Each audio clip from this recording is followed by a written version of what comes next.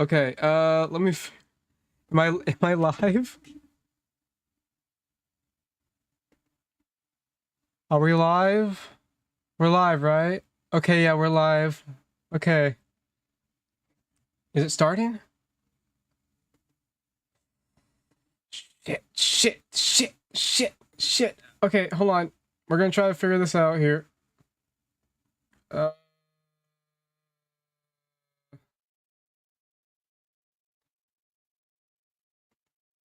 Please be the right one. Okay. Fucking. Oh my god, I hate this one. Okay. There we go. Okay, we're good. Fuck's sake. I was trying to figure out how this works. There's two browsers open. I couldn't figure out. Oh wait, there we go.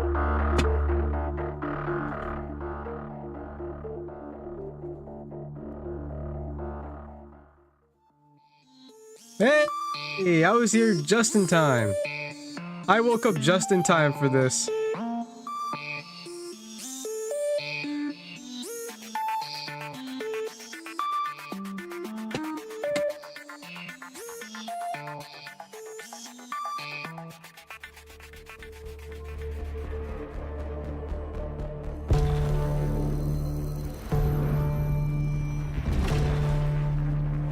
Unfortunately, I did not be able to make it. The only reason why is because I blame the fucking devs of Pet Sim. If that was the case, I would hopefully be here, but probably not either way. But this event was fucking sick. Not gonna lie, this game was actually this event was cool. It was better than the last one.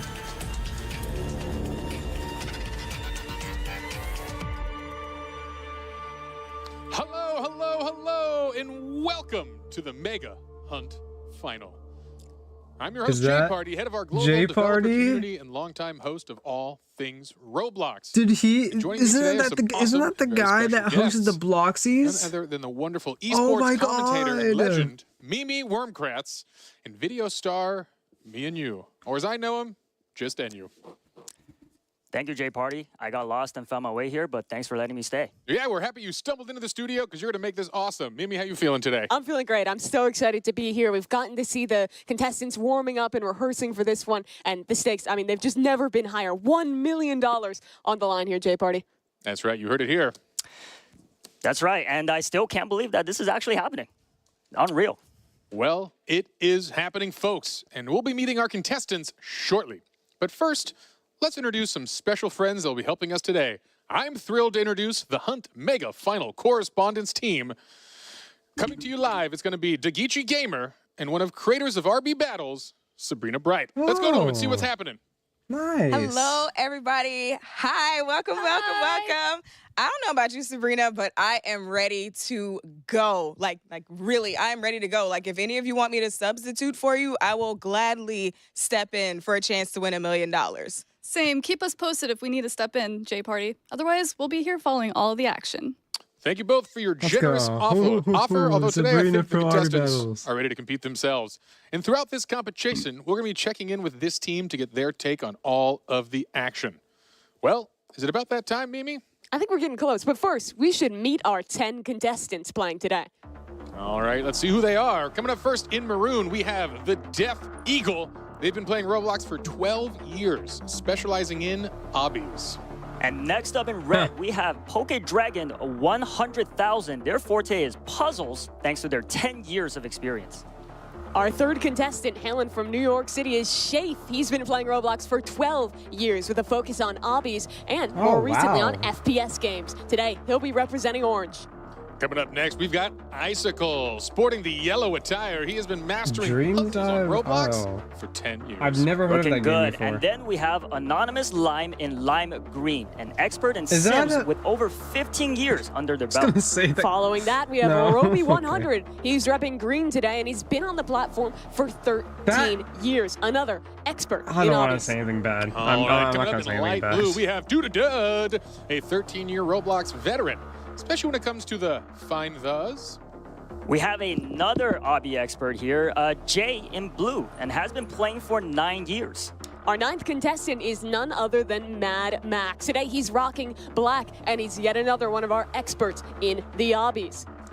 And in gray, we have our final contestant, N Terrell. After 16 years of playing RPGs, they know how to win, but this is no ordinary competition.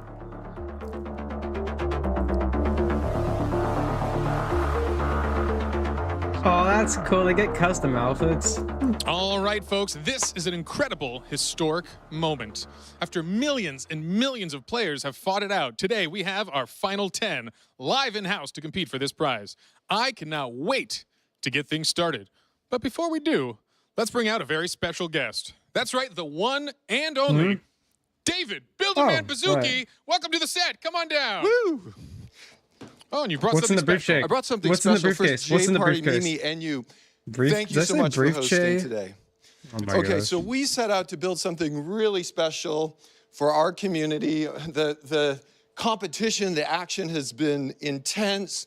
The hub has been played over 183 million times. Oh my god. And then today, 10 amazing finalists live with us right now.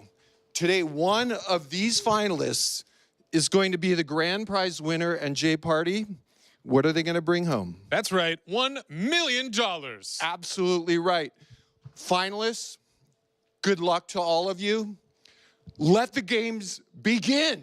All right, folks, you've heard it here. Right. But now let's turn it back to Mimi to find out how some of the rules are going to go for today.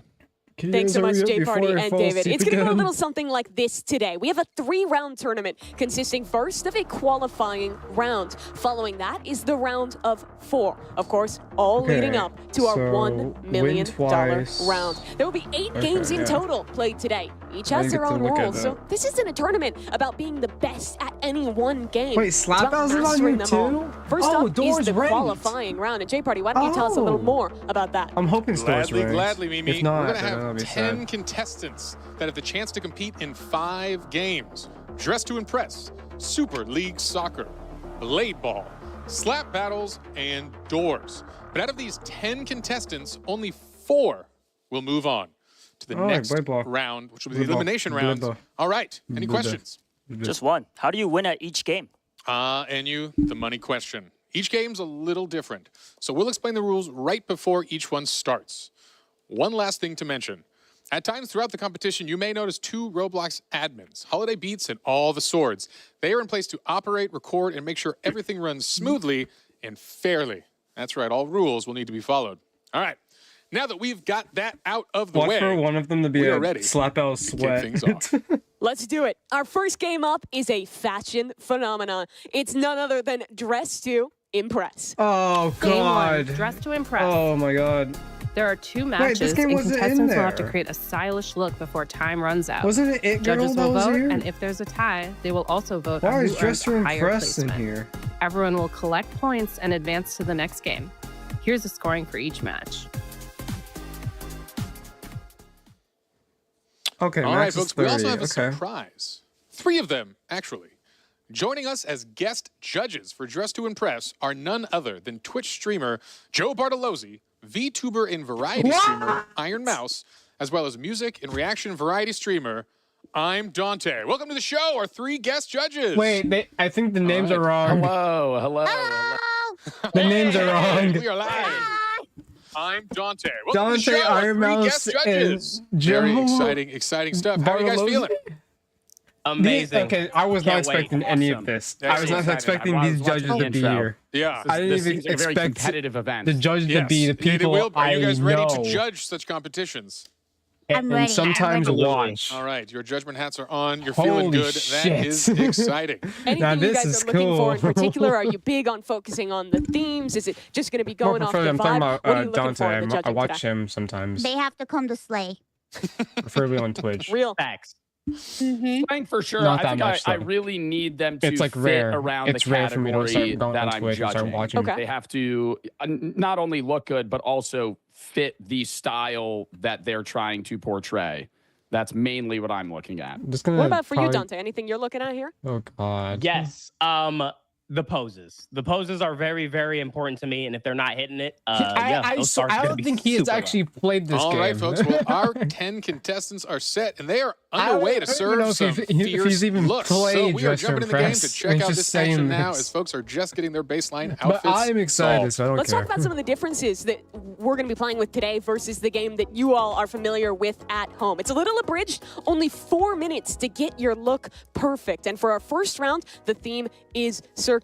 And that is not a lot of time to get the look down. You have to have an idea real quick. Right, and especially coming from somebody like me who is very well known in the Dress to Impress community by absolutely nobody. My opinion definitely matters here. I'm looking for somebody who looks like a clown, and it looks like that's what some of these contestants are going for right now. But yes, not a lot of I'm time. sorry. so they Wait, better hold hurry on a up. second. Yeah, it's a good thought. What did I Circus can be really say? on the nose, but maybe One there's something more IRS, creative one can hide within victim, it. $0. Obviously, the qualification to get here $1 was a little million different than what we're doxers. playing today. It was about solving puzzles, getting Oh, those boy. mega tokens. And I know you were playing through some of the Can't wait for qualifying someone to games to were win the 140 1 million, and then million no, other and people the who were Roblox won't visiting even show that. it for their own what safety. were you looking for? How much of a Just challenge was say, it you know, actually the to be one anonymous of the 10 one. players who made it here? I mean, I played for a total of like maybe 5 or 6 hours and immediately realized that I stood no chance against some of these guys that are here today. So very, very challenging, very impressive that these 10 made it here today. A little note, too, for the folks at home. There is some additional rules that folks are playing with to give them an edge in these short rounds. They are running with the custom makeup unlocked, VIP access, run faster, and, of course, the increased item limit. for some Okay, so really they're all creative giving- looks that okay, yeah, hopefully yeah, can yeah. slay out there. A lot of our So they're players all talking getting ahead VIP. of All this right, cool. event said that Dress to Impress wasn't a game they had played a ton, and with such a wide variety of games ranging from fashion to Oh my FPS gosh. to an obby, the players had to practice a lot and really come in with ideas Fucking for the games that allergies, they man. aren't as Fuck. comfortable about. But I think it's been clear that every one of these guys competing today has put that effort in, and even in these less comfortable games, he's going to put their all Man out might there. not 'cause pick up every me point matters, drinking my especially in this fucking- qualifying round. Right, definitely. stay And it's good to put stay them over outside of their there. comfort zone for the first qualifying round Jeez. to see what kind of miraculous outfits they can pull off. And I will honestly say with a minute and a half left, everybody is looking good. My fucking microphone, bro. Yeah, we'll see. We thought this was a relaxing warm-up, but talking to the contestants again, this is a high-anxiety round of fashion, putting some of their skills to the test here. And a good reminder, this is actually a newer game to the Roblox, and a lot of these folks are long-time players, but this came out in 2023, has already had 6.5 billion visits, truly has been a smashing success for the platform, and a pretty fun game, if I do say so myself. Yeah, Are you Dress gonna to address Impress, the it's definitely condo been having problem? a moment in these last couple Those of games months. are really and, massive. I know a lot of And people are at home recently coming enjoy out- it, but coming this has out. got to be the most high-pressure Are you gonna match of address the Dress to condo Impress situation? anyone here has ever played. Yeah, I mean, especially in what? 2025, the day and age Oh, of look, aura Rufin farming. Sims been mentioned. Is that key for you, Enya, or Yes, farming? yes, aura is It's the almost key like that was to winning this. If predicted. I was a judge, that's what I would be looking for. That will be what you're going for. Yeah, it's going to be interesting having some of our celebrity judges get to kind of give a little look there. I imagine they'll have different things that they like. You have to play to a pretty different crowd of people who are going to be making these decisions, and a lot definitely sits in their hands. Well, we are closing in on the final 30 so seconds glad, of this match as we see the final touch-ups, the jewelry selections and Ketson patterns. is not in patterns this moving game. forward It is here. in this event. Hopefully, folks have a cohesive look going, and this is just the polish here. and cleanup phase Because there's no. that runway I don't clock even know why is I said ticking. that. Because there's no fucking way to beat that. Last couple of seconds here. I thought they had to, really like, fiddle go with through everything. There's all almost the infinite games they customization recently you can go do in through. this game, and it's easy to overthink it. But with limited glad they time, don't. they've got to lock in now. 3 seconds, and we're about to head to the runway, Enya. Can't wait to see the poses. All right, who's going to kick us off? We've got Roby 100 showing off his fierce looks. Look at that pose. Nice use of a prop there with the cane. Is that a cane they're holding, or is that a rose? I can't tell. That's a cane. Oh, you're right. It almost looks like one of the batons you'd be spinning. Definitely fits the vibe here. You see him Yep. clicking around some of the poses here. Obviously, those guest judges right now, they're watching all of these Yep. players go through, giving their scores. This is only the first round of 2 that we're going to be playing for Dress to Impress.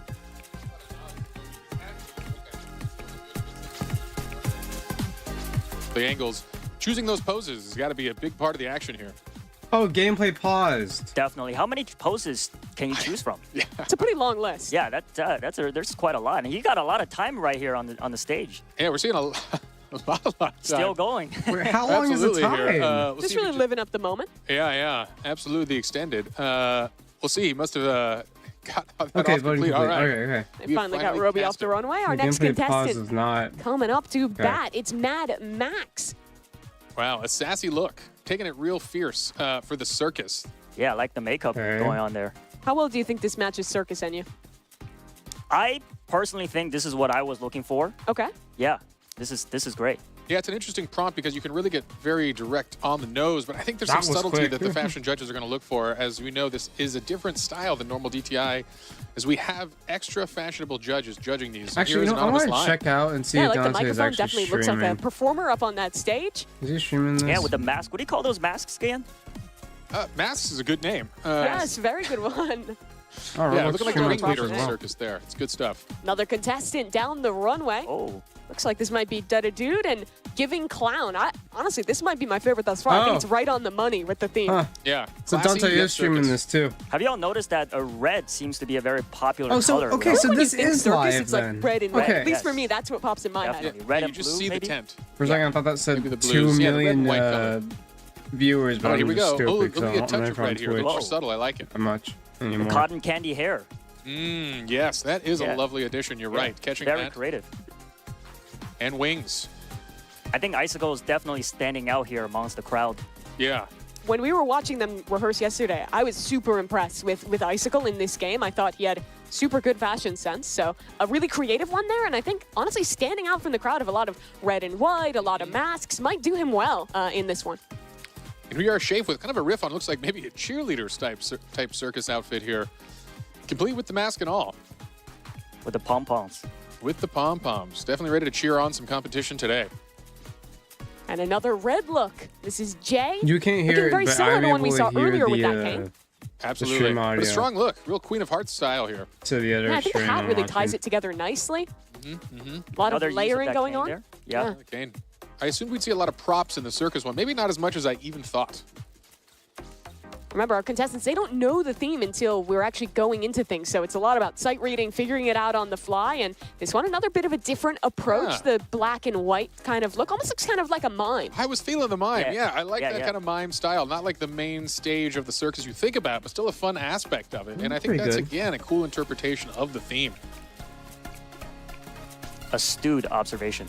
Thank you, thank you. And you. All right, we are wrapping up things soon here. And Terrell coming out, one of our final contestants, if not the final here.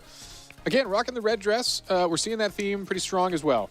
And Terrell, our player with the most years played in Roblox, the most experienced guy on the stage today. Dressed to impress one of the newer games, but still putting something good out there. Yeah, hopefully his 16 years pay off.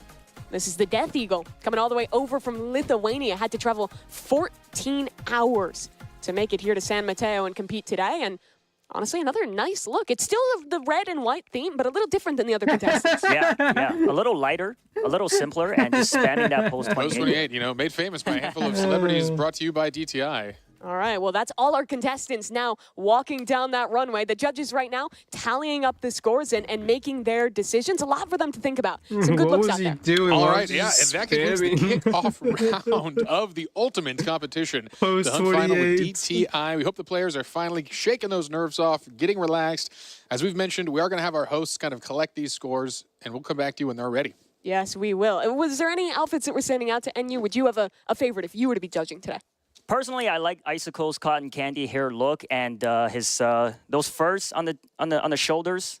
Yeah, that definitely stood out to me amongst all the red color choices. So that's my choice. Yeah, I'd have to agree, right? I think Icicles was the most unique out of all of these, but also there's a reason everyone went red and white. It's iconic for a reason. Yeah, it's going to be an interesting thing for the judges if they prefer that kind of iconic red-white, or people who kind of had a more creative interpretation of it. I think the mime was also a fun shout-out, as it really kind of instilled a thought in you as it went forward. this game is interesting because it is so different than every other competition or every game that we have as part of the competition today. Everything else is pretty much going to be last man standing, fighting, all sorts of different genres. But this one is very much about kind of like the artistic character, the vibe. It catches into a very different skill set, which I think is going to be difficult for some of our competitors. Definitely. Creativity is huge in this, but also having the skill set to know where all of the outfits, accessories are located in the lobby. I can't fucking say we'll save them You all. actually need quite a bit of game knowledge, right? Like even the way the different pieces of clothing layer, things like that, it takes a bit of effort. Okay, sorry, he's in the game. I'm stupid. For sure.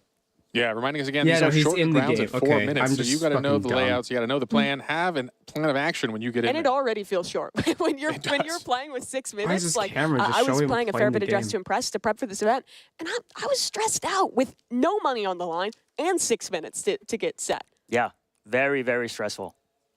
All right, well, we hope the stress is being relieved here as they're going to be warming up here for our next round. We are gathering folks in the lobby now, and we hope we're going to be breaking through soon with the next and final round of Dress to Impress. As a reminder for the I folks just at want home, to say that I only have 3 hours of sleep, so don't expect me to be users. So we've got more action coming. knowing everything in the Yeah, past let's take a little look here, though, because the judges, they've tallied up our first round, and Dud repping that light blue is taking things home here. Yeah, followed by Jay and Icicle. And again, all the points matter. Your spot is a big deal. You want to climb to that top as much as possible. So an interesting I feel kickoff bad for indeed. 10th place. As a reminder on format, this qualifying round has 5 total games. Points are cumulative throughout, and at different phases throughout the day will qualify a contestant into that top 4. But performance is just as important at the beginning here in DTI as it will be later in the day towards doors. But it looks like we are ready to go. Let's hop into our second round of Dress to Impress and take a look at what that new theme is going to be.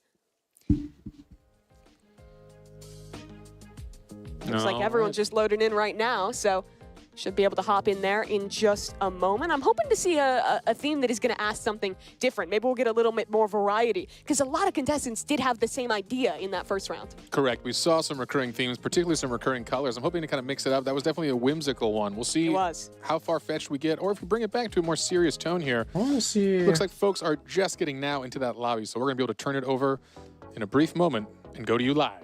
Round 2. Here we are, and let's see if we can't get in one of these contestants' POV and take a look at what theme they're working on today. Yeah, it's interesting to see they're not all at the same booth. So contestants are spreading out here. I mean, again, your time is limited. What is your strategy for the two of you here? You think you're going wide dresses, specific on the makeup? This is an interesting start here from Jay. I think you can't get too bogged down in the details. You want to start like as macro as possible. Like when I was playing this game, I always thought like, what's like the piece that is making me think the theme immediately, and then kind of tie everything else in around that. Elf ears, definitely elf ears. Pointy elf ears and some wings. Yeah, the wings, the elf ears. I'd honestly be shocked if anyone doesn't go for those kind of looks. Really You know, that's the kind of thing, though. Can you create a look without wings that conveys fairy? Maybe that's going to be the winning combo just to stand out from the crowd. But for now, we're seeing a lot of fairy wings coming out. And it looks like blue is the recurring color here amongst the contestants. Yeah, here, ice, I think, like light blue, white, those kind of colors. Seems like Mad Max getting the same idea here. And here we are, another little larger gown here from Anonymous Lime. I realize I don't know if I know my gown styles here, but... I'd say that's a gown. That's a gown, right? Nice and flowy. I'm a gown expert. That's definitely a gown. As a gownologist yourself, and you? Yes. I'm interested to see Icicle's take on this, because he might be, you know, he's always creative, thinking outside the box. He could be going with a different... Okay, and I'm not going to lie, he's slaying already with this. It's looking different. I like the idea of, like, the antlers there. Yeah. That's creative. Yeah, that is fun. Again, looking for those little subtle differences when you have something so direct as ice fairies as a theme here. Also, footnote, we see a lot of our contestants picking out very specific colors based on the hex code itself. And maybe not your typical approach, but these are some sharp players behind us. Incredible. How do they have that memorized? Is there a cheat sheet? No, I think they actually have internalized a lot of the hex code for the colors. That is wild. Throughout Roblox. I know before the event, you were tallying it up. There's a crazy amount of experience between the players. That's right. These are Roblox power users. I added up all of their hours of our 10 finalists here, and they have a combined over 76,000 in-game hours of Roblox time. So there are some experts here, and you're going to see that throughout the day, that these truly are masters of all trades. Only one member on that stage with less than 10 years of experience in Roblox. Really a testament to the skill, to the dedication that it takes to have made it all the way here to the final. The passion. The passion's definitely there. Yeah, 9 years ago, the noob where they've come. Could they have ever imagined they'd be here competing for $1 million, dressing as ice fairies? Not what you expect. But again, looking good here. And we only have, what, a minute 20 left, less than that in this final round of DTI, where we will get some more scores going forward. As a reminder, again, there will be another game before progression, but a wonderful start. Yeah, I want to take a look at Roby 100. When we got the questionnaire from the players, he said not only does he love playing Roblox, but he loves trying to make his own games and get creative. It's kind of the beauty of Roblox, right? Being able to experience all of these different games while also having the opportunity to develop your own experiences as well. And I think you see some of that creativity coming out here. Yeah, you know, Roby, very fun one. Again, you mentioned he is a developer. He's been developing a long time, and he once created a game called The Easiest Game on Roblox, one of his hit games. And actually, today he's competing in now the hardest game in Roblox. So a wonderful journey for Roby, coming all the way to the other side of the hardest competitions around. Yeah, I played Roby's easiest game on Roblox. Really? And I was not able to beat it. Is the game ironic? Is it I think I'm just terrible. All right, you've heard Maybe it a here. bit of column A, column B. Yeah.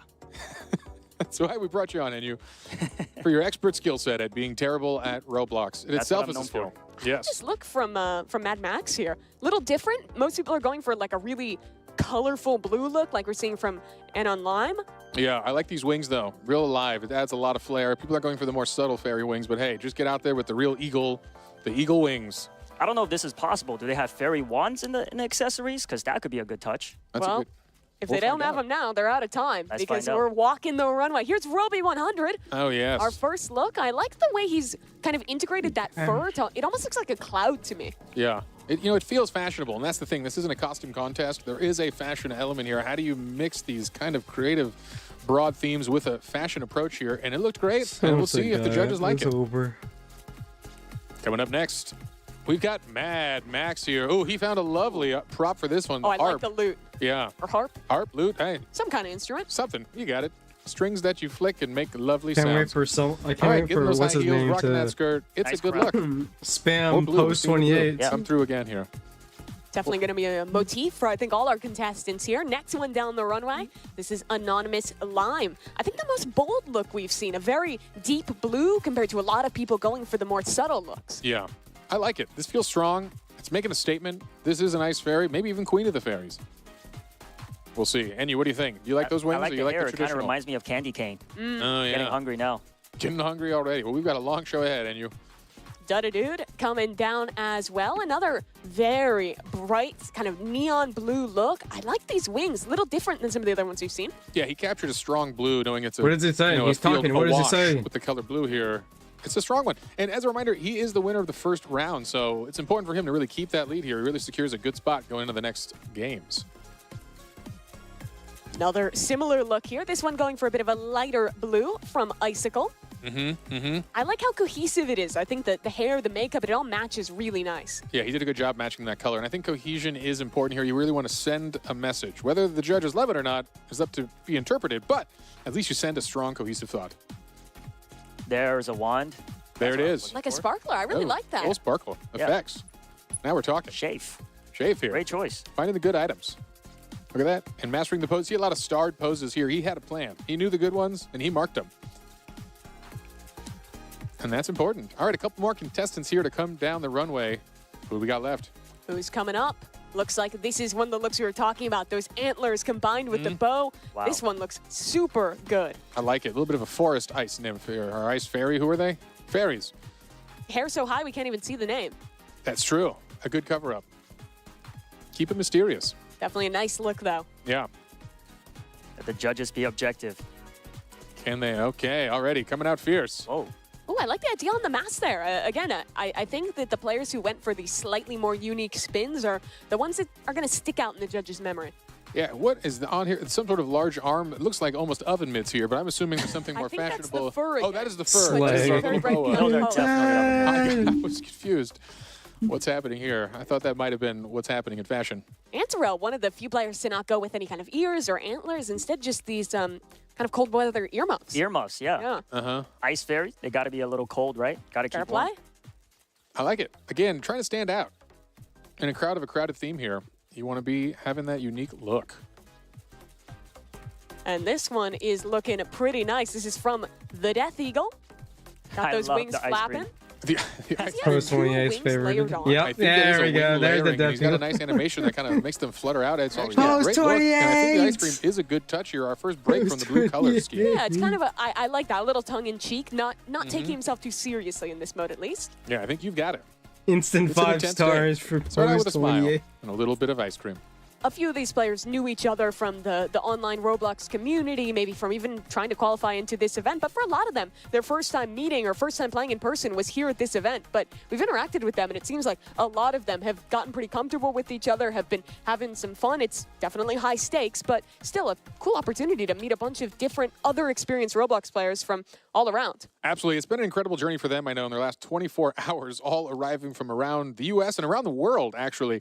They've got to know each other pretty well here at some of the warm-up games, some of the practices, and it's wonderful to see that kind of camaraderie and teamwork from these folks. We know there's a lot on the line. Competing for $1 million is a lot of high stakes, but keeping that kind of general positive spirit and a good sense of camaraderie is important for the folks. Yeah, so we have our judges tallying up the points right now, and I just wanna again, say it's for this is fun. going I to don't be know if he combined is, scoring from both but Dress to Impress I'm and our hoping second the game, Death Eagle Super League wins. Soccer, which is coming up after this. Just But because it's I know every post one of these 28. matters because it is cumulative. All of your points from this qualifying round count towards being one of only 4 players that is going to progress. Right, definitely. You cannot take the first round lightly because the scores, like Mimi said, are cumulative. So going into soccer, though, is going to be a much different skill set that they're going to be showing off. Some teamwork, as Jay Party suggested. They got some time to spend with each other. So it'd be nice to see their teamwork. All right. Scores are flowing in. As a reminder, in our first game, we saw Dude taking first place, followed by Jay and Icicle. We'll see if that holds again for this one, but Oh, I so don't they know. have I'm a expecting some team upsets now? this time around. We'll it see. A lot both of those sides, looks are were just similar. cockpit We teams? saw the Blues stand out, so we'll see what the judges think again. I know DTI is not the experts of a lot of these players, but hey, a win's a win, and you got to come to win. That's the thing that's brutal, right? It's like it's a category that you're having to sight read, figure out within 4 minutes, put a look together that's cohesive. But let's take a little peek at what our scores are. This is going to be the cumulative points from both rounds now, and it looks like our player coming out in front is the Death Eagle. A mid-lane placement in the first round, Death but a Eagle. strong 30 points in the second puts him Okay, out in I'm the just lead gonna- early I'm on. gonna A great hope. showing for the Lithuanian. Absolutely. Actually, And now no, total no, points I'm not gonna say this coming in early. second, we had Mad I'm Max, just gonna which is say going to that hopefully I raise him a hope bit the in the Death Eagle standings, but wins. unfortunately still down here as Jay takes another strong spot and bounces up into the second spot here, up by 3 points, followed by Dud, who does fall into third from that one. An unfortunate showing in the second game, but hey, still in a great spot. You see the spread I'm of not gonna points is jinx still pretty anything, I'm tight. just gonna It hope. will be anyone's game here. And shut Going up in to our next and I'll game. probably forget Here's some of later the on. players. That is the Death Eagle there already, out in first, feeling good in the first round, although it is not over yet. Because guess what? I think it's time to see some more of our next game here. Yeah, definitely. I mean, even just going from the first round of Dress to Impress, you see how their rankings change so drastically after the second round. So it's good to be confident, but definitely stay alert. All right, folks, the judges have put in their verdicts. Let's hear more from the judges themselves. See if we can get them here on the stream and find out what stood out on today's runways. Judges, how y'all doing? I'm doing great. How are you?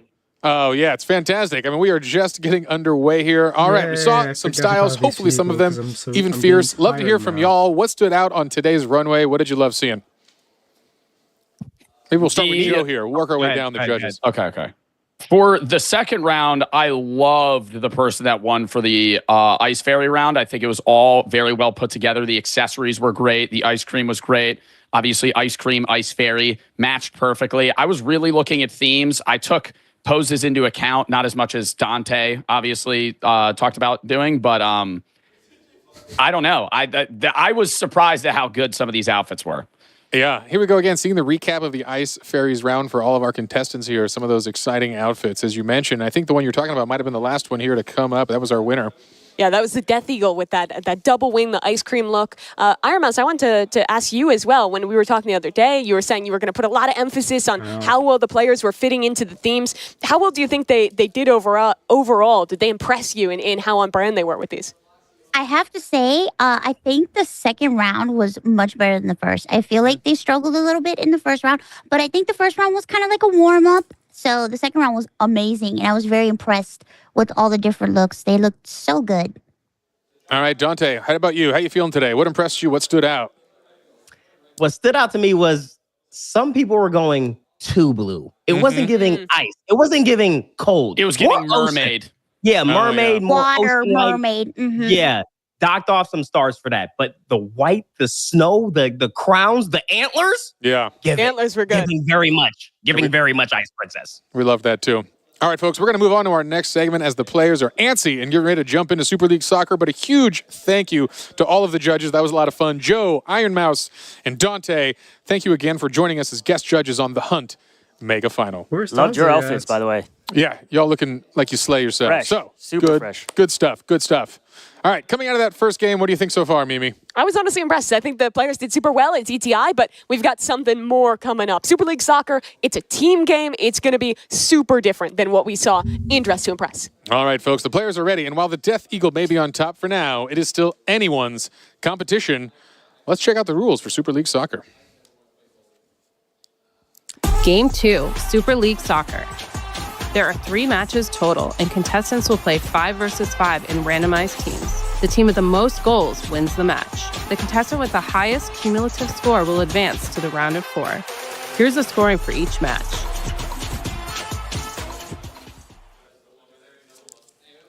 All right. Folks, I think our players are back there and ready to go. Enyu, how you feeling about this one? Very excited. Sports is probably something I'm a little more into. Watching, not playing, but yeah. Have you played many of the sports games on Roblox? I played pretty much all of them. Like I said, just video games. In person, not so great. So I think I'd be a good judge of how good they are here. Well, here we go. Our second game of the day. It's Super League Soccer. The players randomly assigned to teams sure I know how to play 5v5. this. That'll get scrambled between every round, and we're off to the races. yeah, no, the I Death think Eagle, I've played first this in before. possession of the ball. Yeah, and a strong initial breakaway already from our leader, but there he goes down. We've got a steal from the away team. As you see, we're going to have home versus away. Home in the, we'll say purple, and away in the green. That they are. This game, the one where you're having to actually work with the team, trying to pass, find the right path to get that ball in is very important. Only 4.5 minutes per each of these rounds. And I will say, for soccer-type games in Roblox, key is to stealing the ball from your opponents. Very That it easy to is. steal. So, as I say that, there's a goal. That's Icy with the first goal it for looked the like a green miss. team I here. thought it was a Very miss. nicely done by him. Gets the pass in from Roby and just sends that ball straight down the left side of the net. Nice. All Nice right. celebration. Strong opener from the away team here. And again, you see at the bottom of the first player screen, there Ronaldo, is a baby. boost bar for your stamina here. Yes. Something important to manage. Do not want to use it all getting the ball and then get caught out. You're going to lose it real fast. Wow, Icy There's with the a huge steal, breakaway. like I said. No one's Beautiful. on the offensive side of the court. No one can pick this up. Goalie should be able to drag Oh, that and it's ball. out of range. The goalie can't get it. He This could can't be a get it. crazy turnout. Oh, if this Poke it works right out in. for green. Goalie's not Oh, it's a defending. miss. The shot's just wide, but the assist from Roby. Roby set up the first goal, but he knocks it in this time. 2-0 lead to the away. That was actually an incredible use of the mechanics of Super League Soccer. I'm not sure that pass could have been more accurate down the field. That did not allow the goalie to get it, and they did get the recovery. Here's Roby again, trying There to you get see onto multiple a steal. steals per play.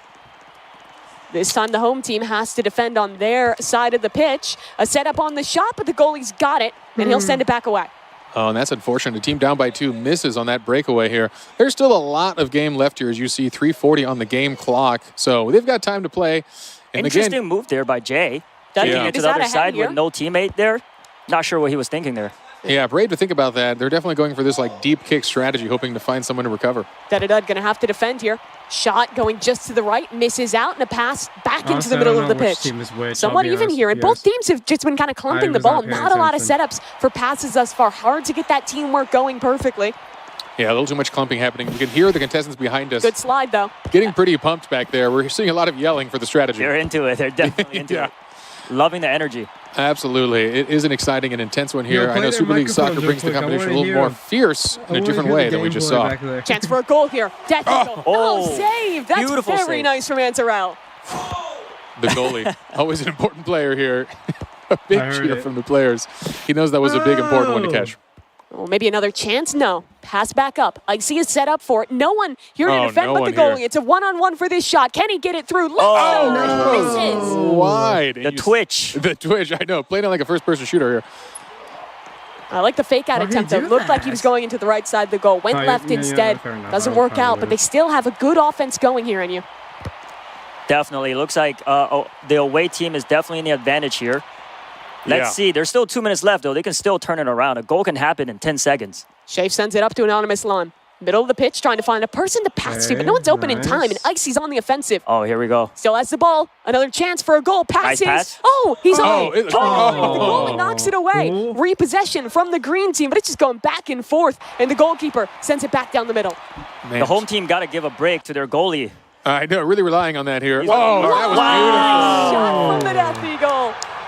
Absolutely, the one-on-one with the goalie. Not a chance there. Death Eagle has shown he has come to play today. He is an incredibly strong competitor. As these few minutes have continued, we've seen the players, I think, doing a better job of setting each other up for passes. That was Shafe on the setup there for Death Eagle to get the goal. Absolutely, we're seeing more of a spread formation here, playing a proper offense and defense, and that's going to pay off for sure, as this is still anyone's game here. Yeah, I'm reading the chat here from the live stream, and the chat is rooting for Team Bloxy Cola, which looks like the home team here. That's good to hear here. They're rooting for a comeback. Another pass up the middle.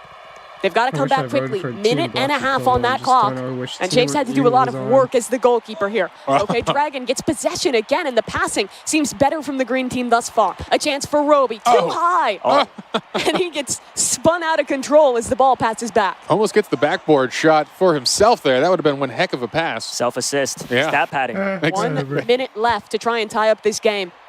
And at this point, I mean, you're oftentimes just thinking about trying to keep possession of the ball, run down the timer. Every second continues to move in the favor of the team at advantage.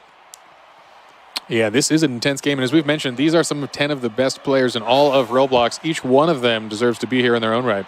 But for these players, this is another game where a lot of them said they weren't experienced. They had to learn it for this match. Another chance at a goal, but the keeper's got it. Shafe doing so well to defend, but he just needs some offense. Just a little overshot. And that is important to note here. We're warming up with some of their least experienced This could be the games tie. here. This could be the tie. Oh, and the steal over the shoulder. Oh, they got it back. No, he gets it back. Just in the nick of time. He's tied this game up. Oh, man.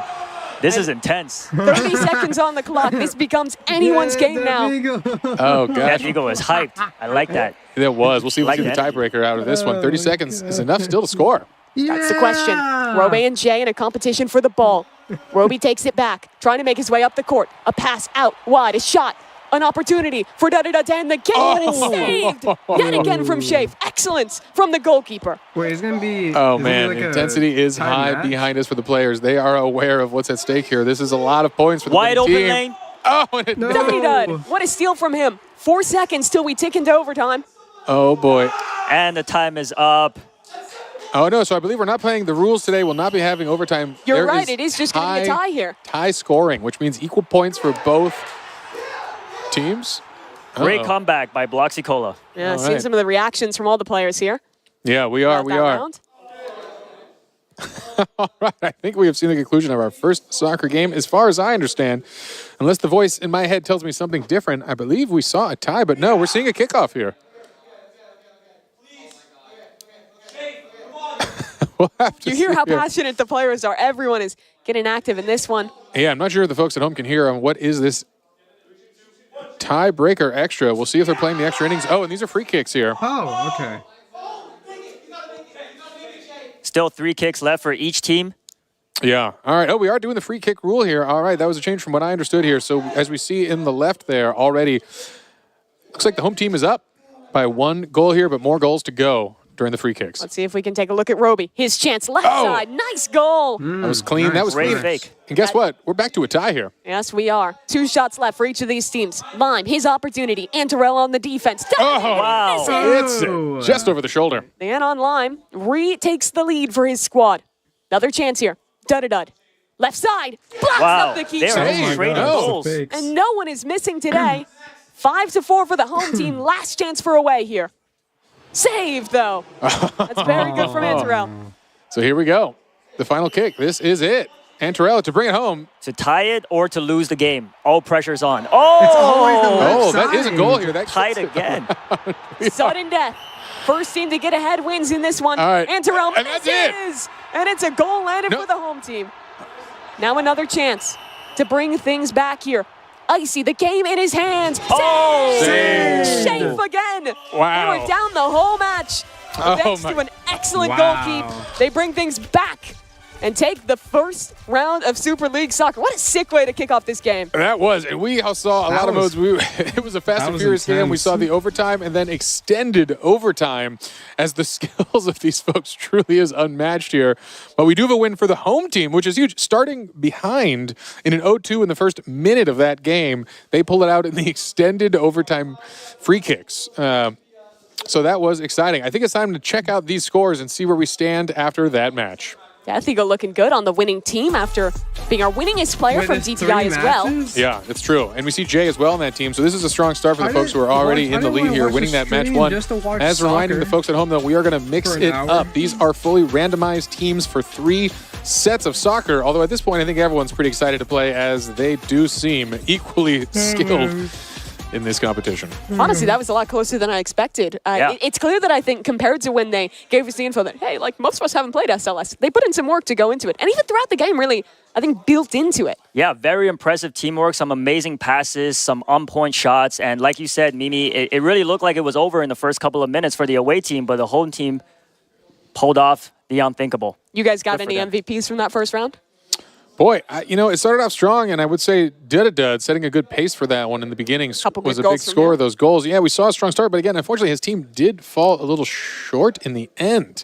But really a good player. Again, Death Eagle showing again that he truly is a strong competitor in this game, and I think we're going to see him excel in a broad array of games today. He has a very serious track record of being one of the best. So we'll see if he can keep that up today. Nerves is a big part of today. Absolutely. Absolutely. I do think these early games are a good way to just get comfortable on the stage, feel things out, especially a team game like this. It's a little easier to just be a part of the group, feel a little bit more together than the competitors than just every single win being about making a step up ahead of them. Definitely, yeah. It definitely takes a lot of pressure off you. You know, you're not just out there on your own. And just to go back on my favorite player for the game, I think was Shafe at the goal. Yeah, I have to really agree. made some clutch saves. I mean, his team has a lot of him. He had to protect that goal so many times in the first 2 minutes. And then he's one of the guys that hit the penalty kick at the end, too, to bring things home.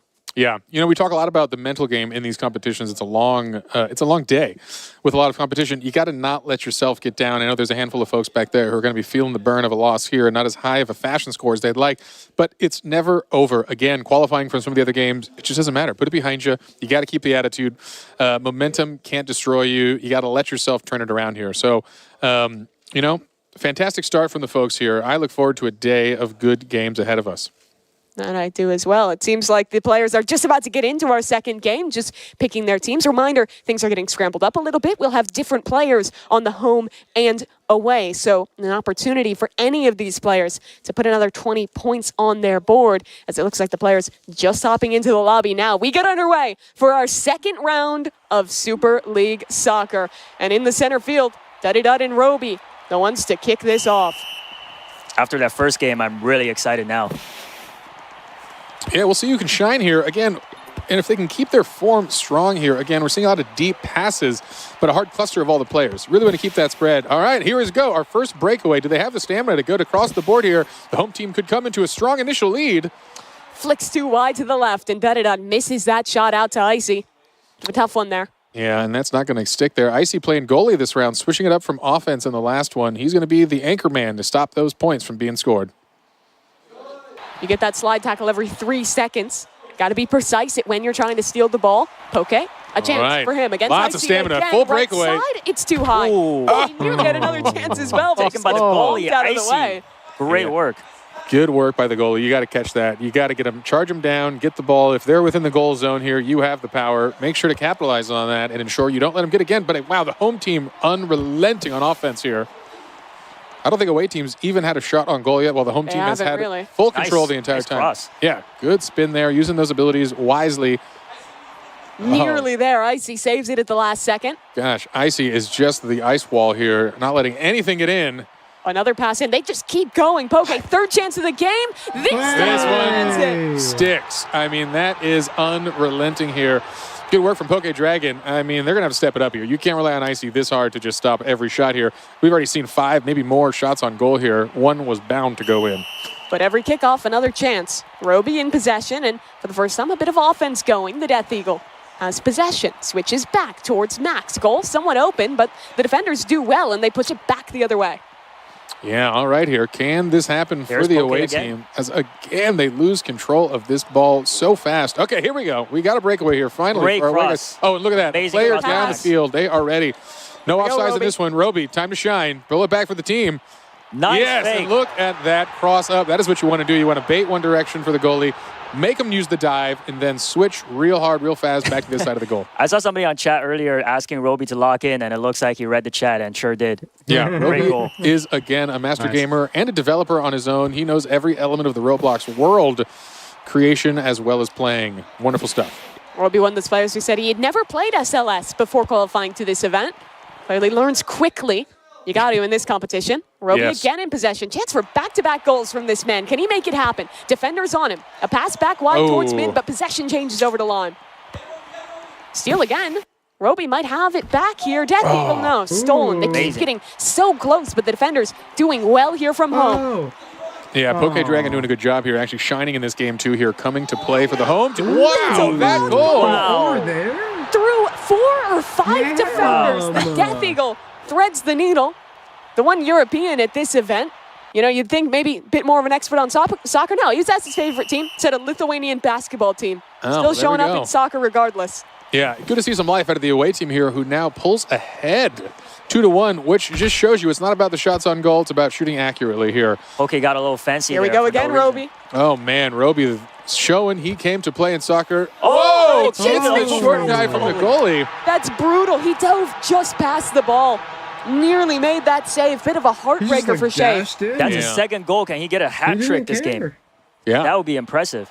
I know their team now up 3-1, just like that. What was looking as a rough scenario for the away team to start this is suddenly on fire. Home team's got to pass. channel up what they were doing at the start That's of this fine, and see there's if they can still a get that third round. offense flowing. Oh gosh, and a missed There's pass. still 3 minutes. Is this another opportunity? No. Goalkeeper's just going to take it and push it back down the middle of the pitch. All right, we'll see here. Things get a little quieter here as the teams kind of cluster. Can they get the breakaway? Here's another opportunity for the Death Eagle. Good spin, Shot good spin. left. Wow. It's Oh, and he's no. there. Nice save. Shafe, he's so Wow. impressive on the goalkeeper. Yes, yeah. Great job keeping my goal coming from the first game. Yeah, that last second save here. Again, you don't want to be staring down the Death Eagle with this soccer ball. He comes fast and furious. Man, Shafe is on point today. That's another save. Yeah, the goalies are doing a good job in this game. Offense is pretty unrelenting in Super League soccer. So you got to be on it. Here we go. Icy, Ice. this is your chance, and unfortunately, Nice. Duddy Dub just better in that position. A great bait out from him, and that should tie this game back up. Yeah, you know, it's hard. You Nice, can't blame the David. goalie in that situation. When you've got a one-on-one with that much time, it Yes. should be the offense's ball here. You need a defensive player to be there with you. And that's the issue. We've seen a lot of these teams clumping heavy for the offense, and that can work well, but sometimes you take risks with that. You have no defenders, and your goalie gets kind of left out to dry. Yeah. All right, closing into a minute left here. The score is 2-3, and again, anyone's game. I'm shocked. No blowouts happening here in soccer. We are seeing fierce competition. And can the away team pull it back? No, they lose it. Oh, they have it back, though. Line has a returned it. good pass. Goes a little wide to Duddy Dud. Off this left side, it's a tough angle to get a shot through, and the and that's- pass is yeah. not in Well, time. Beautiful. You need that from your defenders there. A strong offense. Force the pass. Force them into the corner. Oh, Roby, a shot maybe here. Can he get dove on in time? Oh, Pass no. pass to Oh, I himself. see what I'm trying to do. That Oh. was You gonna be see sick. that attempt of the self-assist backboard into a sliding kick. He almost had that pulled Very off. smart move. Yeah. Jay just missed that Nice. slide. Dud might go for a second goal in a row. Here's his 1v1 against the Tying goalie, it up. left side. Hey! Oh, Duddy Dud lands it again. He's on fire this game. Yeah, quick, short shot. The goalie wasn't ready for it. Overshot the dive and could not get the defense. And we are closing in to a potential tie on another 30 seconds remaining in this round. I mean, you can see the two forwards on the team, each with 2 goals. A great choice in their position. All right. What are you focusing now? You think you want to play defensive or go all out here in the last 30 seconds knowing you've got a tie game? You got to go on the offense. Yeah, Duddy Dud knows These it. are the best players in the world. yeah, it's true. Go for that win. Don't risk it in the free shots. You don't want to have free kicks. Lime wants his chance here. Poke Dragon keeping possession for home. Is there anyone to receive that? Up front, Duddy Dud. The striker. Could he close it out? The Back to striker back, for the goal. Bloxicola. Oh, Narrowly misses out. And with only a few seconds left, it goes back down the middle of the pitch. Yeah, that was a hard, low probability goal there, but the ball's moving down. And it's overtime. And it's over. Again, another tie into the free kicks. Let's see what we got here. Poke Dragon Intense. baiting it out. Oh, that was Great a movement, strong bait. Pulls the goalie completely out with a whiffed dive and gets an easy tap in. Death Eagle here. Let's see if he can continue his streak. And boom, that is that patented crossover from the Death Eagle. He has got a good look here. Really baits goalies well. He makes it look easy. Good Yeah, on he these does. goals. Chafe, the goalkeeper, hero of the first match. He's good again. 2 goals in a row for home. Yeah, you can see they've really developed a better strategy here, going again in overtime. They've all had some practice. Man, Oh, they definitely learned from game 1. No one is missing. Ooh, and That's Icicle safe, though. misses one there. That's a Yeah. little rough. The goalie finally coming out here, not as warmed up as the rest of the players. oh, he had a chance for redemption, but Dadidad sneaks it by. 3 goals landed in a row. Yeah, this could be time for them to really shut this down. If this goalie pulls off this defense. Oh, and he does. Wait, This wait is inside the now goal, a though. dangerous Shame. scenario. Do or die. Shea Farnaway looking like the strongest goalie today. Definitely. All right, if he puts this in, it's game over. Icy, tough position, can't save it. Wow. 4 Just goals like landed, that. and that's And it is game. over. Go. Home team. All right, so we got on this team, Two, Antarow, wow. Death Eagle. I don't know if I saw the names here, but we're going to see it shortly after the judges tally up some scores. We will go back to the board and show you guys where the standings are. But here are our players here. Fantastic performance from everyone. Some spirits higher than others. Shafe only got 16 points in DTI, but thus far he's won both matches here in Super League Soccer and Yeah. is starting to compete with some of those top players now. Goes to show there's always time to come back here. Yeah, and again, you're never out here. Again, we've got many games on our way on what is a crazy Roblox octathlon today. But let's see those scores from Octathlon. match 2. All right, so a couple players undefeated here. Lime, Shafe as well as Poke Dragon are all looking good there. But Lime and Shafe, the 2 members to win both matches back-to-back in Super League Soccer. You know, when the folks needed that, I'm seeing a lot of the current leaders on the loss for that round. So that means the points are swinging back to the folks who need it most. An impressive display here on round 2. Yeah, those All guys right. trying to go 3-0 into this 3rd round if they even can end up on the same team. Again, it's randomized every time of how okay, these so teams teams are lay randomized. out. So we'll wait for the players I to thought it was the shuffle same back team in and over and have over. one last round here in Super League Soccer. I'm liking the development we're seeing throughout. I think they did a much better job this time of setting up for some of those passes, especially the home team. Absolutely, yeah. The whole team. I mean, Da leading as striker, scored 3 goals that game, along with Shafe's amazing saves. Definitely deserved that win. Yeah, you're going to be happy to have either of those guys on your team going into the last round. Still some players who have yet to take home a game here in Super League Soccer. Icy, Poke Dragon, those guys definitely have the pressure on them as we head into this final round. Yeah, they'll need it because they had such a strong showing in that first round here. To fall in Super League Soccer is a little rough. But hey, it's a whole day of competition ahead and is. not the last chance here. Well, folks, this was an exciting one. Super League Soccer has been a wonderful game here. Some fun facts about Super League Soccer. Please. It is one of the top sports games on Roblox. And actually, the governing body of soccer for North America, Central America, and the Caribbean actually released a mascot through Super League Soccer specifically. That was their major announcement. So it's exciting to see these actually large governing bodies using Super League Soccer as a way to talk to their fans and do some major releases. So it is a legitimate and recognized game in the world of soccer. And up there with some of the iconic Roblox games we're playing today, the super classic ones like the way we're ending, of course, with Tower of Hell. This is a relatively new game, but it's definitely taken off very quickly. Similar vibe to Dress to Impress. Correct. Let's take a look back and see some of the highlights from that second game. Was a very exciting one here, Enyu. Yeah, taking a look here. I can't tell whose costume that is, but there's That's a Roby. Roby. Yeah, Roby coming in strong Yeah. at the beginning with 2 goals, right? So unfortunately, he has not won a game. Yeah, that is painful to see. Such strong Yes. individual play here, but could not actually eke out the win. Look at Yeah. another breakthrough, and that goal was beautiful. That was beautiful. I love that one. Yeah. You got to feel bad for Shafe there. He dove just past the ball. Almost had that one. To get past Shafe, I mean, it's not an easy task. So Roby's 2 goals are very impressive. Yeah, Duddy Dud as well. I mean, I feel like we can't say enough good things about him in this one. He's looked so good on that offense. Yeah, definitely needs to continue playing the striker for the next game. Yeah, we've got some good stuff here. Maybe we can learn a little bit more about our Yeah, players here. We're please. taking a brief pause here to get our next game ready. I know they've come from a lot of different places all over the world, or some are from around the world, some from Canada, and a handful of them all from here in America.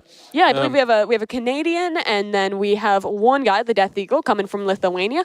Everyone else here is living in America. We have a Korean American as well, Yeah. born in South Korea. So a pretty diverse group of guys here from different places around the world and around the country to come out and compete today. Yeah, we had some fun stuff. The Death Eagle on camera right there, you know, a really impressive player. Not only did he come all the way from Lithuania, he actually turned 18 on the plane ride over Wild. 2 days ago, which is required for this competition. So we were excited to see that. That was fate. What did you do on your 18th birthday? You mean yesterday? Yeah, yesterday. Yeah, that's right. I don't remember. Yeah, no one does, but I bet you didn't compete for $1 million. So that is an exciting twist on an 18th birthday that a lot of us don't get a chance No, to I'm do. very here. jealous. I'm very jealous of these guys. Yeah, well, I think they put in the work, and it's paying off here. Nothing like a couple thousand hours of real play time, dedicated and focused on the skill. And really, the competition itself, the hunt, was a wild competition. Yeah, can you talk a little bit about the qualification? Because it was very different than how we're actually playing the games here today. A lot more about solving puzzles and having to do some really challenging stuff to make it through. Yeah, absolutely. Playing through 25 events, these contestants, as well as 100+ million, had to compete over solving intricate puzzles, solving clues, solving tests, and actually dealing with a handful of missions across all of these games. The competition took over a week. And hours of gameplay, and it was really a collective thing. We had some pretty master puzzle solvers build these internally, including a handful of PhDs within the company who specialize in puzzle algorithms. And what's wild about that, some of our top players here actually completed those puzzles over twice as fast as the PhD masters internally at Roblox who helped construct them and peer tested with each other. So really like unfathomable talent when it comes to completing complex puzzles. Yeah, I think it's so cool as well.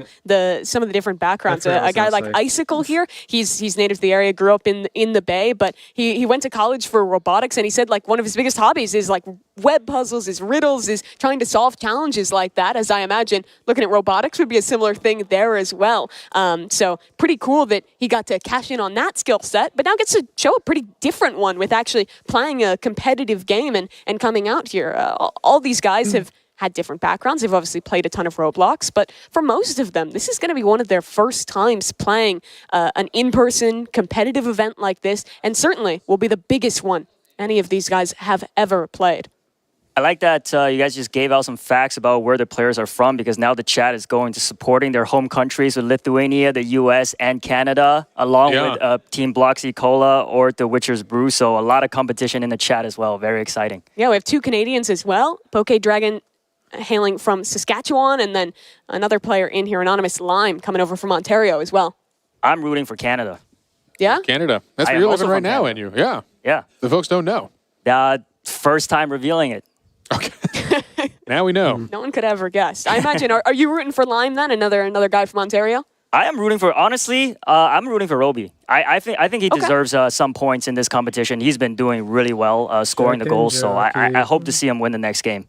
Yeah, a lot of our players, when they talked about their expertise, I would say the most common games they told us was Tower of Hell. Tons of Obby players, you heard it in the intro, and Rivals as well, our penultimate game, the first-person shooter arena game there.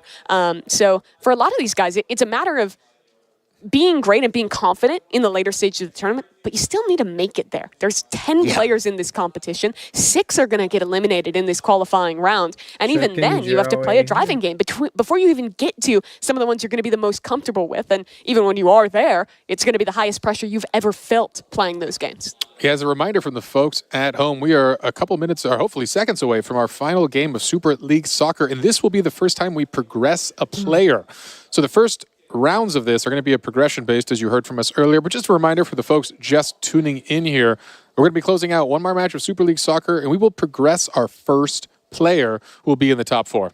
Our players that we're looking at to be the most likely to make it here are going to be Death Eagle, 66 points, Jay, 63, and Dudadud at 60 points as well. Those are the front runners right now. Remember, a win in Super League Soccer gives you 20 points. There's no bonus points for being the best goalkeeper, being the best person who's going offensive and actually hitting those shots into the goal.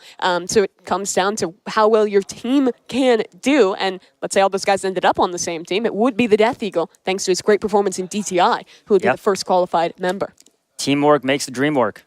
That's Only for this round. Only for this one, and then no more teams. Free for alls. Then the friendships end. But yeah, the top 9 are within 20 points of each other. So again, it is anyone's game. You definitely want to get that win here and secure your spot early on in this competition. That you do. For some context, one of our players is having an issue with their headphones. We have our admins looking into it right now and working through that issue. We'll give you more updates as soon as they're available. We do want to make sure that everyone has properly working equipment and the field is perfectly fair before we start another round with stakes as high as this. So for anyone at home wondering why we're yapping, that's why. Very concise, thank you. All right, well, it seems like we are still going to be waiting just a bit to get into that one. So why don't we go ahead and check in with our correspondents, Geach and Sabrina. How you guys doing? What do you think of Super League Soccer thus far? Oh my gosh, we screamed whenever Roby like hit the ball right over Shafe. We were actually back here screaming. That was really intense. That match was amazing. I actually haven't watched a gameplay of Super League Soccer, so I thought that was like really entertaining. Yeah, and I'm not a big sports girly myself, but that move, like my heart is still pounding from some of these moments. I've been in here taking notes, like it's that real. Really impressed by Death Eagle watching all of this gameplay. I mean, I don't have the coordination. You'll hear me say that a lot today. I don't have the coordination for something like that, but I feel like I've been literally watching like the World Cup or something just on the screen via Roblox. It's so cool. Like, it's amazing. It's been so fun to watch back here. I know everybody. I have a fun fact for you. Oh, yeah? About the World Cup, by the way. Super League Soccer hosted an in-game integration with FIFA for the launch of the Club World Cup trophy, which is taking place in America this summer. Rightfully so, because look, I mean, you would think that I was out here in South America screaming from the streets the way I've been hollering back here. I'm surprised. She's not kidding. I'm just like... Yeah, I hope I don't scare you. Like, no, please, you didn't. Bring me back. It's been very entertaining. Yeah, I've been having a lot of fun. Who do you think so far? Who have you been impressed by so far? I am rooting for Roby, Death Eagle. I really liked Jay in Dress to Impress. Jay has some good looks. Yeah, in Dress to Impress. And Death Eagles, obviously, the last one was the really good. The ice princess fairy. The two-wing thing was very impressive. That was a good technique. It's always good in Dress to Impress to try and see how you can layer your stuff to make it look more, exciting and more fancy, more cutesy, more demure. I'm not good at that at all. That's not my thing. I'm not a fashion girly, as you can see. Shall we take a look at what the chat is saying? Yeah, let's see. What's the chat saying All right, today? Chat, who do you think is going to win this next match? Let's see what they all say. When we came in, I saw a lot of people rooting for Death Eagle, which I can understand why after seeing I've been seeing a that lot of gameplay Shafe as well. Yeah, a lot of fans of Shafe, Death Eagle. Chicken Jockey, what does that mean? I have no idea. Blox Fruits. Yes, Blox Fruits is a great game. Blox Fruits? Okay. Lithuania. We've got some Lithuania. Okay. It looks like the chat is enjoying this, though. Go ahead and hit the like if you are watching. All right, so Sabrina, if your avatar in Roblox had a soccer celebration, what's that going to look like? Oh my gosh. It's probably going to be sort of like a big galaxy explosion. I can understand. All right, so we're going to go ahead and kick it back over to our casters so we can get this last match started for Super League Soccer. Let's go, Death Eagle. Let's go. All right, folks, we are back here. We've got hopefully we are closing in on the opening of this last match here, but a couple more seconds for you to enjoy the soothing sounds of our voices with our faces. It's a wonderful thing. We just take a look at, just stare at Jay Party's beautiful face. Yeah, that's a real soul content. For some context, viewers at home, they're still sorting out some of these tech issues, making sure the monitors and the headsets for one of our contestants is working perfectly. I pulled up some trivia for you guys. You guys are Roblox experts, right? Would you consider yourself such? Yeah, absolutely. A historian. Would you consider him an expert? Yeah, and you is, regardless of his opinion on it. He is a master of all things Don't knowledge. put me on the spot. All right, I'm going to ask some questions. Just slap the desk to buzz in. This one should be easy. What year was Roblox officially released to the public? Here you go. I'm going to say 2006. Ding, ding, ding. Good job, NU. That's the first point to you. Another year question. What year did Roblox introduce the ability to create and sell game passes? Okay, I know this one. It's about the birth of the expansion of our developer program. I believe it's 2012. You're correct. Another one. This one about number of players. In chat, you guys should play along too. Write in chat who you think this is. See how well you know Roblox. Which game on the Roblox platform holds the record for the most visits as of 2024? It's probably the wrong answer, but I'm gonna say Blox Fruits. Incorrect. That is incorrect. I'm curious. I'm gonna give the folks on the chat a couple seconds to respond here. I think they know this one, and it is a surprising favorite amongst the roleplay community, if I know correctly, as I do love numbers, and that is. How are they doing, NU? Brookhaven. That chat? Yeah, what they get? They get it right. The answer, I believe, is Brookhaven. The chat is still rooting for the players. RP. Well, We're still rooting for players. Good for them. That's what they should be doing. I love to see that passion coming out. All right, another historic question. What was the original name of Roblox before it was officially launched? Oh, this is a fun one. Do the folks, this is a good one for chat. I wonder if they do know this one. What was the game called? I forgot what I might even be wearing those socks. Oh, no, wait, I'm not. We didn't. to different ones. Is it Dynablocks? I believe it was called Dynablocks. You're correct. Dynablocks was the original, and it was a physics simulator at the very start here. 2 years ago. I forgot. It was a pretty called. impressive little creation here to kind of demonstrate science and physics to kids and everyone around the world to kind of learn. And it turns out if you allow logic into a block, you can pretty much make any game the world has seen. Yes. And that's kind of the origin, I think, of all video games. And we saw it here in Roblox kind of evolving over the years from the old world of Dynablocks into the Roblox we have today. They should, like, Full-fledged create game engine. something for, For the folks at home, we're waiting. the Go ahead, memory open of studio, Dynablocks, even though start it was publishing never your own there. experiences, and find out what it means to create have and the new build some of the players, coolest things around in the experience world. what What experience do you like. guys have with actually building games? Have you spent any time in the creation studio and tried that out much? Yes, actually, I have. I went through a tutorial with some of the developers here at Roblox. They went through a simple one for me, but they threw out some terms that were very complicated. I did not retain any of that information. So whoever can make games in Roblox are very smart. It's so impressive what people actually put together and how much work The it takes. I know next you get to event, work with the devs on a day-to-day basis. It must be prize special pool. to see what creative things people put together in this Roblox game. I do, and it is fascinating to know our developers from around the world. They are incredible folks who do awesome and wonderful things, but they're also good people. I think that's such a fun part of 1,000 Roblox. A lot of our creators games. are building things they want to play, they want to create. It's both a And the hobby and a profession games for them, will so we see only be incredible stuff. Yeah, and for this tournament as well, we had to ask a lot of developers to change things up about their games and make modifications for this tournament, and it seems like everyone was pretty willing to do that as well. I'm Robloxing it. All right, folks, so here's the deal. We are trying to ensure this is a fair competition as much as possible, and I believe we're ready to get back in it. But to solve some of this out, we're going to be removing the headsets for this next round of Super League Soccer here to ensure it is an even playing field for all 10 of our players. And guess what? I think they're on the pitch.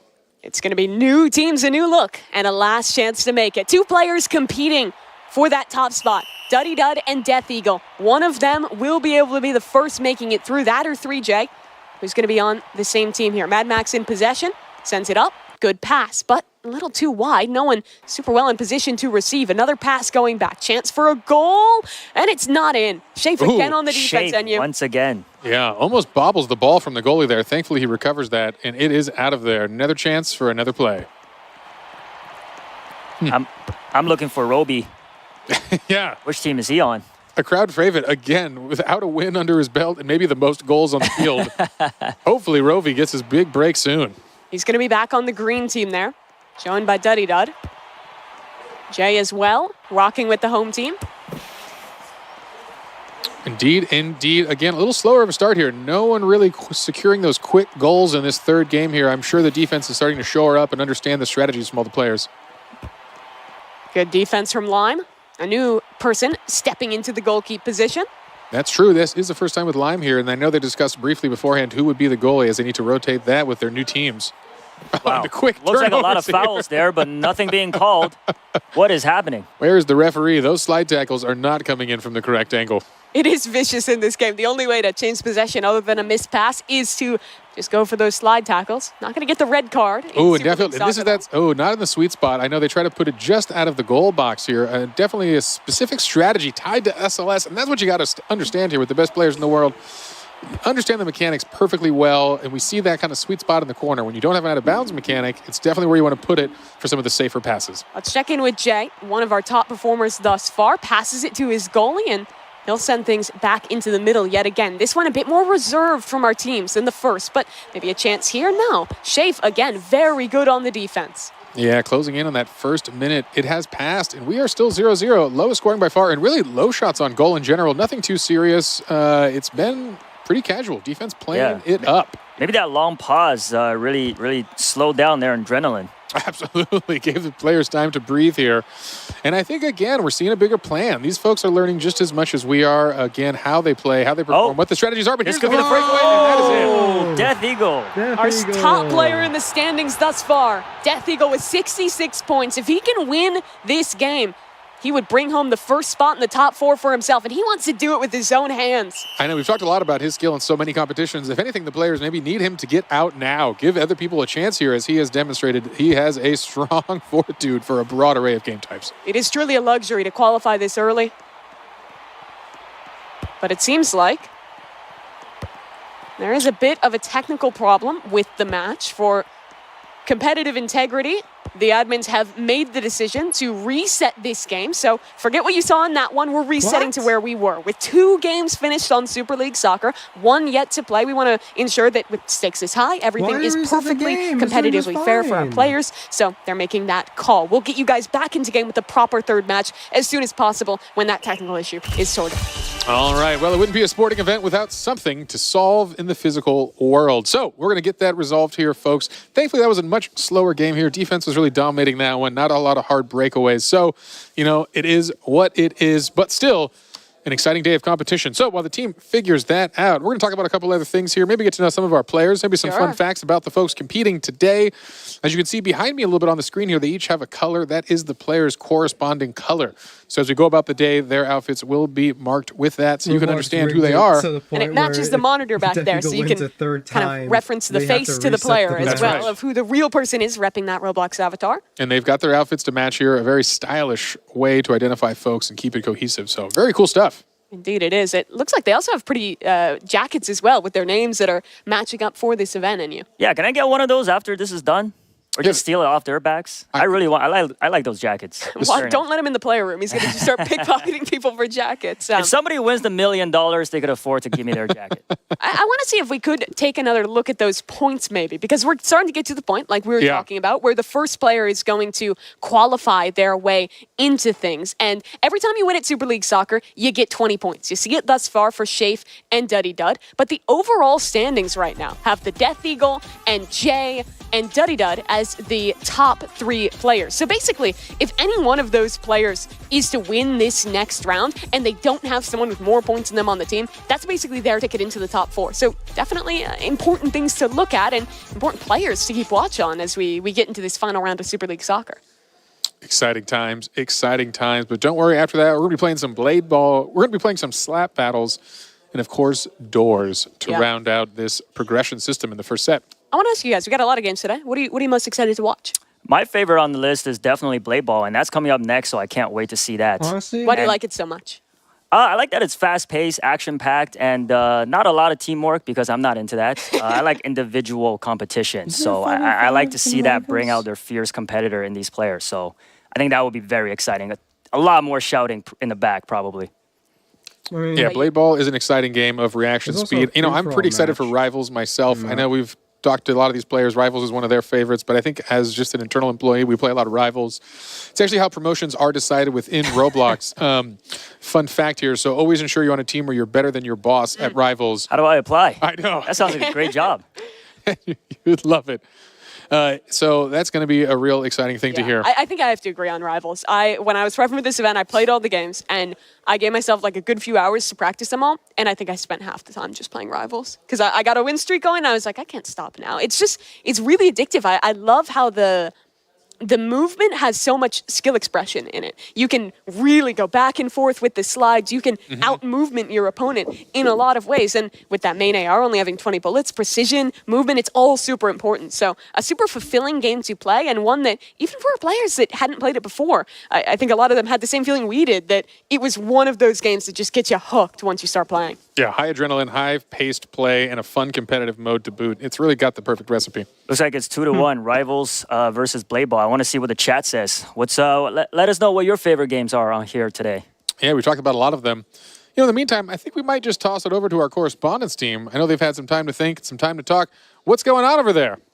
Hello, J Party. We are just talking about our experience in this event ourselves, right, Geach? Yeah, so I'm going to tell you right now, I'm not good at any of these games. So I already know my strengths, and I just, when the hunts start, I do my thing. I jump in. I just kind of like dibble and dabble here and there, nothing too serious. But Sabrina, you actually had a chance to, you got all the tokens, right? I got all the mega tokens. I did. I think I did a total of 19 hours streaming live. It's not as long as some other people. However, I did have the help of the community, so I had a little bit of a people helping me through. W community. Which would you say was the most challenging game? Oh my gosh, definitely Pressure. I literally, there's a clip of me screaming. I'm like, no, like because I tried for 4 hours straight before I beat it. Yeah. What? So I got the mega token after like 4 hours. Yeah. They did nerf it though, so. Did they nerf it before or after you got the mega token? After. Of course. After. Because that's how it goes. That's what happens. And so when you were working through that, did you have your community helping you with that as well? Or were you just Yeah, they're in there just giving me moral support because I was literally just doing the same thing over and over and dying over and over.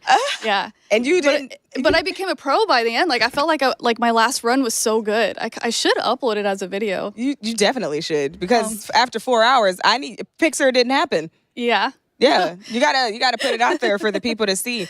So how did you actually what was your intro to Roblox? How did you get into Roblox? I started in 2017. I had a gaming channel already. People were, commenting, you should try Roblox, you should play Roblox. I actually played it with my little brothers at first. And then I was like, this is kind of cool. There's so many games. And just, within like that year, we became Roblox exclusive, DJ and I. My boyfriend, who also is part of the channel, Terabyte Games. Shout out to DJ. Yeah, so similar to me as well. I actually started because of my children. Hi, children. Yeah, so it was one of those things, where they kind of introduced me to it. Is of course, Mommy, you should play this game with us. And then I get on, and now that's like all I do is play Roblox. That's awesome. That's such a good thing to bond over. It is. It's really cool, and it's nice because it's you can there's such a wide range of options when it comes to Roblox. Everybody who knows me can tell you I drive them nuts all the time. I'm just constantly preaching the gospel of Roblox. What's your favorite genre of game on Roblox? Horror. That's your favorite? Yes, I love horror. I like horror games. So you like Doors? So about that. Oh, okay. I guess we'll talk more about that later. We'll get to that later. But yeah, while we wait to get into that, we're gonna go ahead and get back to our caster so we can watch this last match of Super League Soccer. Thanks, guys. All right. We are back again, folks, and hopefully we are getting through things here. We are just checking out what's going on in game and hopefully testing the replacement equipment to ensure the playing field remains even.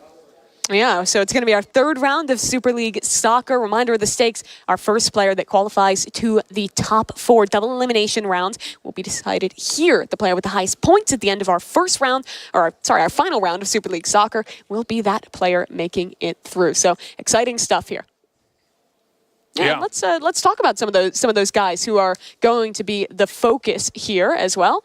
And actually, we're ready to go. Let's get into the game. Enough yapping from us. Let's start this last match of Super League Soccer. It looks like the players just getting their ready checks right now and getting set on the teams. I can't wait on you.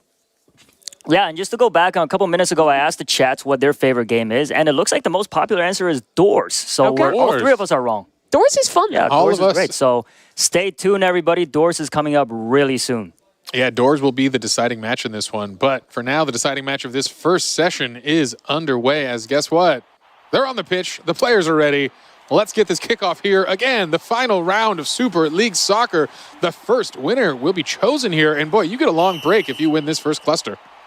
And our 2 strikers, the 2 center fielders, Dud. And of course, on the other side, the Death Eagle. Trying to compete to make it into that top 4. Yeah, Dud showing he's not a dud in this game at all here. Doing a great job. I believe scoring our inaugural goal of the entire set here. See if he can do it again in this game. Can I just make a prediction here? We got Dud. Oh! I mean, he's not going to let you talk, and you Dud another goal. He started us strong here, and he wants to qualify. Hey, my answer has not changed. Definitely the away. They got Dud and Roby on the same team. 2 amazing strikers. I feel like they can pull this off. Yeah, this is his chance. The Roby comeback here, he deserves it. He's been doing such a great job here. And look at this. The team gets the breakaway again. Can the away team do it? Jay and the Death Eagle are 2 top players thus far on the same team here. Yeah, we'll see. Oh, nearly another goal there. That would have tied the game, but not today. Death Eagle has it back in possession and will pass to his teammate off the side. Oof. That pass was a little dangerous. That was a dangerous. The old crossover on your own goal there. Set up for another one, though. Pass back to Death Eagle. Oh, we can't get it. Goes a little bit wide. No. Oh, but just a good time. Here's his shot. His chance. Death Eagle. Oh, it looked like it went in, but it didn't. It was very close. An attempt there, a little short. Not the Death Eagle's usual style of a cross goal. He kind of kept that one a little too short and easy, and they're able to recover it. Wow, great teamwork there by the away team. A lot of amazing passes. That's a scary spot. When you see the cluster just gathering on the net, it's hard to tell what's really going to happen there, and it's a good chance for the offense to get a score. Looking at this match, on your home team, you have the Death Eagle with 66 points. On the other side, Dudadud has 60 points on the away team. If home or away wins, their respective top scoring player will be the first one qualifying. So especially for those two, this is where their performance counts. Everyone must be really hungry for this win. Yeah, we're hearing a lot of commotion from the players in the back. Passions are high here. Oh, slip and fall results in a quick goal there. That's 2 goals in a row for Dudadud. The world's greatest striker. The away team showing they came to play in this round here. Dudadud gets the 2 goals for his team so far. Off to a really strong start, but again, with 3 minutes remaining, we've seen major comebacks. Dudadud is truly doing this for himself, trying to get himself in. Yeah, again, his own breakaway. We'll see if you see that backboard shot. No, ooh, I like it. Baits in the defender a bit, but it's not enough. Jay gets the steal, and it's out. Here's a chance at offense. This game has been all about our top scorers, but maybe a new member stepping up. Antarell needs to score some more points in this group stage, and with the help of Icy, here's his chance. Open goal. It's in. No, it is not. But the chaos continues here. A dangerous spot, and they're going to get it out. I think that's the right move here. Just get some time to breathe. Nice. Death Eagle is a one-man army here on offense. Antarell again takes possession. Passes to Icy. That duo back at it again. Can they land it? No. Lime, good on the defense. Yeah, absolutely. That's an important goal to save there. You really want to keep your hopes alive here. 2 goals is nothing to catch up to. That 3rd goal gets a little dangerous. We proved it in our first game. It was an 0-2 comeback to make it to overtime there. Yeah. Great save by Anonymous Lime. You're not going to get the charge down on the goalie there, hopefully. Ooh. Oh, and another save. Death Eagle cannot catch a break. I know. He's trying his hardest here, but the offense has been rock solid for the away team. It is really tough for Jay and Death Eagle here. They're going up against Shafe. He's been the best goalkeeper of the day. Roby went from an amazing striker to a great defender, really holding it down for the away team. Yeah, and they need some of their best players there trying to play defense on the Death Eagle, who shows that he is unrelenting on offense. Antarell's done well. A couple key steals for him, but he's yet to actually get a goal off of it. Another steal, but it's back into the possession of the home team, and again, they steal it out of the clutches of the Poke Dragon. Oh, and here's the breakaway. Can he do it? His best shot at it yet, and it's easy peasy. Death Eagle keeping their hopes alive here. He is unrelenting on offense. He wants to keep that first spot in the competition so bad. Yeah, absolutely, and that is important. It would be nice for him to get out early, get a little rest, stretch the fingers out, take a sip of water, and watch the rest of your competitors compete. Really see who the competition is going to be in the finals. And it's just serendipitous that, again, it's Death Eagle and Dudadud on the kickoff together.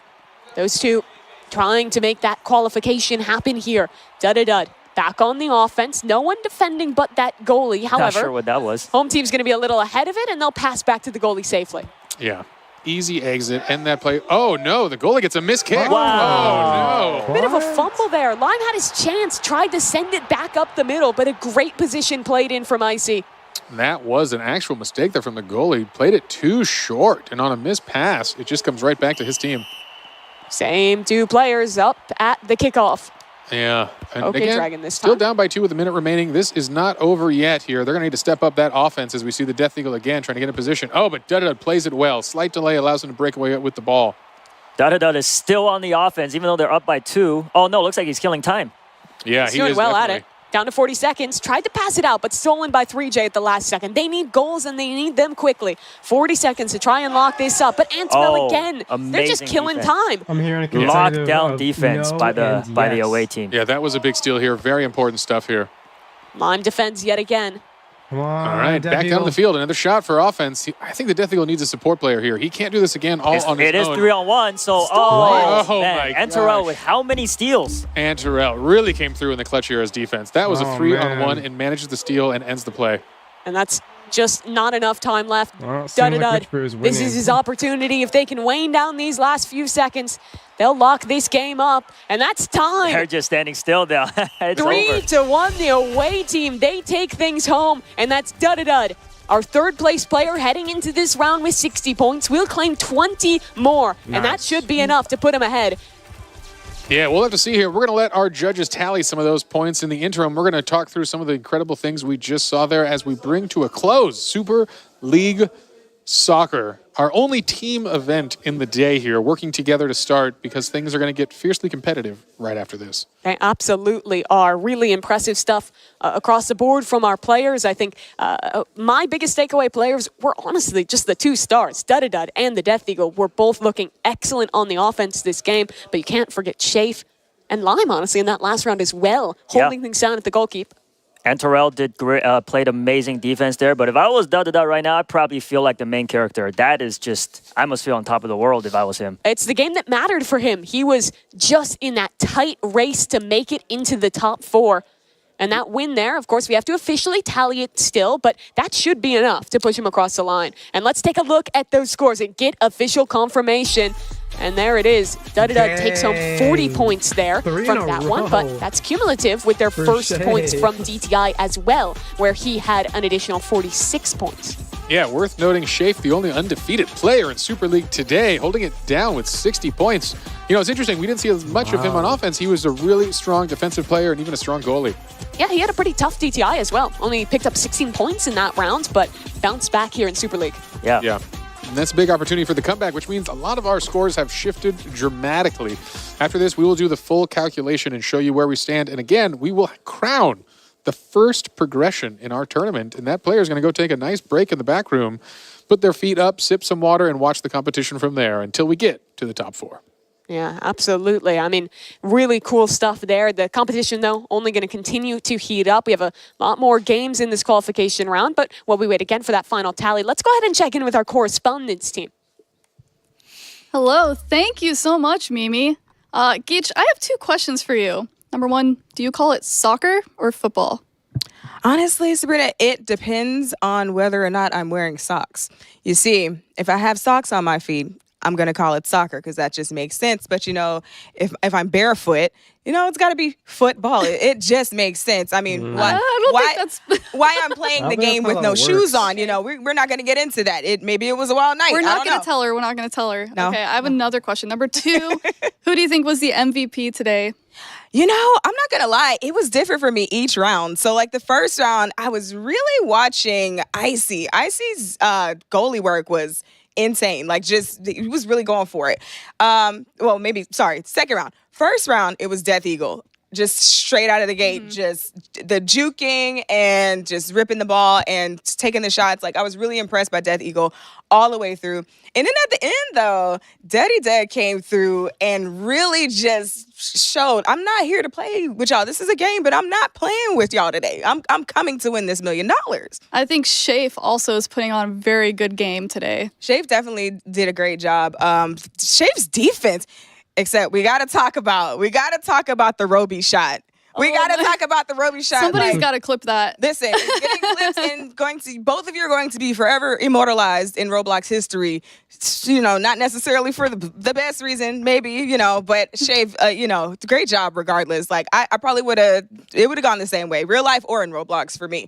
I agree. All right, let's take it back to you. Thank you so much for answering those questions. All right, folks, we are back again. Exciting stuff here as we draw to a close. The first 2 games, you saw it here, Dress to Impress and Super League Soccer, done and dusted. Now we're coming into our officially first contestant into our next round.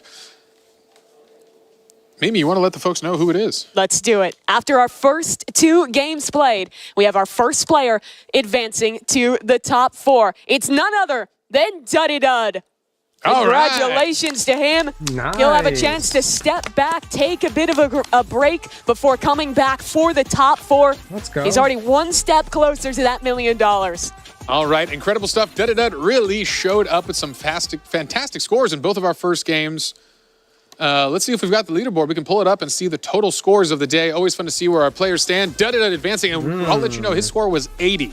So 4 points ahead of Shafe. And then a little bit of a stretch from the Death Eagle. But you see all top 5 of those players within 20 points, which means that game of soccer mattered.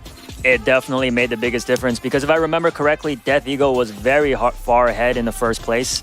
He was the best player of DTI. Right, yes. And as we take a look back at some of the replays from Super League Soccer, we can think about some of the best players from it because Shafe, really, that guy. He went from 16 points in Dress to Impress to then rally back and win every single match of Super League Soccer. He was the only through line across our 3 victorious teams. And here are Dudadud's goals for these last 3 matches. Incredible. Yeah, showing it. He started the competition off in SLS making those goals, and he ended it making goals. And there's I mean, the Death Eagle. With games so close, 2 of them going into overtime, you got to feel a little bad for the Death Eagle because he was performing so well, but only managed to actually get the win in one of these. It goes to show that no matter how good you are, it always comes down to just your team and how good they are. Let's take a look at Dudadud's reaction. This is him feeling things out and getting that win there, and you see how excited he is when he found out he was progressing to the top 4. Oh, man, that is awesome, folks. Well, there are still 3 spots left, folks, and I think we're getting ready to see it. And you want to tell us what game's coming up next? Yeah, that's right. So with 3 spots left, no one's going to go down without a fight, though, definitely. I hope you're all ready for an absolute battle now because Blade Ball is up next. Game 3, Blade Ball.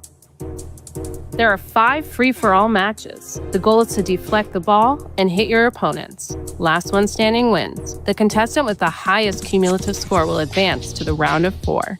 Here's the scoring for each match. Okay.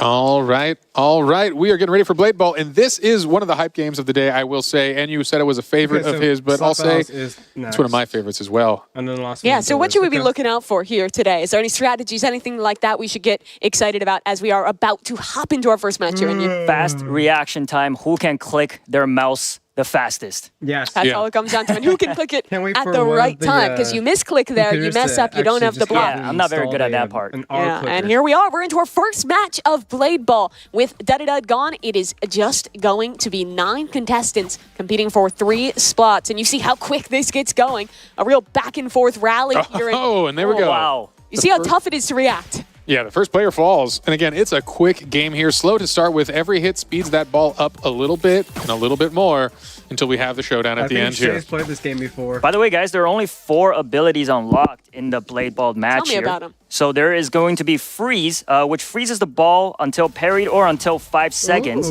There's died? Blink, which allows the user to teleport up to 3 times before the cooldown. Rapture, which unleash a ferocious upward slash. And of course, Pull, which pulls the ball towards you. Not sure if anybody wants to use that, but that could be an interesting strategy. Yeah, you see there a couple players with one of those abilities you were talking about. Largely, you're just going to be spamming that left click and making sure you're blocking. Making sure you get the timing down right. It is going so quickly. Our players clearly adept with the reaction time. Freeze in play. Ball will come back going pretty quick onto Icy, and you see how fast it is out of that freeze. Oh, misses it. Jumps and jukes himself there, throwing off his timing. Damn. Yeah, and that's all it takes is a second. And that's why some of these abilities matter so much. Freeze, you'd think slowing the ball down matters, but you throw off the defensive timing, waste your block too early, and guess what? You're a sitting duck. Yeah, it's actually, you'd think on hearing the ability that it would be more about using to protect yourself, but you're almost always going to be using it to grief other players and freeze it right before it hits them and screw up their kind of internal clock. Yeah, and there's that hit. Another player goes down here, and we are getting to the finals here. Roby's still in it. Exciting stuff here. We'll see if he can come back in this one. Sure. And there's the rundown. We see it there, an elimination. A final approach so strong of a strategy. That was one of those strats you were talking about. See here again, the reaction time's impeccable. Death Eagle, great from him, and it's a 1v1 against Antarel. This ball is only going to speed up. They run each other down. Oh, and Terrell pulls it off. Oh, there's one more left, though. Roby avoided being seen. And now he has this 1v1. He's been sneaky. That he has. I did not see him all match. Roby, they run each other down. Oh, the Rapture. Very nice from Antarel. Great usage of all of those abilities there and taking home our first of 5 rounds here in Blade Ball. Yeah, you know, it's hard to see from the folks at home when you see that slight arc change, but it really comes down to a millisecond timing here. Anything matters to throw off your opponent, and it came down to that, and a quick mistake from Roby gets him second place with that one. Yeah, impressive for Antarel, the oldest player that we have in the competition today, still looking really on top of things in what is basically just a reaction time test in Blade Ball. Yeah, I mean, reaction time plus good gaming chairs definitely makes a good difference here. So great job, Antarel. Amazing defensive player in Super League Soccer, and you can see that in his blocking abilities here in Blade Ball. So definitely translated well. Yeah, he wins the first round there. That's going to be 15 points to him for winning that first round. And, you know, it wasn't a great TTI for him, but he won 2 games of Super League Soccer. He won this first match of Blade Ball. So he's starting to sneak up those standings real quick. Absolutely. That's what matters. Can't lose spirit. This game is still very close. Looks like we've got some scores in here. Maybe we can check those out and let the folks at home know where we stand after that first game. Yeah, Antarel, they're up top with 15. Roby, second place. The Death Eagle following along there as well. And whittles all the way down to 0 points with 3J. And the player unfortunately eliminated first in our opening round of Blade Ball. As a player, though, I really like Death Eagle, always on the offensive, very brave, showing off his quickness. Unfortunately, it didn't work out for him, but I like to see him keep that going in the next match. But placements are still important in Blade Ball. Making a top 3 across, 4 or 5 of these games, or even less than that, is still going to be enough, even if you're not winning every single one. Yeah, we are seeing that as well. It is tight race amongst the top. So anything matters, every win. Can't let yourself get down. Momentum, be darned, come back and win it. And we're in here. There we go. Match 2 of Blade Ball. I'm looking at 3J here. I want a redemption run for him. He went out first in that opening round. Here's his chance to do a little bit better here. And thus far, he's mainly eluded the ball. Nice defense from him. And he's going to get into a bit of a rally early on. Yeah, playing with that delay. Use those abilities now. Let folks kind of hopefully screw up their timing at the base level here. Knock out some of the good players with a surprise. Freeze looks like the most popular abilities the players are electing to choose. And there goes Icy down. Where is Death Eagle? This is a real cheeky spot. Wait, how is he up there? Finding his way onto the tree. He knows things others don't. Look at that stylish avatar right there. Let's see if they can find where he even is. People might get a little confused when the ball disappears into the trees. Yeah, you can also kind of aim when you're bouncing back. So if you're not paying attention, you won't see him up there. Again, Rapture. Quick Rapture. Very well. Yeah, Rapture's showing a good job here. Everyone is really focused on that timing of a direct flight. When you see that arc and that increased speed, it throws things off. So for viewers who haven't played a ton of Blade Ball, what does Rapture actually do, and how does it change how that ball travels? Yeah, so Rapture is an upward slash where you're seeing a different kind of velocity coming from the ball. And that's that flaming sword icon we're seeing on a player like Poke Dragon. Significantly increased curve and an influence on the power here allows for, again, a shift in timing, trying to throw off those reaction speeds. Personally, I've never avoided a Rapture before. I've always died when it's used on me, so like to see somebody survive that here. It's going real quick here. Frozen up in midair. Who's it going to go after here? Death Eagle in the hot seat. Needs to reply. That's good from him. Oh, wow. Actually, incredible anonymous line play there. You saw Death Eagle hit a direct shot to the person right to the right, and they still recovered it. At this point, this is where things heat up. People are going to be falling real quick at this ball speed. Even with the freeze, he did not cover. He did not count to 5 effectively. We'll have to bring that back to counting. Oh, wow. Look at that. Double. Roby turning it on. He could do it. He was kind of the unsung hero of Super League Soccer, scored a lot of big goals, but only actually managed to win 1 round of it. Oh, good freeze there. Giving Poke Dragon enough time to back up, though. Hopefully he's got the space. This ball's going to become nice and slow. Going to max, yep.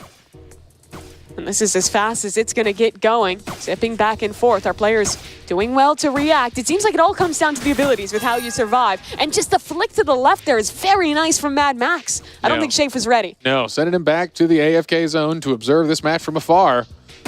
Now Roby's on a tree. Yeah, we'll see. It didn't work out for the Death Eagle, who did go down on his tree, but Roby, king of the jungle right now. Rapture used. Actually, I think the first time we've seen Rapture not end in an elimination. But there's one back with the Rapture as well. Look who we see again. Antarel, defense of the soccer, now showing this is what matters in Blade Ball. I want to try and check in with Antarel. Let's see if he can go back-to-back here. Yeah. And win both rounds of this one. Has looked so good in this mode thus far. Clear the practice is paying off in a long rally. The Rapture, he avoids it. Back it goes again. Antarel staying alive. Incredible. Double elimination. Impeccable from him. All right, Roby is in it, though. Let's see what he can do here. We've seen some of these favorites already coming out here. Is he going to stay on the street for the one-on-one? Interesting. A good position. We see the rundown strategy happening a lot. Folks close that gap, force incredible reaction speeds back and forth really, really quickly, but we won't see it here if he stays up there, which means, no, he's coming down. He's going to play off this field. Doesn't like the angle for himself either. It's going so fast. Who's going to make a mistake first? Who messes up at the beginning? Roby gets down. Again for Antarel. Back-to-back for Antarel.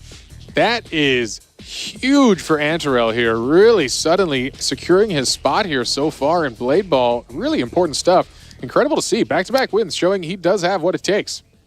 Truly impeccable from him. I mean, just looking so clean with the reaction times. I think having really good positioning throughout and definitely not afraid to take fights. We saw a lot of players trying to hide, almost play placements up in the trees, and it worked pretty well for Roby to get second place. We'll take a peek at the scores here, which is going to show us another 15 tallied up for Antarel, adding 30 to his running total.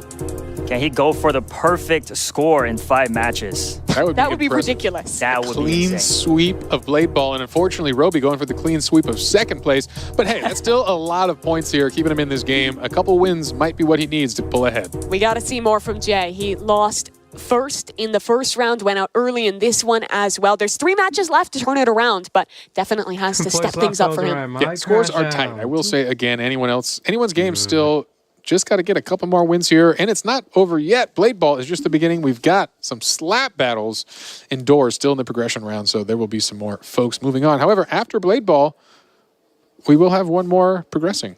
So, all right, the folks are getting secure. They're getting in here. Final game. All right, and you, how you feeling? Who's going to take this one? 3rd game. There's still 3 games left after this. 3rd game.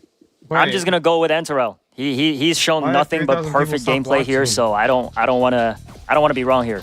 All right, you've heard it here, the master of Blade and Ball. We'll see how this progresses. Look at that, 2 players already running into each other. That was a quick close. I like that from Poke Dragon. Had a couple rough runs here in Blade Ball, but starts things off with an elimination. Yeah, impressive stuff here. Tough positioning for Icy right at the start there. That was. Freeze onto the ball. No obstacles on this one. The folks are on a flat, even playing ground. There'll be no hiding in the trees. Death Eagle. Very interesting strategy. He's just going into the center of the map here. Clearly extremely confident in every one of these games we've seen thus far. There's no tree to stand on, so he's got no place else to go.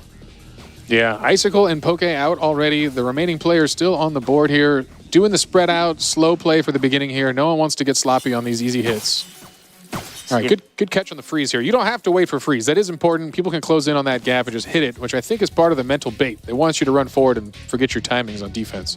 Yeah, the thing is, though, sometimes when it's frozen, you basically have to choose, do you back up and take the risk on the timing, as we see doesn't work out from Lime, or do you close the gap and do that? Because it is tough to get the timing perfect with how fast that ball gets moving. Indeed, indeed. We see Shafe playing with the jumps there. The jumps is a dangerous one. It can throw off your ability to see when exactly that timing matters, but it can confuse your opponents as well. Yeah. It's interesting. It almost looks like he's reacting less off of actually seeing the ball and more off of just like feeling the timing. It's a very cerebral way to play it. Is unfortunately for the Death Eagle, he's eliminated early this round. Look at his expression. That must have been devastating. Yeah, that is devastating, but I will admit his fun fact on his player card was that he is a good loser. Unfortunately, we don't want to see that today. We'd like a good winner. I don't know how fun that is. Sad fact. Means he's a That's good a sad sport. fact. No, he means he's a good sport, and that's what matters in a competition like this. Oh, it's going real quick here. Couple freezes from both sides. Shafe ready to receive this one. Does he have the timing perfect? It's not going for him. Another freeze, and that's an elimination. All right, but still some important folks in that. Unfortunately, that is Jay, and this was an important round for him. But guess what? Roby is still in it. Antaral is still in it, and these folks are on pace right now for the top scores. And honestly, I'd love to just watch Antarel here. A chance to go for the three-peat. And thus far, he's playing a little bit back. Yeah. Letting the other competitors eliminate each other. He does a great job of choosing when to get proactive, when to actually become a part of this fight. His ability's online. It's going real quick back and forth. Antarel not finding him yet. Frozen for a moment. Roby hits it in. That axe is gone. And that's unfortunate. Coming right to him from around that corner. He might not have been looking the right way. Roby has been our other best player of Blade Ball. And him and Antarel are both in this. Another competitor, though. Someone who was good in the last round. Shafe here as well with his chance to dethrone Antarel in this mode. Yeah, I think we saw some impressive goaltending or goalkeeping from Shafe. Oh, in that last round, but that's Roby gone. That's Roby. 1v1. Antarel. He's three-peat on the line here. Up against Shafe. The goalkeeper extraordinaire. It's back and forth. So wow. Three in a row. That's insane. In a row. Oh my Look at that fire emoji on top of his head. That must feel real good. That is an important win from Antarel, who takes 3 top spots in 3 rounds here. Boy, he must be feeling good. You've got a little room to breathe here, a little bit of a buffer. Yeah, that is the face of the champion of the Blade. Yeah, I'll tell you what, if he gets a little bit better, he might just be able to match up against me. Yeah, we're going to see that. Yeah. I feel like he might crush you, no offense. He looks kind of undefeated right now. After this competition, I challenge Antarel to a 1v1 in Blade Ball. Let's see it. Yeah, you know, we did have one of our teammates warming up with these folks earlier as a 10th sub in 10th player who we consider a very good player, and he was destroyed by every one of these guys, so they are good. All right, folks, looks like the scores are in. Let's check it out and see where we stand. No surprise there, Antarel sweeping Blade Ball with 3 victories and 45 points on the board. Antarel had 66 points coming into this one from 2 wins in SLS and a solid performance in DTI. This should now put him out in front of the lead. If he can maintain this through the rest of the rounds of Blade Ball, he is setting himself up for a bit of a break to not have to play through doors, to get to skip out on slap battles as well, and put himself in a great position to win $1 million.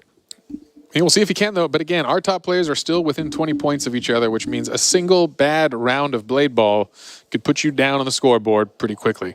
That it could. I mean, it's a lot of the times comes down to which way that ball is going. You can get caught off guard. One slight mistake, one slight slip up, and you lose a lot of points, NU. We're into our 4th round, the penultimate playthrough here of Blade Ball. Yeah, sometimes I notice when playing Blade Ball, you get caught up into other people's battles and you don't notice that the ball is coming to you next. So you got to be always alert.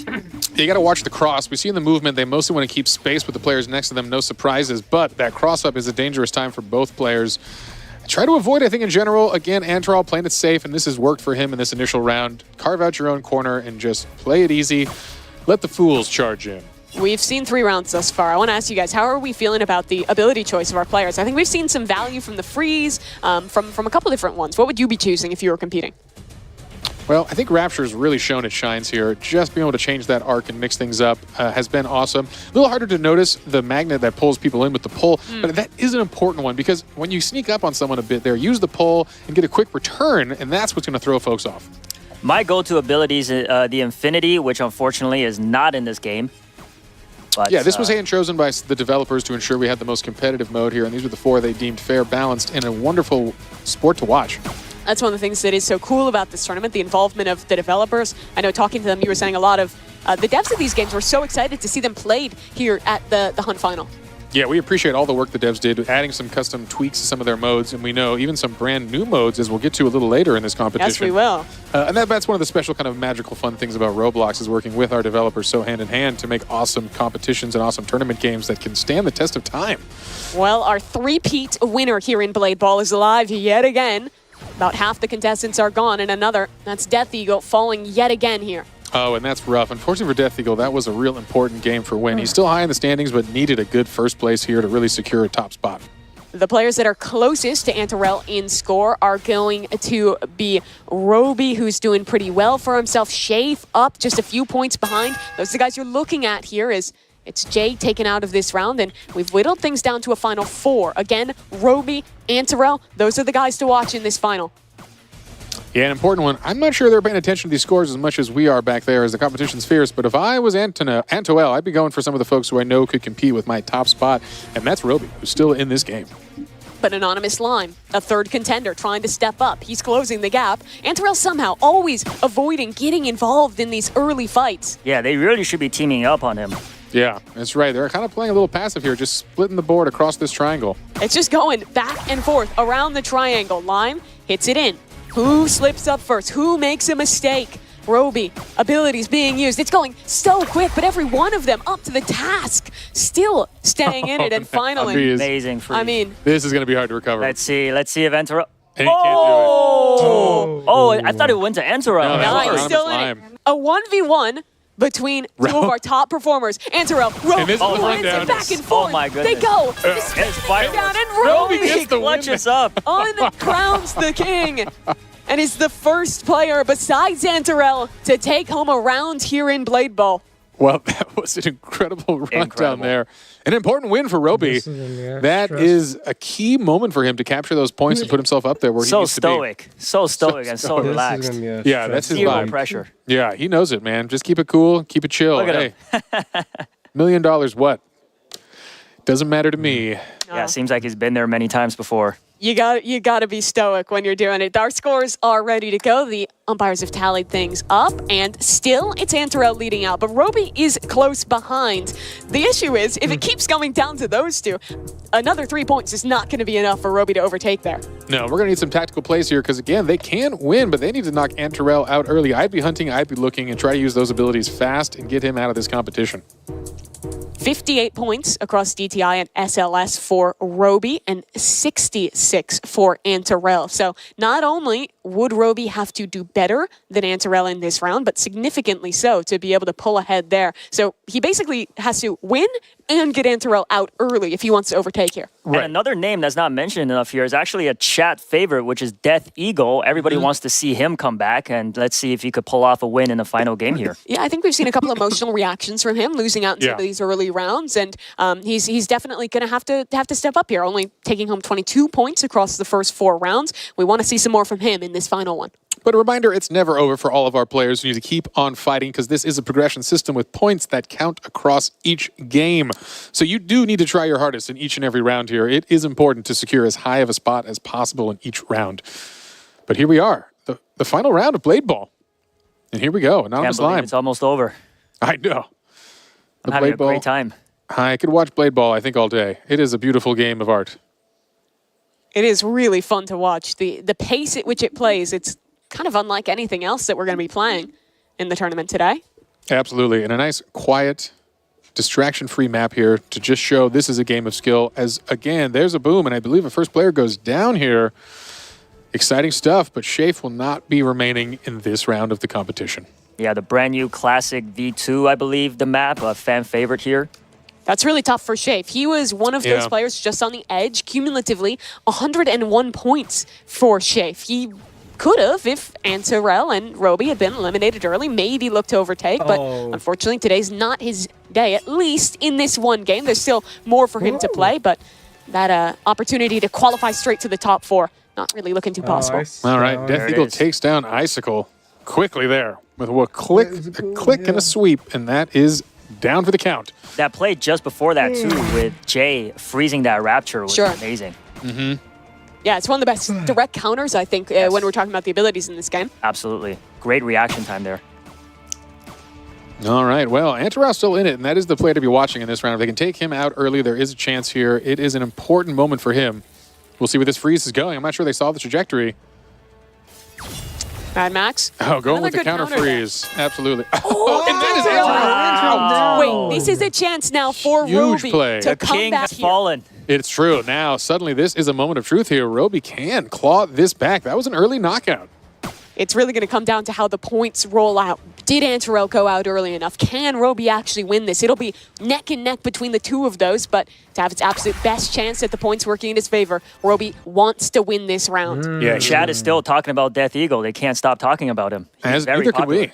Neither can we, and he's going to shine still. I have a lot of faith in our remaining matches here.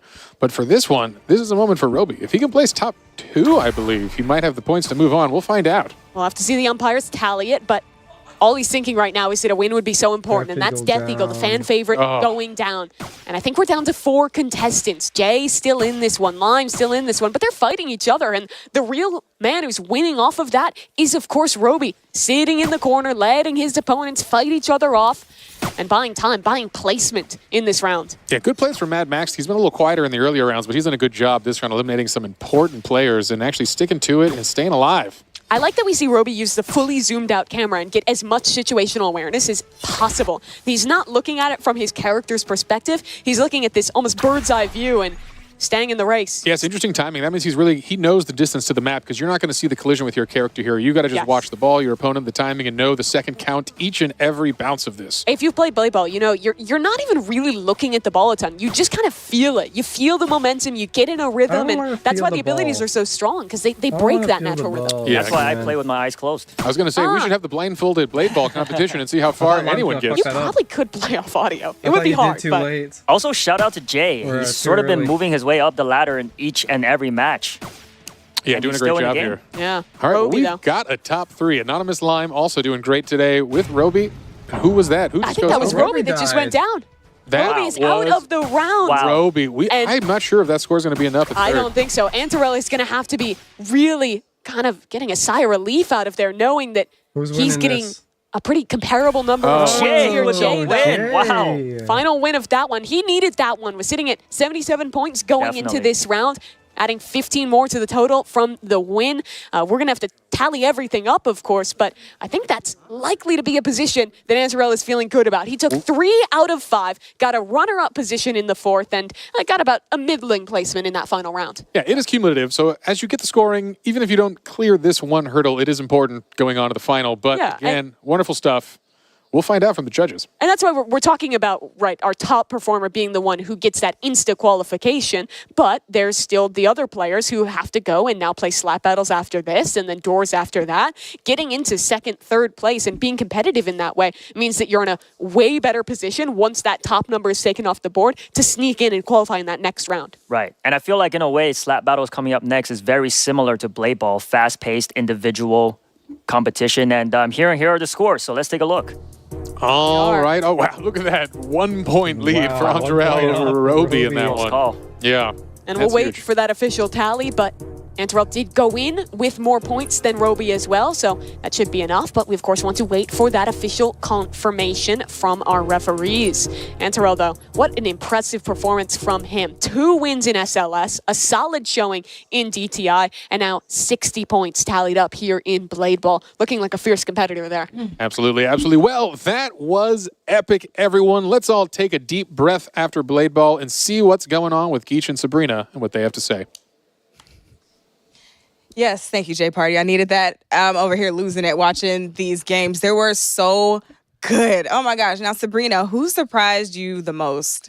Well, Anturel, because I did not expect those skills, and then they started going after Anturel, so that was a good strategy on their part. Of course, because you've got to get out the guy who's getting everybody else out. 3 wins in a row. That's scary. Yeah, and especially with the intensity that I really enjoyed watching Anturel and Roby go at it, because I just knew that Roby was, I don't know, Roby had the strats. It's just like, he just couldn't quite the pull reflexes. It out. Yeah. And then just the back and forth so fast, man. But, Jay pulling it out the last round.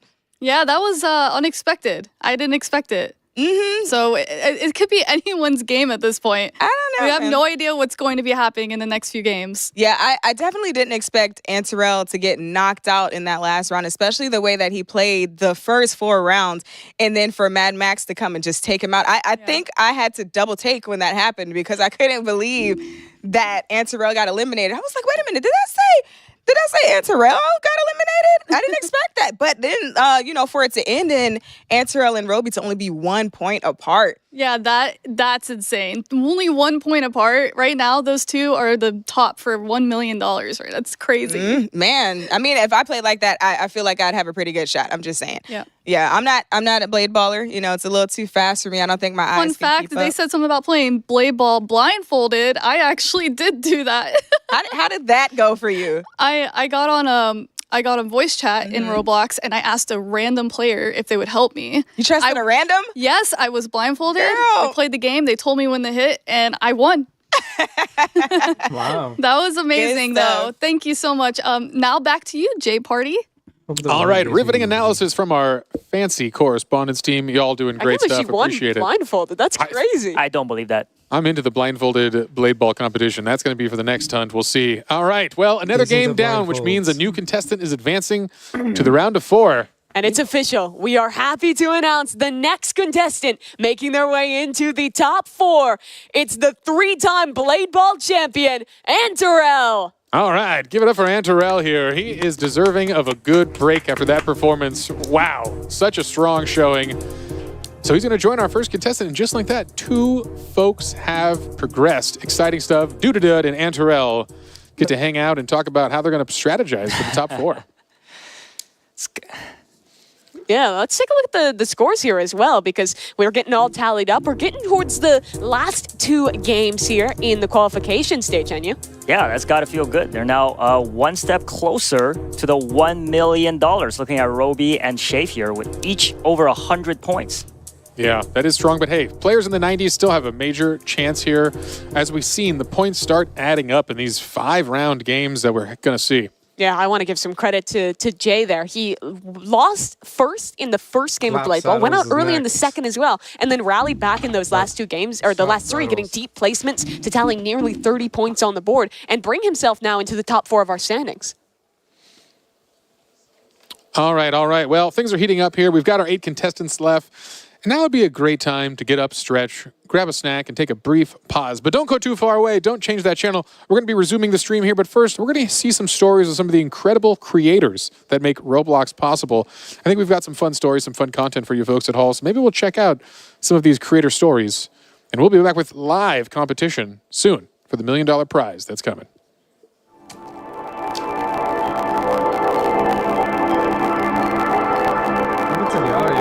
It was funny being the art director on a high-end fashion game. And I wear Crocs on the daily. Okay, let me just refresh this. All of our other projects is there's very little. Okay, never mind. The audio's just fucked. Kept blank. I'm an art director for Sawhorse Productions. Sawhorse makes interactive brand experiences on Roblox. I don't know how to fix the audio. I'm guessing it's just on their side. Living in Alaska.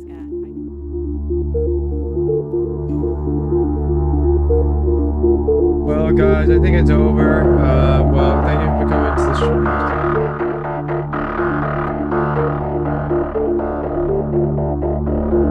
How long do I have to wait for this?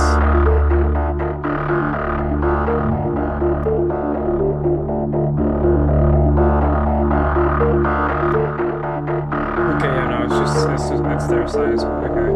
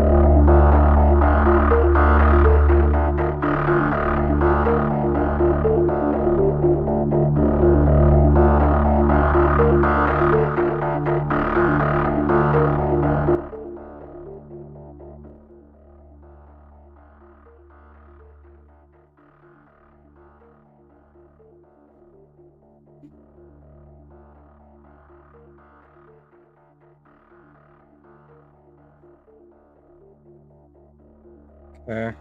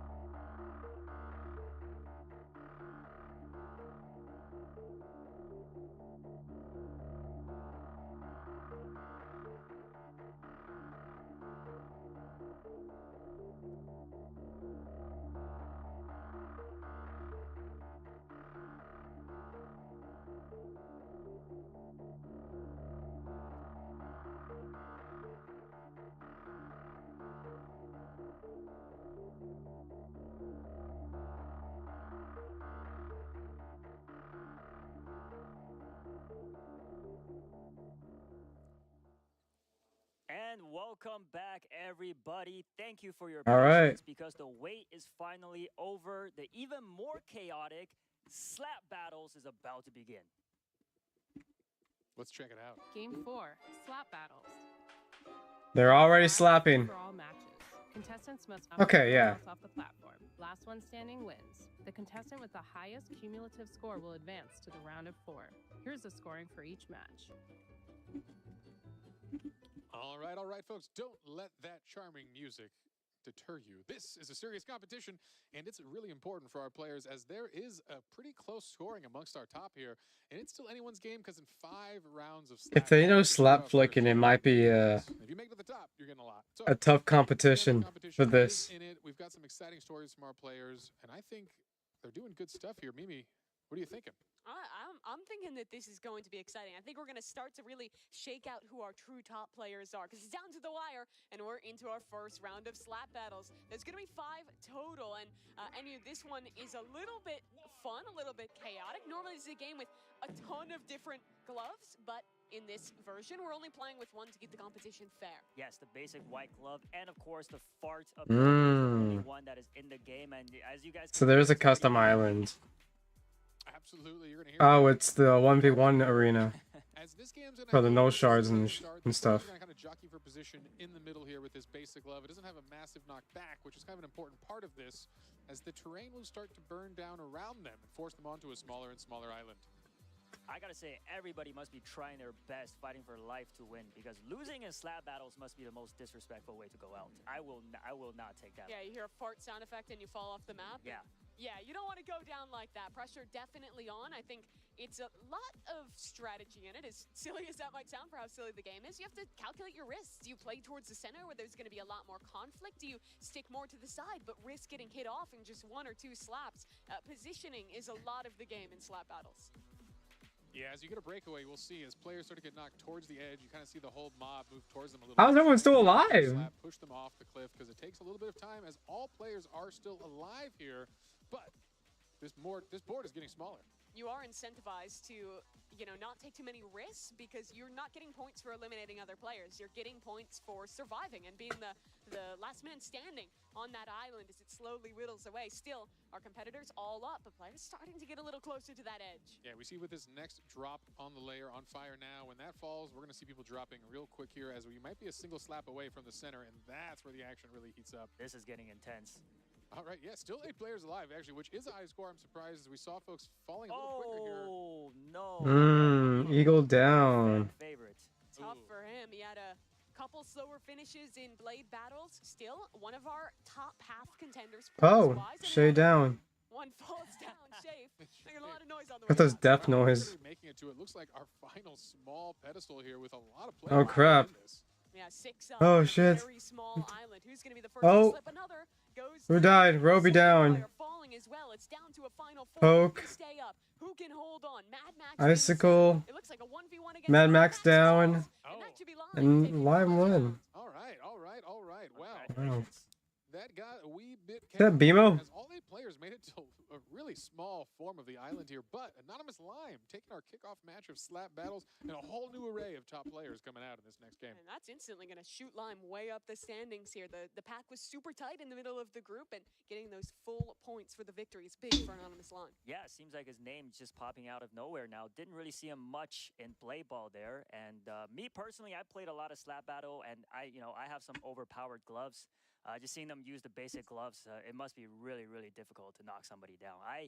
This is the game that induces the most rage out of me. So Really? it's nice to see the players are still keeping their cool. Yeah, I mean, we already saw some emotions starting to come out in our last match of Blade Battle, and I imagine it'll only get more intense as the games get closer and players realize that that chance to make $1 million is slipping away. But our scores are set to go, so let's take a peek how we're doing. No surprises, Anonymous Lime up top, earning 16 points from his win.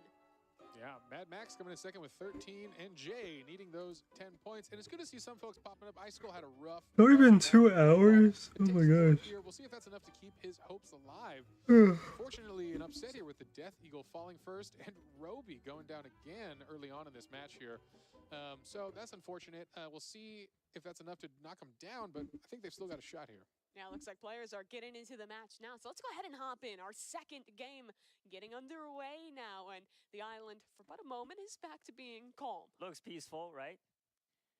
Not for long. And there's the countdown. Again, no early knockdowns that last round. We'll see if that sticks to be the case because it's anyone's game, but the player's still playing safe. Everyone kind of jockeying for that King of the Hill in the middle there. That's the spot to be. You could see a bit of a rundown if anyone shows weakness on the edge there. I think we see the Death Eagle playing a little more outside the pack. No one needs to get their hands dirty up front here. Take it slow. It's funny because you actually see him kind of actioning a similar strategy to what he did in Blade Ball, staying back, playing the fringe of the map, trying to just basically avoid attention from other contestants until he runs out of time. Icy, Roby, both doing the same.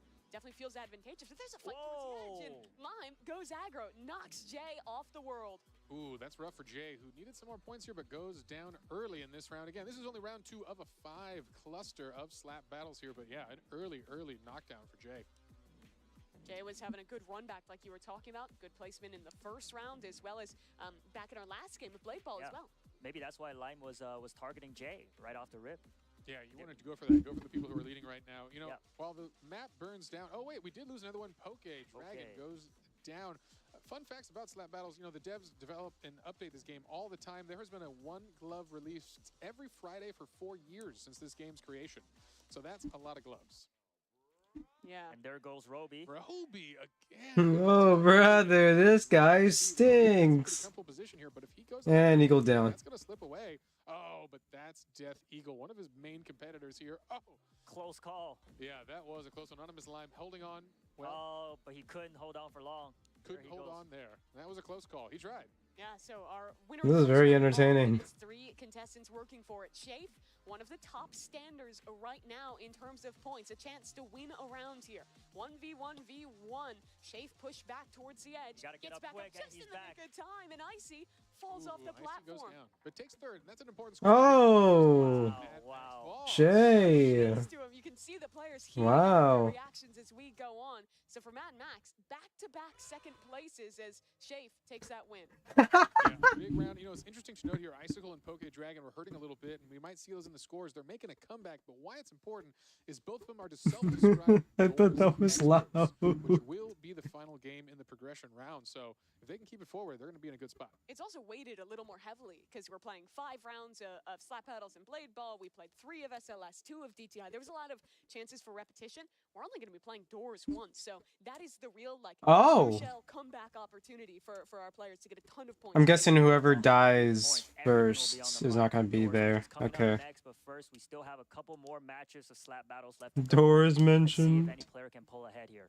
Yeah, looking at the Death Eagle here. I'm a Doors entrepreneur or whatever the I forgot how you say entrepreneur. Yeah. Really strong early start in DTI. Yeah, sure. A little bit in these more recent games. We've seen some entrepreneur getting a little, energetic when he was losing these, a little disappointed to be falling off. So you're looking at him to come back here as we see the scores. Mad Max, the back-to-back second places, pushes him above Anonymous Lime. Yeah, consistency is key as demonstrated by their 26 points. Our leader so far, but right behind him, Anonymous Lime, 24, 18 for Shafe. And again, the rest of our players down the line. Unfortunately, Death Eagle in last place right now with Slap Battles.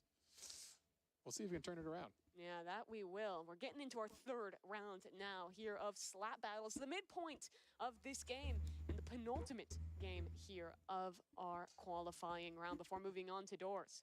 Makes me wonder how Enterel would have done in Slap Battles. Doesn't look like the skills are translating directly from Blade Ball to this. Yeah, we've seen a whole different set of folks come out on top here. And the initial high fives are happening. I like to pretend they're all just shaking hands at the start here. Doing very important business deals as they slowly fall off the world. Those slap sounds bring back some nightmares for me.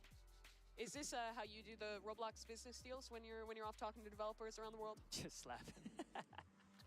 That is true. More fun facts about Roblox. After you compete in Rivals for your promotion, you will compete in Slap Battles to have the best ceiling of the contract. So it is a wonderful world to live in, the whimsical life of a Roblox employee. What's up for IRL Slap Battles after this? Okay, I accidentally just clicked on it. Okay, whoops. I believe that one to you. Still, all 8 of our contestants are standing in this 3rd round. We're watching the Death Eagle. I accidentally clicked on that. Yeah, it's an important run for him. He needs to place in the top 3 here to keep his spot alive in this competition. It's unfortunately a lot of pressure for Slap Battles, a game of whimsical fun, but serious money on the line here. And we'll see Roby again, also someone in an interesting spot. Oh, but Poke goes down. We missed his fall there, but he is out. And all right, that gives a lot of our players still a chance here to get that score. I know Roby's going to be looking for it. The 2nd round now where Poke Dragon has gone down pretty early. I believe he was the first eliminated the last round too, and that's Jay falling. Yeah, a bit of a gang up on Jay. Gets down in the corner. Yeah, he's been eliminated pretty early in the last 2 rounds. Yeah, it's an unfortunate spin for him here. And I'm surprised that first round we saw a long, drawn-out fight. But in this one, folks are dropping. With Poke and Jay out, only 6 remain. All right, platforms are applauding. Okay, Roby getting hit, but staying in it. Now we see back to that King of the Hill, jockeying for position, staying in the middle. Oh, that was a far knockback there. Yeah, a lot of these platforms starting to drop. Yeah, that power is a quick boost. Very important to kind of recover your position or sneak up and get that push slap and get them over the edge as folks show signs of weakness. Ooh, the platform's burning in a weird way this time. It's going to leave a funny shape at the end here. And we're going to see a lot of folks dropping a real fist here. Back. Oh, good use of the blast there to boost his way back in. But they all fall one by one. And it's Roby and the Death Eagle. Oh, this is an important one here. Oh, Death Eagle, can he make it back on? Roby stuck on the platform. They're both falling. Who makes it down first? Roby competing. Oh, wait. The Eagle won. Death Eagle won. The most intense round we've had is wow. I thought Roby would win that. Disappointment the first 2 rounds and now feeling good off that win. Oh, the fans must be real happy after this one. They've given him a nickname. Let's go. The Deagle in chat. Deagle. Oh, that is a good nickname. Wow. All right. Well, a win that he needs, that is for sure. However, the person he didn't need to get second was Roby. So that's going to keep things tight here as this race is getting into, what was that, our third round? I think we got 2 more rounds left of slap battle. Is that Solia? Is that Solia Man? They're still tallying things up to make sure we get everything right here. But you were mentioning it earlier. Doors, a maximum of 100 points here. So even if you're one of these bottom players right now, I'm looking at Pokey Dragon, Icicle, the guys who have been struggling a little bit more. As long as they are not more than 100 points behind the first player, they still technically have a chance to rally back. Exactly. Yeah. It's still anyone's game. So do not give up on your favorite player here in chat. Go ahead and show your love for whoever you're rooting for. But yeah, it's really interesting to see that all 3 matches had 3 different winners. Yeah, a little more competitive than the domination we saw from Antarel in the last game there at Blade Ball. Right, yeah. Good stuff, good stuff. You heard it here. Important for our folks. There is still points on the line in the 2 remaining matches. Hopefully Poke Dragon and Icicle can step it up. And again, our friend Poke Dragon, the player in red from Canada, is a self-described expert of doors. So is Icicle, so that is their time to shine here. But keep it alive with the right slaps here as we are getting underway and getting our next game ready. Maybe that's what they're doing. Maybe they're using their energy for the final match to pull off that miraculous comeback. I would love to see that. That would be intense. It's a good way to do it. How to shark your opponents. You got to just let those first games flow away and then turn it up when it matters. Get their guard down, right? Yeah, when the money's on the line here. So, impressive stuff. Very exciting. Yeah, back in our last game of Blade Ball, it was Jay who pulled off a last-second win, taking home the 5th game of that one. He's in another position to kind of have that rally back towards the end. Born in South Korea, moved over to California when he was young. One of at least 2 players that are local to California playing in this competition today. So for him, definitely looking to get another late win on the board and start to rally his way back up the points. So, Enyu, as a master of the slap arts, are you seeing kind of a meta forming in this competition? Anything unique popping out here that you weren't expecting in the slap battles rounds? I personally haven't played the slap battles where the platform falls down, so that is definitely making a huge difference in the players' play styles, I think, rather than just having the original platform. And like I said, I've always been the one to use the OP gloves because I don't have too much skill. I just like slapping people out of the map for fun. So these guys are very good compared to me. We do have such a mix of the games that I think very naturally fit into like a serious esport. You think something like Rivals, it's an arena FPS. It's like a ton of other arena FPSs that have been popular esports before. But Slap Battles is one that is so unique that it's funny to kind of have the tonal dissidence of this incredibly silly game with these super high stakes and seeing the emotion come off the sleeves of our players while duking it out. Right, and that's kind of the fun here, as I've nicknamed our Roblox Octathlon, a series of skills slot battles see in the gaming world here. Again, starting with slot boodles. Today, we're in the reaction speed games with Blade Ball and Slap battles here, and it's a broad array of skills. Which again, these players, again, with the millions and millions who competed in the hunt initially, was a game of puzzles and skills and ingenuity and working together to solve really complex kind of mental challenges. Now you're tested on all these other elements of gaming. So these folks truly are masters of so many ways to engage in a digital world here. It's quite impressive. We talked about it a little bit earlier in the show, but I want to go back because Enyu, I know you played some of the qualifying rounds to make it in. Can you speak to the challenge that it is? Just wait until they learn about the space bar. Visited that main page for the hunt. Only these 10 made it. It was wait until they realize they know they wait until they learn how to flick. It really goes to show what their perseverance, as we mentioned earlier, over 70,000 hours combined from these players. Right. The amount of battles. It's not just about the skill. You could be very good at the game, but if you don't have the dedication and perseverance to put the time in to the actual event, then you wouldn't have made it here either. So it's very impressive all around. All right, scores are in. Let's see what we're up to from this match. And it's getting 32 to 32. Wow. For first place with 32 points each, and Shafe at 28. All right, big comeback from the Death Eagle, who goes from the bottom of the board to 4th place here. Very good from him. Lime, Mad Max, not just tied in the points for this game, they're both sitting at 123 across our cumulative score here. They're pretty close to Roby and Shafe, our top 2. Is it the same person? Could be. Just move back and forth really quickly. You'd never know. They might be. It's anonymous line. We don't know who he is. He could be the Mad Max we've been missing. All right, folks. It's underway.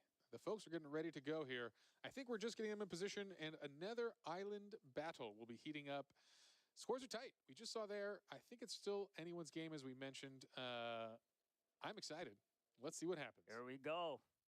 Focusing on one of our front runners here, Roby. He had a really good showing in Blade Battles, taking home 59 points there. He only has 21 to his name. So, oh, here we go. Okay. In slap battles, but still leading in overall points. We'll need to step things up though if he wants to keep that position and be the third player in the top 4. Yeah, we're underway. The music is a-bumping and the slaps are a-flowing. The respectable candidates all shaking each other's hands here, saying, hey, let's just hang out in the middle and relax. Although we see some players on the edge here. Let's see if anyone falls. No, Shafe looks like he's going to be sick. No! Oh. Anonymous Lime. Big knockout for the team. He has been leading so much here. Him going down first is going to be a crushing loss to his score. As you can tell by his expression there, devastating. Yeah. Yeah, that was an important one to keep his hopes alive here. He'd really use slap battles to come back in this competition. All right, some more folks jockeying for position at the edge here. We'll see Roby in a dangerous spot. This could be. Oh, wow. That is crushing. Six Death Eagle down with him. Death Eagle falls on the other side of the map. they traded. Finalists of our last round, an important game for them both fall in the bottom 3 here. It's been a new winner every time thus far for slap battles, and someone else up high in the standings is Shafe. He's going to be one of these final 5 players alive, but close to the edge. He has a battle against Icicle. It's going to be all new players in this final 4. Gosh, that is rough. Poke Dragon, maybe this is his climb to the top here. A first place here is a lot of points he so desperately needs. He's going to have to play this fierce competition at the front of his glove. His avatar looks like somebody who's just been slapped really hard. That is true. He's shocked by something. Those eyes popping out. Yeah, hopefully it's not his score at the end of this game here because he's going to need it. Yeah, I said his rival was John from Garfield when he was asked. Interesting response from him. I don't know. I hate John. Here is he's into the final 3 up against Mad Max, the 2-time runner-up in this game mode thus far. Maybe trying to get his first win on the board against Poke and Jay. And Jay's down. Mad Max and Poke Dragon. Oh, was that delayed? Mad Max wins.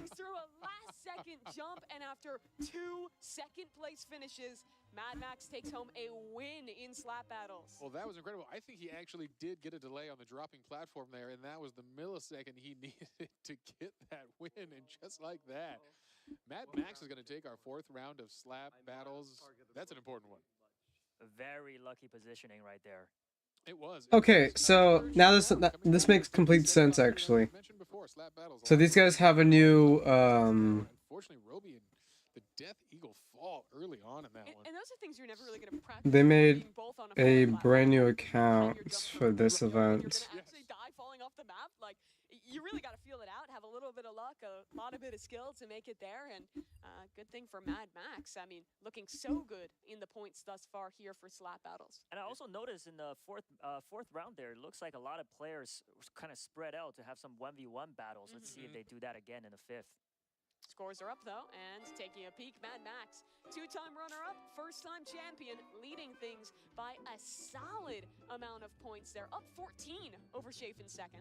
Yeah, that's a big breakout. He needs that. Mad Max now at 48. That is a huge lead as we see a clustering of all the other players. So again, as we ready for our final rounds here, I have to look back at Roby. He has the lead in terms of points right now, but Mad Max has whittled it down to 1. Shafe is only 5 behind as well. So this final round very well may decide who is going to move into the top 4 and claim that second to last spot. Yeah, and we see Roby in the center of our camera right there. This is so important to him. He came in as a massive leader in slap battles and unfortunately has fallen quite a bit now, and his competition is right on his heels. With multiple players within 5 minutes and another within, looks like 15, this is still anyone's game. Roby wants to win this one, not leave it down to the math, get a clean lead out ahead of his opposition. That's his goal in this final round. You'll see if the players recognize it. There is some chance here for kind of some teaming up on folks as we get a push to the edge here. Who's involved in this? Is that Jay and Roby here? They don't want to go down early. Managed to escape that. Yeah. At the same time, though, the players, they don't see the points that we do. They're definitely going to be locked in on the game at hand and just trying to win in every single one of these games. Yeah, and that's all that matters. Again, these collective points.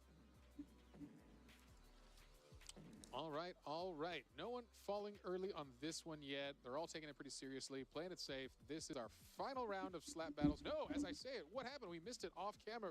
Roby's down. No. And that's a last place elimination. That opens the field wide open. So the player down in 4th place, Anonymous Slime, was trailing by 17 points, maybe just out of reach for him. But Shafe, Mad Max, those are the players we're looking at here to be able to do it.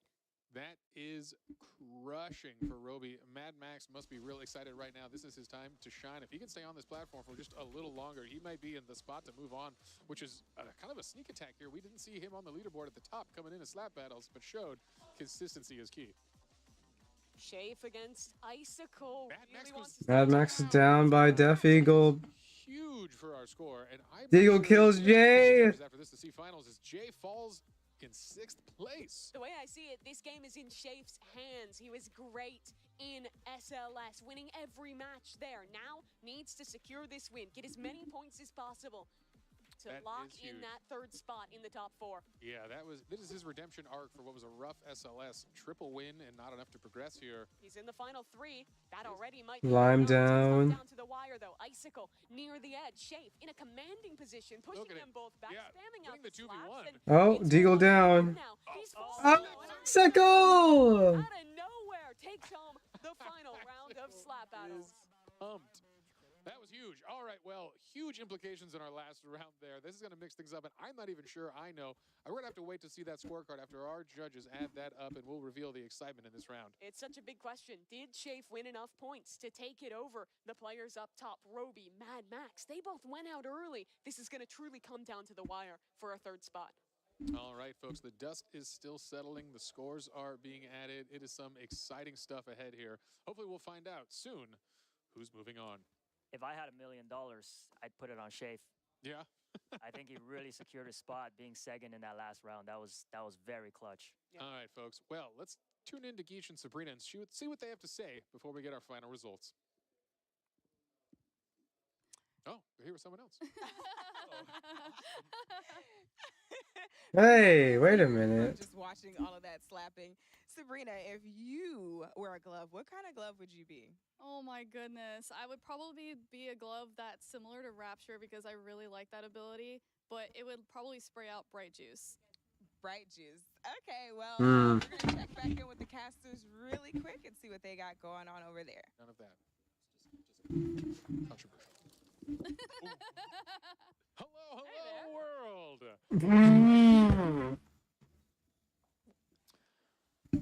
Oh, I forgot to fix the audio. Whoops. About it. They're still figuring out the points for this final round, and I think we have them tallied up now to see where everyone is standing at the end of slap battles. This is just the points for slap battles, though, so not necessarily determinative of who's actually going to be making it through, because it is cumulative, but a very close competition. Mad Max and Shafe came in with a lot of points themselves. You're looking at them as the front runners to make that 3rd spot.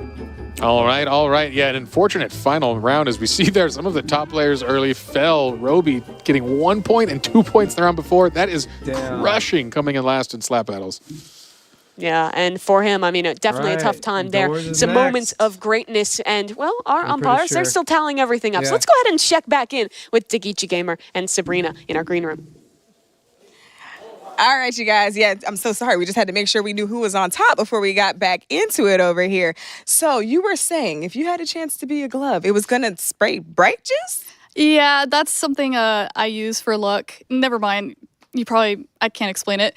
But yeah, what do you guys think about the standings?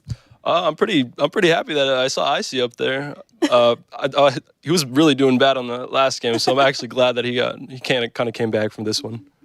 Okay. With that being said, with Icy, kind of pulling back up, are you not worried about having to go up against them? No, not for the next games. I'm pretty confident for these next two, especially in the top 4 ones. So I think I have a pretty good shot of getting to the grand finals here. All right. Well, time will tell who advances us next. But joining us now, we have 2 people that you may have already seen, or maybe not, who have already punched their ticket to the next round. We have Daddy Dead and Anterel. Welcome, you guys, and congratulations. Thank you so much. Hello. Oh my goodness. Duddy Dud, you've advanced after playing Dress to Impress and Super League Soccer. How did you prepare for such a wide variety of games? Yeah, I played Dress to Impress for like hours and hours and hours with friends because I think my sense of fashion at first was really bad. I was not confident for Dress to Impress at all, but I was really surprised when I got first on that one round. So, and then Super Soccer League, I mean, I don't know. I thought I did pretty well there, so. Oh, yeah. Just a little bit of practice on that one. You definitely went crazy on the third round. That was my favorite on Dress to Impress. Thank you so much. I like the first one was really good. My second one was pretty bad, I think, but that's okay. You thought it was bad? I thought it was bad because I saw everyone else is doing the ice fairy way better than mine, and my colors didn't match, I think, so I thought it was bad. Okay. Well, okay. We are definitely our own harshest critics, for sure. Yeah, I beat myself a little bit because I thought I could get first, like, way better there, but it's okay. It's okay. Well, that's how you do it. Just play with your friends and let them be your critics and let them judge you and troll you. And then eventually you end up in a competition where you can compete for $1 million maybe and pull it out, you know. Shout out to Makio for that friend that helped me out. And so, Terrell, how what was your strategy? How did you approach Blade Ball? Like, what was your strategy for that? Just survive. Right. Oh my goodness. Well, clearly it worked. All right, so we're going to take it back to Jay Party. Thanks, guys, for kicking it with us, and we look forward to seeing you in the next couple of rounds. Thank you so much. All right. Good job. Yeah, thanks so much, guys. It's good to hear from some of our contestants that have already made it in. But we have another player joining them, and I'm happy to announce our umpires have tallied the score. And the third finalist making it through after the conclusion of slap battles. It's Shafe.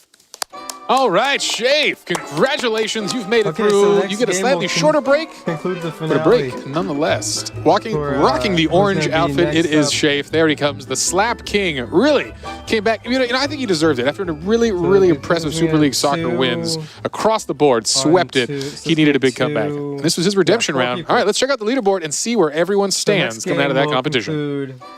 Who else is going to All right. And again, a tie now. Roby and Mad Max. But right on their heels is Anonymous Lime. And, of course, the Death Eagle Yeah, going the into Eagle's a not gonna massive really scoring get game there. here. Hey, we know by this math, this is a huge point score. So guess Hopefully what? he can, Anyone though. could still make it, although Poke Dragon, the man from up north, has a lot of work ahead of him. That he absolutely does. Roby, though, got to be feeling a little bit rough after placing last in slap battles. Had just a couple points more, and he would have been making it into that top 3. But he has another chance indoors and is still our leading contestant heading into that next game with a lot of really points on the line here, Jay Party.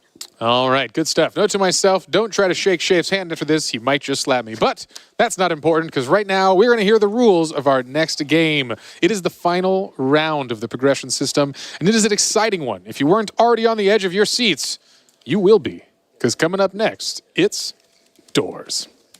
Game 5, Doors. There is just one free-for-all match. The goal is to avoid attacks and survive.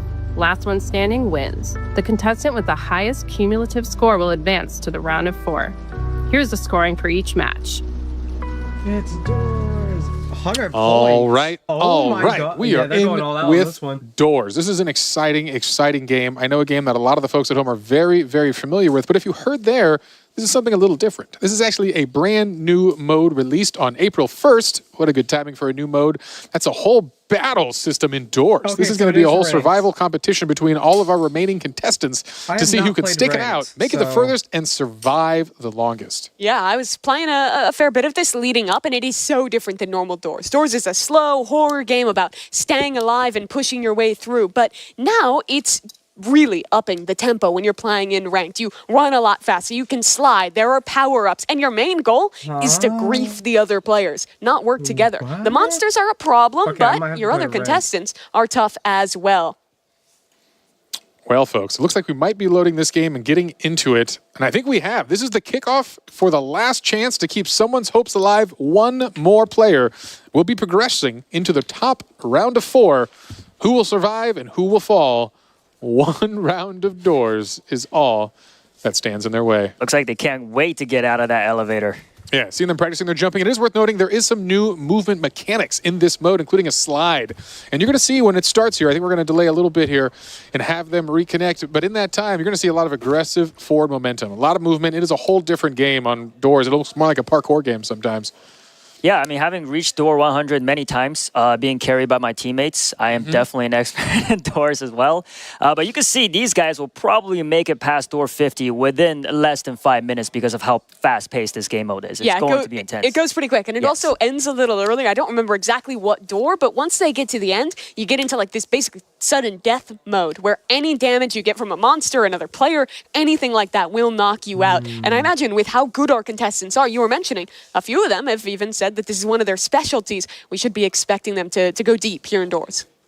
Yeah, going to be exciting competition. And maybe we can give a little more background indoors. This mode also has an array of new items that have been added. So while you might be familiar with the monsters, there's a whole new array of objects, different bombs to throw, knock down players, slow them down, do some damage to their health bars, and of course heal that back up, as well as some fun, unique items hopefully we'll discover throughout the match.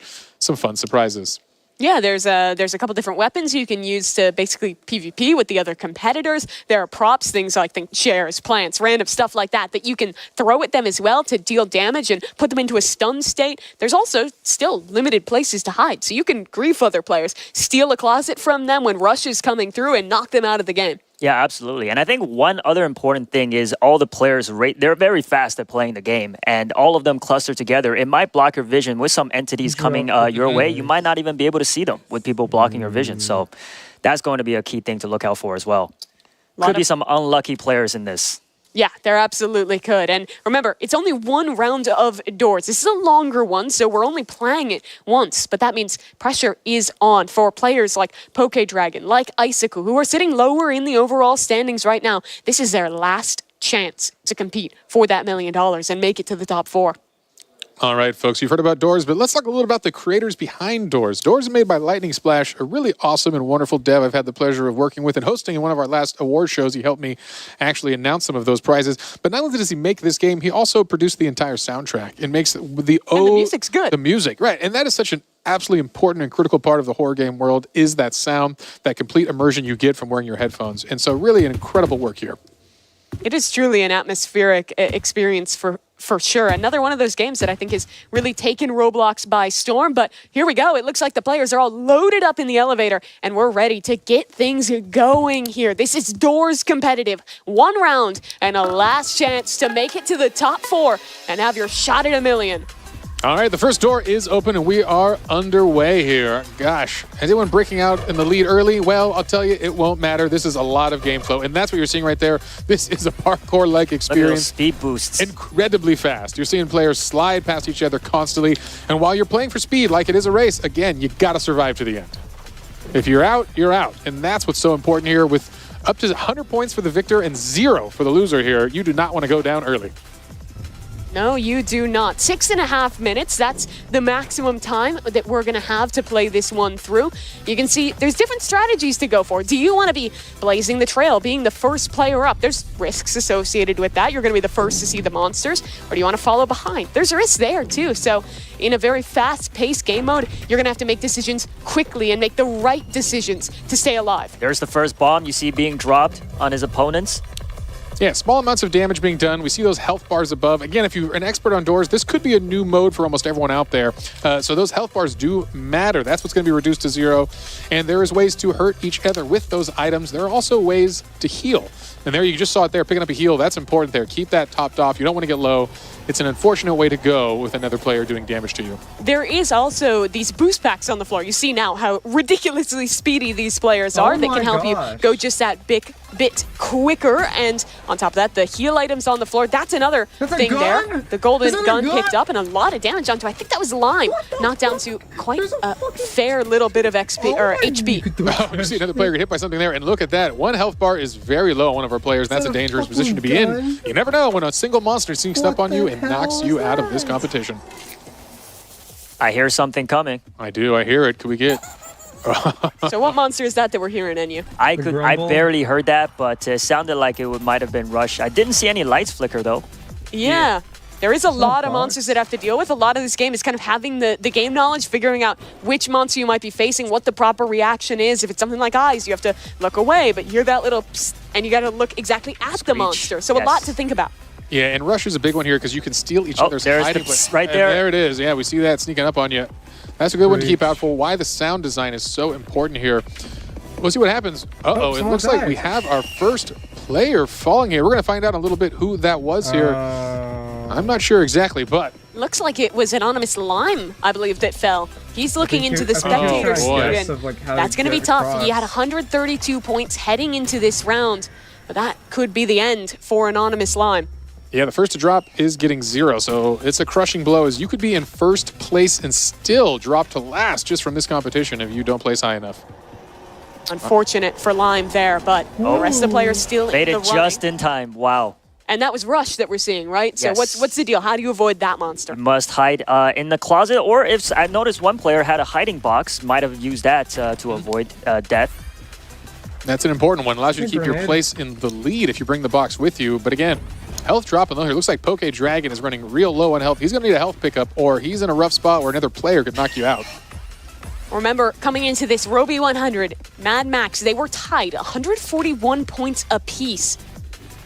I realize So, like a remix. just one place difference for the two of those will Just, make or shot. break your chance at $1 million. Yeah, but it also means all of our top 4 players, including the Death Eagle, are within 20 points of each other. Meaning, you take that first place spot, you can knock all of the other competition out of here and secure the last spot. When you look at someone like Icicle, like Poke Dragon as well, towards the lower part of our standings, they're preying on the downfall. Not only do they have to win, but they have to prey on the downfall of our top players. So for them, Anonymous Lime losing out this early actually gives them a greater chance as we go deeper into doors. Yeah, it's huge. It knocks the tournament wide open here and allows some of these players to have a real shot at getting at the last spot in the top 4. You have a lot more agency than in the other game modes of how to take other people down. So if I was someone like Poke Dragon, like Icicle, I would be trying my hardest to grief Roby, grief Mad Max, try and get them out, because those are your biggest threats right now. Don't give them any ideas. We'll see. They all seem pretty focused. And again, it is a dark and fast-paced world here. I know it can be challenging for the players to get a sense of where the competition is at while not falling too far behind, which is a quick way for a swift exit. If you fall too far behind, the game has some mechanics to ensure you're out of there. As we hear another monster close in here, just taking a second to enjoy the sounds of what is an incredible top horror game in the world. And you talked about this music. It's so impressive that a dev was able to just put that together as Poke Dragon gets a little jump scared, but still alive on a sliver of health. Yeah, his dreams of this competition are still going on that last sliver. We'll see if we can find any plants. relief, or if he's going to get knocked out by even another player with that low of health. Still 6 players left, but as I who say went that, down? someone falls. Who did we just and lose? that That was was Icicle. And Icicle? coming into this with 107 points, well, only that receiving one. 10 from his finish. That should be the end was of Max. Icicle as well. Oh, but good news maybe for the Max lower died. players. Mad Max is gone. Oh, this is huge with Mad Max dropping again, one of our leading players. This means Roby and the Death Eagle are still very much so in this. Okay, Dragon's dream stays alive as well. Okay, we've got a lot of points still ahead here as we're getting deeper and deeper into the doors puzzle. I'm not even, do you guys know what door we're on here? I'm having a hard time just even keeping track of how quick they're moving. Our contestants are moving so fast, it's almost impossible to tell. Eyes spotted Screech as well there for Jay. He avoids it and stays alive. Yeah, good camera work. And it's important to note from the observers, those quick spins, those quick turns, they matter so very much in this game. Those are all tactical. You are looking for monsters. You are getting the response.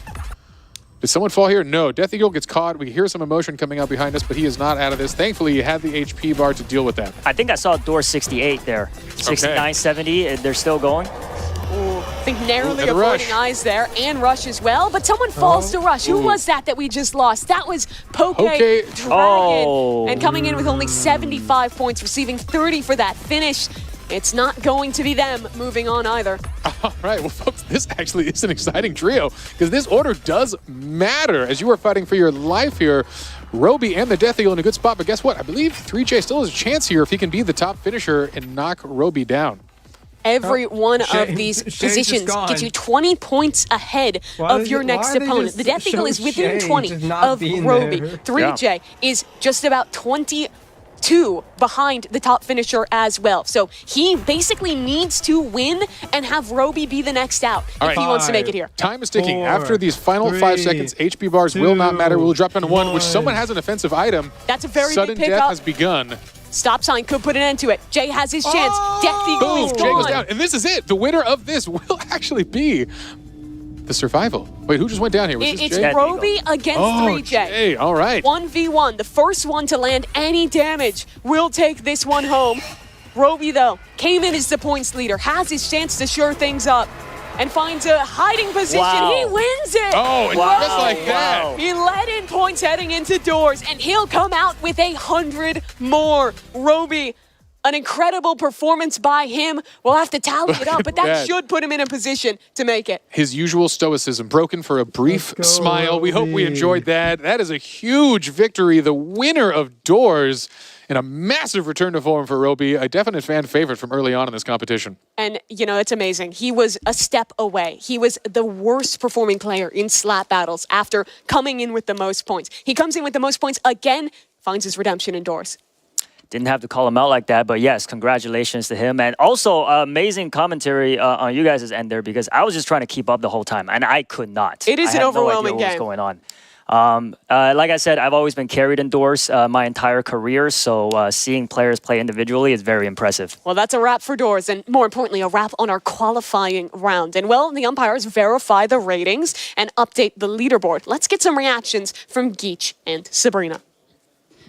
My initial reaction, wow. Just wow. That was some next level gameplay. How long do you think you would have survived, Sabrina? That was my first time actually I would have ran into the wall and died Doors immediately. ranked, That was so. way different than normal Doors that I've played. It was so fast. Yeah, my eyes could barely keep up. It's already moving fast, but then we're zooming between the screens too. How did they know what to do? I couldn't tell you. There was so much going on, and that level was really different. Yeah. And they were able to sabotage each other? Yeah. Was I seeing that? That's a pretty cool addition to Doors, you know, as complicated as it already is. And then now you're playing against people, not just alongside each other. Because I guess typically when you play Doors, you're working as a unit, you know, working together to get as far as you possibly can together. And now we're adding in the element of competition, which takes it to a new level. So in that case, I would not survive very long. Yeah, To no. answer your question. I hear you. I'm not making it out of the lobby. Like, well, I guess the elevator. I'm not making it out of the elevator. Is that as far as you've made it? Actually, I think I've made it to the library before, where you kind of have to be stealthy. That's pretty far. I'd say yes. You know, maybe I've had to use a Robux or two, you know, to buy a revive because I have had my fair share of pay to win.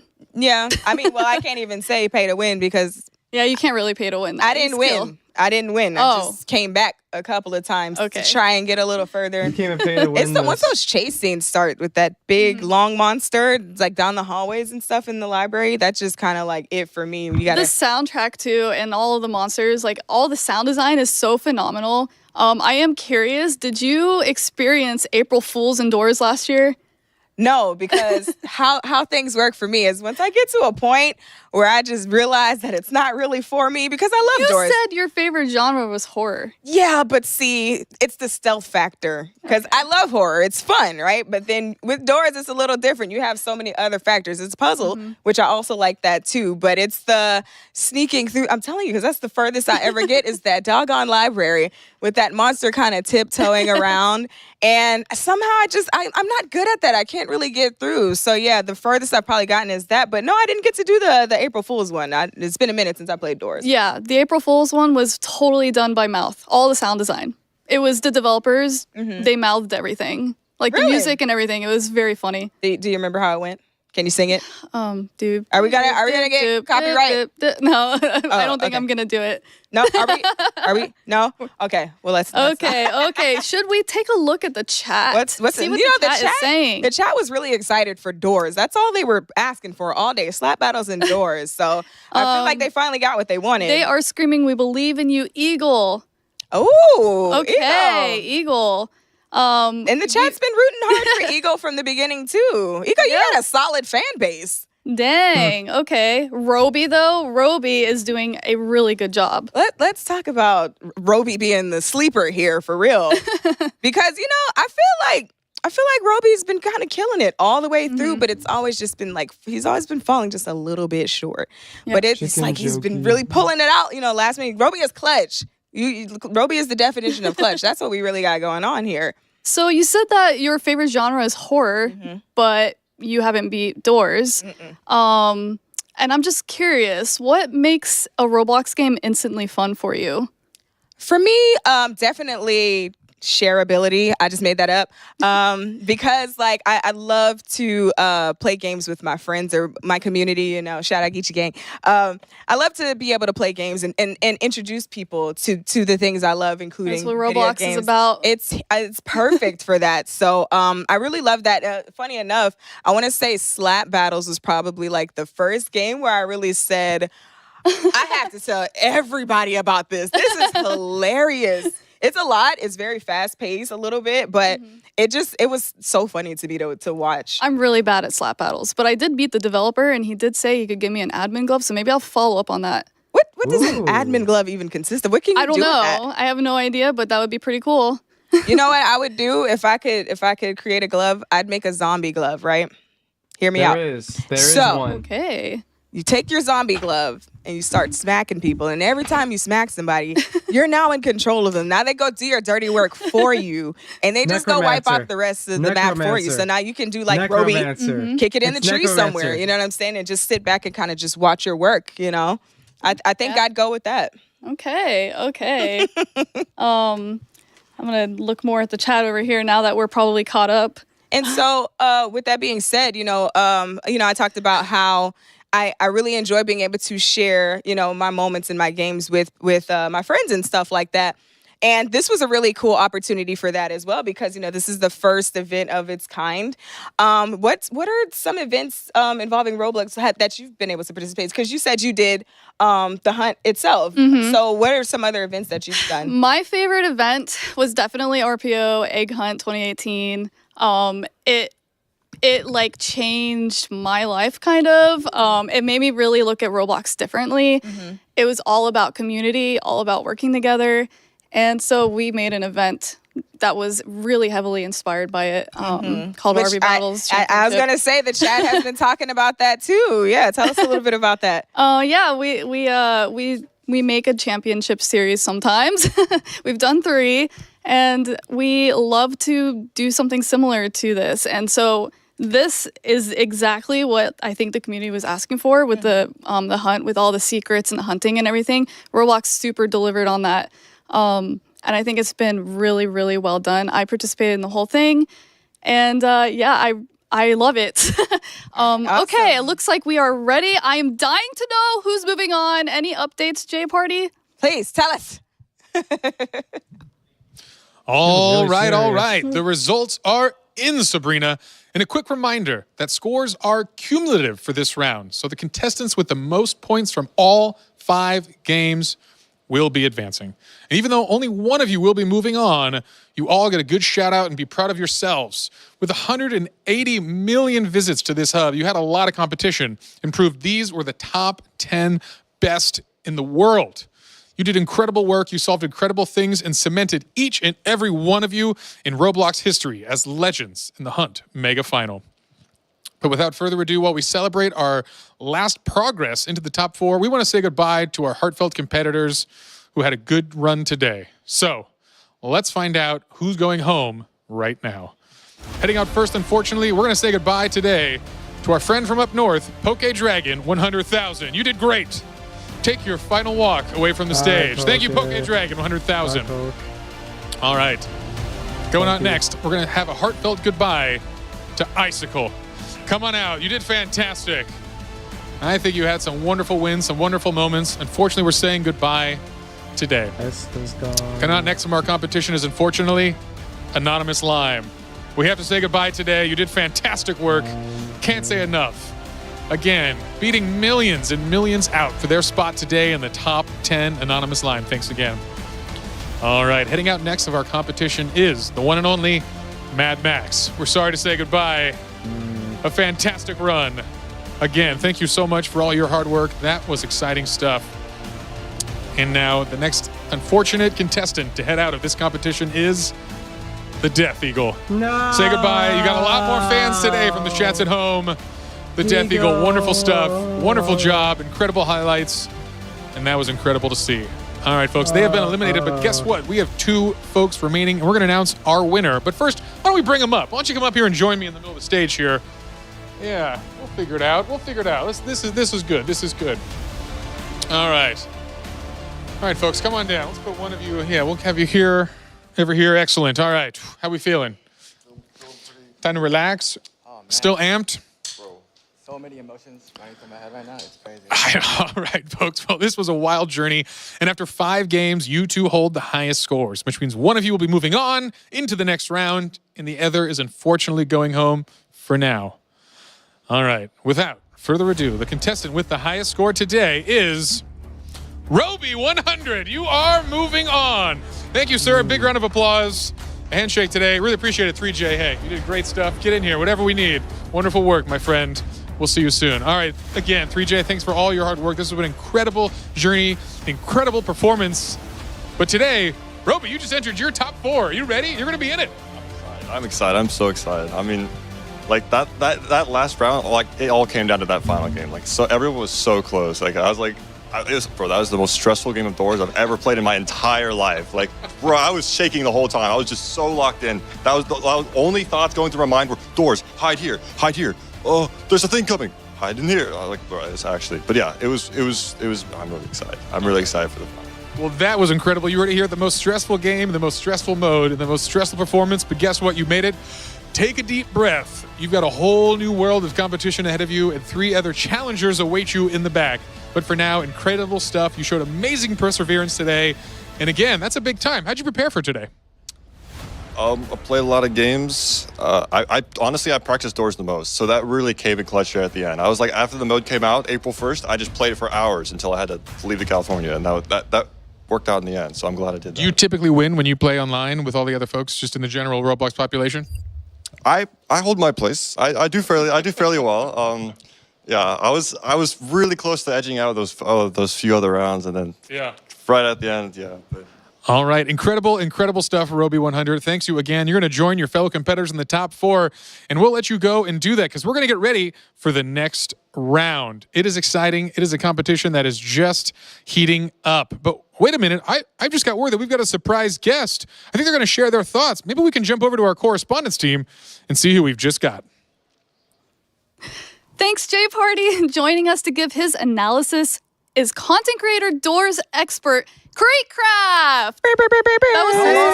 Hi. Hi, how are you doing? I'm great. How are you guys? We are excellent. We are on the edge of our seats through this competition. I know, this has been like so crazy to watch, just like back and forth. Like I'm sweating over here and I'm not even playing. Me too.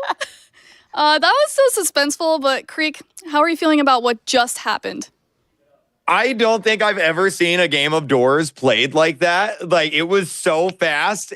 I couldn't even tell at some points what was going on because they were just going so fast. They were moving so fast. It was crazy. Those were exactly my words. Yeah, it was quick. Have you ever considered like what it might be like to play a game of Doors with all these added features to it? Because now you've got attacks, you've got bombs, you've got weapons, you've got extra attack. Now you're playing against people instead of just playing it to win it. How do you approach something like that? You know, before I saw them play, I was like, you know what? I think I'd be pretty good at this. And now it's like, no, I'll let them play. I'll just sit over here and watch from the sidelines. No way, Jose. So are you saying you would not play against any of these guys? Yeah, definitely not for money. We'll say that. Like for funsies, maybe, but money on the line, ain't no way. None of them. It's You think you can handle that pressure?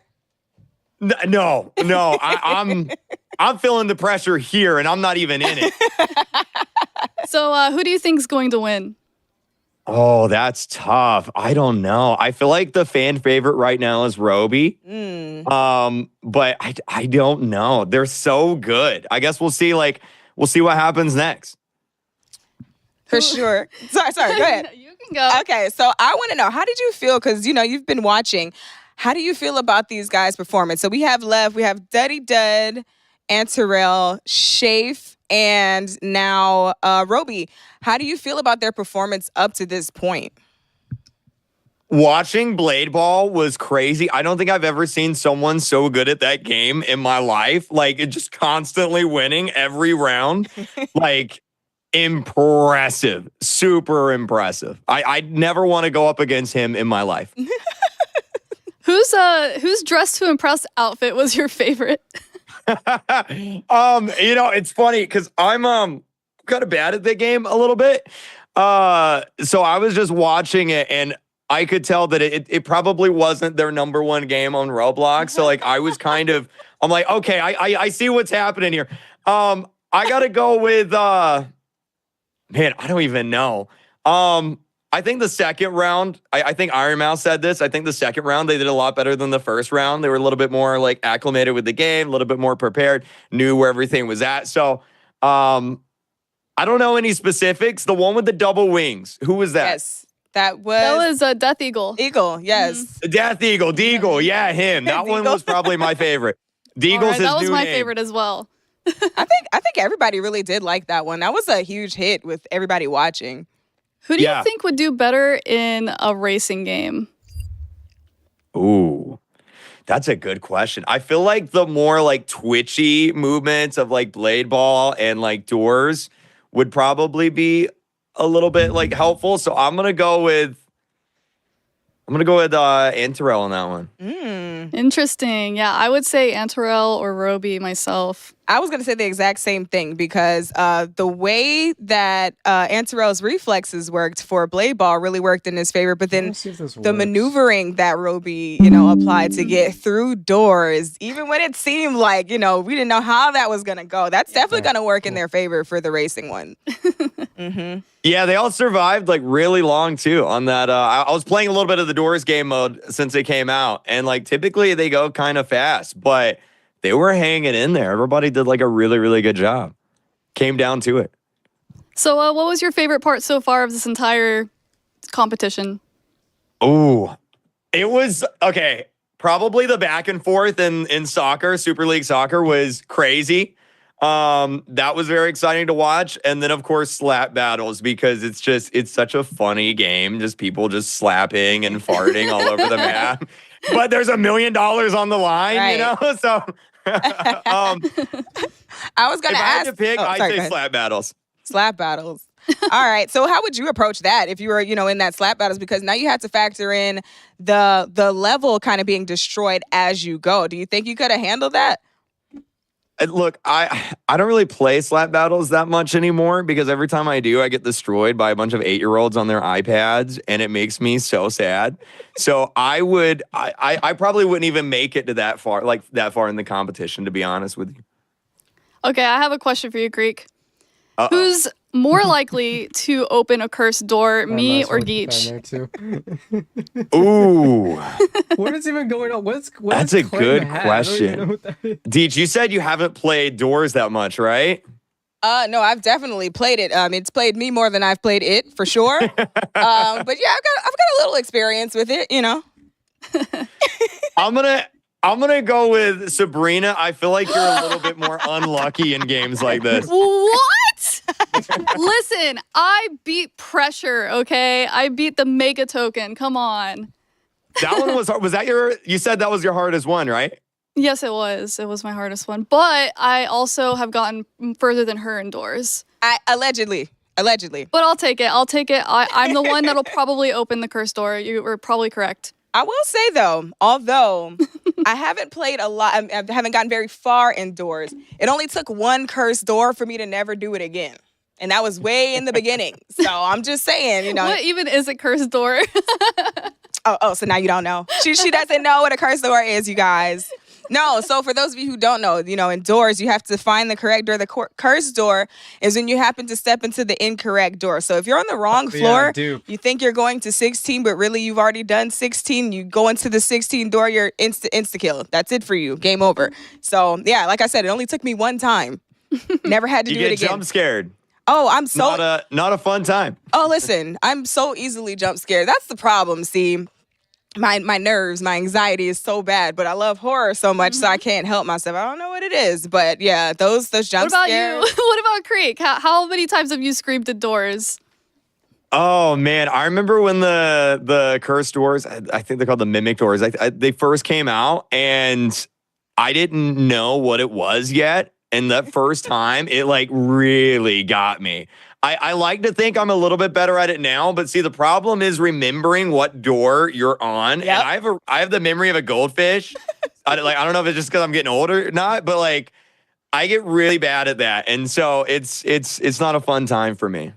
Dang. Well, I'll make sure we have you playing more scary games. See, now I want to see what it's like for you to play this new level, this new version of Door. I want to see you do the competitive mode now, because even though you were like, oh yeah, that in the beginning, it kind of got me a little bit. I just feel like you're too comfortable. So now I feel like you got to really push yourself and get into like the new modes and see how you can hang with the folks throwing grenades at you while you're sliding under a wall and also trying to ward off a screech. We'll see. I'll reach out to one of these guys at the end, and maybe we can arrange something and see just how I do. I'll probably die in the first 5 seconds, but we'll see. Do you have a favorite entity / monster? Oh, see, okay. From looks, I gotta go. This is about to be the most long-winded answer of all Take your time. Yes, do it, please. Let's hear it. So I like Figure because I think he's probably like the most iconic in terms of like villains for Doors. My favorite entity though is probably got to be the new Sally window entity that I think was like a few updates ago. They added Sally in. My least favorite though, got to go with Ambush. Hearing Ambush come, it like my heart drops. What about you guys? I don't know. I hate Screech because he's just annoying. But a favorite, I was saying Rush earlier because I just made up a stupid reason because I would never mind. Don't even listen to me. Because you would rush? Okay, so I asked her, I said, if you could partner up with one of the entities, which one would it be? Yeah. But thank you so much, Krieg. Entertaining as always. Appreciate you for joining us, man. Thank you. Thanks for having me. And keep up the good work. This is awesome. Thank you. All right, so we're going to throw it back to Jay Party. Come on, Jay Party, tell us where we are. All right, my friends, we are back. Creek, always a pleasure to see you. I hope we hang out again soon. But folks, we're going to keep things moving and kick off the round of 4, which is, of course, a double elimination challenge. Win twice, you're in. Lose twice, and you are out. And all 4 players will play both Driving Empire and Rivals. So you'll be getting some driving and some shooting in to see who's the best. All right, folks, get ready for some adrenaline-pumping racing action, because Driving Empire is going to start our round off with the final round of 4. 6, Driving Empire. There are 2 matches in a 1 versus 1 format. Whoever crosses the finish line first wins. All 4 contestants will advance to the next game.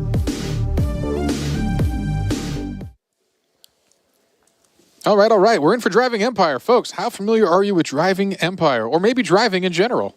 I haven't known to drive here and there in real life. Driving Empire, though, not so much. I think I have played it once before for a different event, so not too familiar with it. I don't have a car in real life, but I've played Driving Empire a fair bit. It's a really fun game. It's cool. It's one of those kind of special games. You have a ton of licensed cars. You have a ton of options to choose from. Today, all our contestants are going to be rocking the same vehicle to put us on a level playing field. But it's definitely an intense one. Going head-to-head in a race against one other contestant. You make one mistake. You turn slightly too much into a corner. You collide with one thing, and that could set you back for this entire race. And now no one's going to be eliminated in Driving Empire. But if you lose Driving Empire, you lose your opportunity to be the undefeated player into the $1 million round, which is an absolutely huge advantage there. All right, let's check out some shots and remind the folks at home who exactly is in this Final Four competition. And here they are. We have rearranged the studio. You're seeing Shafe and Roby here. Roby coming off an intense win indoors to secure his spot as the 4th finalist here.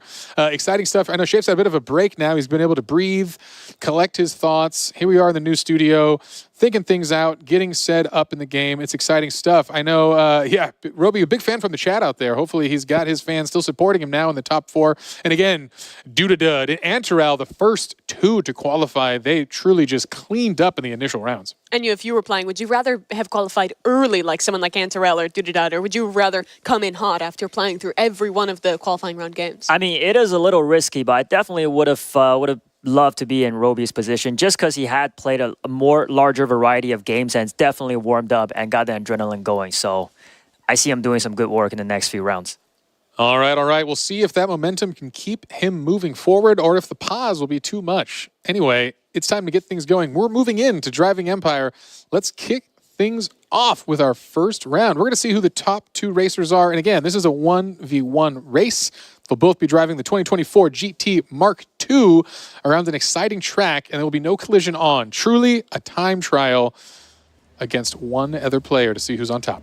Well, it's the green car versus the light blue car. Roby against Dud in our first round here, and they're revving up their engines, ready to go and get us off to the races here. All right, we are underway here, right on this bridge start here. This is going to be 3 laps around this arena, and this is an interesting course. There actually is a handful of shortcuts throughout it as, we see some stuttering on that first turn there, and then we see our first opportunity for a shortcut not taken by the blue player. Roby fell a little behind. A lot of race to go, though. The risk with the shortcuts is if you don't land them perfectly, you can end up flipping your vehicle or kind of veering off in a weird way. So you really have to consider, and you see the second shortcut. The blue car takes that. That's Dudadud now pulling ahead here, but catching up with a lot of speed is Roby on the overtake. He's out in front again. Yeah, that was an interesting one. You saw the shortcut take, but again, going through the dirt there is going to slow your car down on that attempt for a max speed maneuver. But, this dangerous turn. We've seen this cost a lot of players time here, and they kind of weave their way through it with Roby actually getting in the lead there, taking a little bit of a tiny shortcut, but still neck and neck. Very close competition. It's 3 laps around the course. We're about halfway through our second. Shortcut taken for Dudadud, and that's going to get him back into the lead here. But just around the corner, they're very close. I think right on each other's tails here. How important you think map knowledge is compared to actual cornering skills and speed? Yeah, I think the map knowledge is incredibly important because that's where you got to apply your skills. And again, with the high speed shift, if you look at those mile-per-hour drops, it's huge. People are dropping almost 0 on some of these incredibly tight turns, and it's an important part of it. Well, just around the corner from each other, Roby is trailing. He won that last round, the final player to qualify to this top 4, and he's falling behind in this race. Dudadud, he takes the corner here. How close is that green car? Does he have a chance to catch up? Because Dudadud is doing this one perfectly through the finish line. He'll take this home in first place as Roby rounds through in the second place of this round. And for Dudadud, an opportunity now to head into Rivals as a victor in the first round, maintain his second life, and for Roby, it's going to be last chances here when he heads to Rivals. You know, true Roby style, he's got to keep it entertaining, taking a quick loss here in his first elimination. He's still in it. We want you to know that clearly, but he's only got one more chance to stay alive because, again, he keeps the drama flowing. But an exciting win. All right, folks, let's check out this Final Four leaderboard and see where we stand. This is how we're going to go through the double elimination here with Dudadud taking the win and Roby taking the loss. So this might look a little confusing. It's as simple as an O means they won the round, the X means they lost it. It's all 1v1, so you'll only ever see 2 players represented per round. You have to win 2 before you lose 2, which means at maximum you'll play 1 round of Driving Empire and 2 of Rivals. The win here for Dudadud. As we're mentioning, though, it means when he heads into Rivals, he'll have 2 matches and 2 opportunities to qualify. Yeah, definitely. And I was just taking a look at the chat here while you were talking. We put up a vote on who will win this round, and it looks like the fans were supporting Roby. So hopefully he makes his comeback going into Rivals. Well, we appreciate his drama. All right, 1 match down and 1 more to go. Coming up next, we've got Antarel and Shafe heading in with the orange and gray car. We're going to have Shafe orange color. In the orange. Yeah, it's a good color. We appreciate them matching their jersey colors for this competition. And here is the warm-up. Let's see who will get first off the gun here. Exciting times. And all right, across the bridge they go. No initial mistakes from either player. Coming into this first bank, this is where we see the people going a little too quick, hit this rock wall, and take a huge loss. But no, clean for both of them. Very nice cornering from Antarel, the player with the most Roblox experience. 16 years since he first played a game on the platform. Still looking strong in this one. Yeah, they've come a long way, I'm sure, from what his first game was that first week of the platform. But hey, still going strong.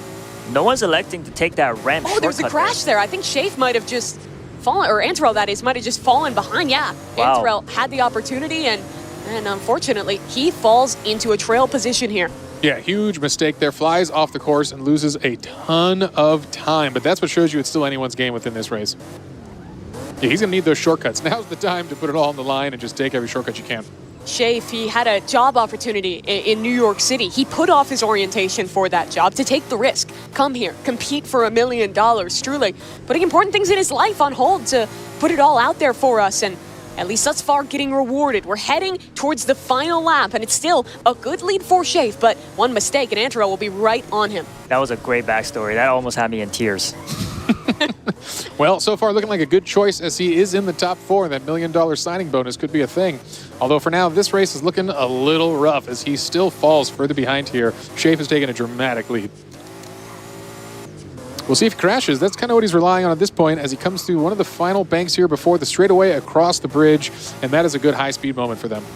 We're coming up towards the final corners, and Shafe, he hasn't made a mistake yet. He'll round the corner and take things home. Oh, man. Good thing he clears that. Into the water. He hits the final checkpoint, and Shafe wins his round. He'll face up against Dudadud in the 1-0 game when we head over to Rivals.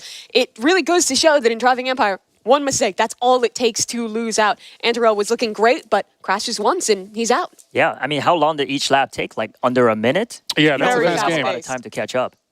You know, in true racing style, we appreciate the Driving Empire folks. But hey, I think it's time to check out this leaderboard and see the results of this match. And there it is. Shafe with a win. Dudadud undefeated as well. So Roby and Antrel, they'll be facing elimination in Rivals. An exciting, exciting game. Roby, keeping it dramatic as always. We'll see who can do it. Antrel, the defensive player of the early game soccer, coming through here in the shooters. We'll see if he can keep it going. I think every viewer is foaming at the mouth to watch Rivals coming up next. Hey, but first, let's check in with our correspondents, Team All-Stars. Geesh and Sabrina, what's going on, you two? Oh, my gosh. Oh, my gosh. I need to catch my breath. That was some high-speed, high-stakes racing. Sabrina, what did we just witness? We witnessed some intense racing. I thought that, like, at first it was going to be really close, and then at the very end, like, Shafe got really in front. Yeah. It seemed like it kind of happened that way with both races, too. They were just neck and neck for, like, most of it until the very end. Right, because you figure the first race, you had, who did we have? Dud and Roby, which I was really sad to see them go against each other because I wanted to see them go a little further together. But, excuse me, y'all.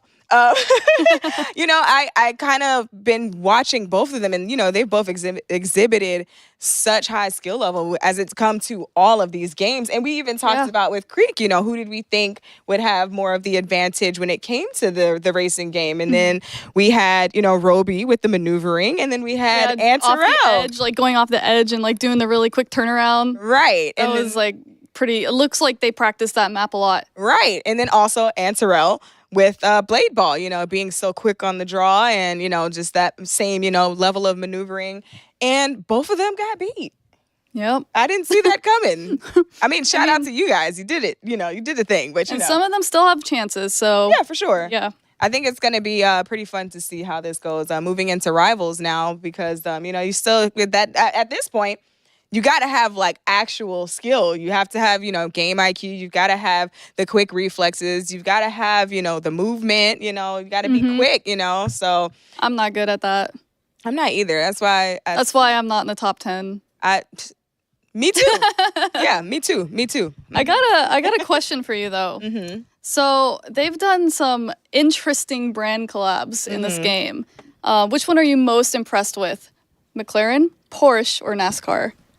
Oh, honestly, I'm impressed. I'm super impressed that anybody could get McLaren on board. You know what I'm saying? That's really dope. So yeah, I think that's I'd have to say that one. Okay. Well, we're gonna give it right back to J Party and look at the score. All right. Thank you, and welcome back to our competition here. Things are just heating up, and we're gonna get this next round underway, folks.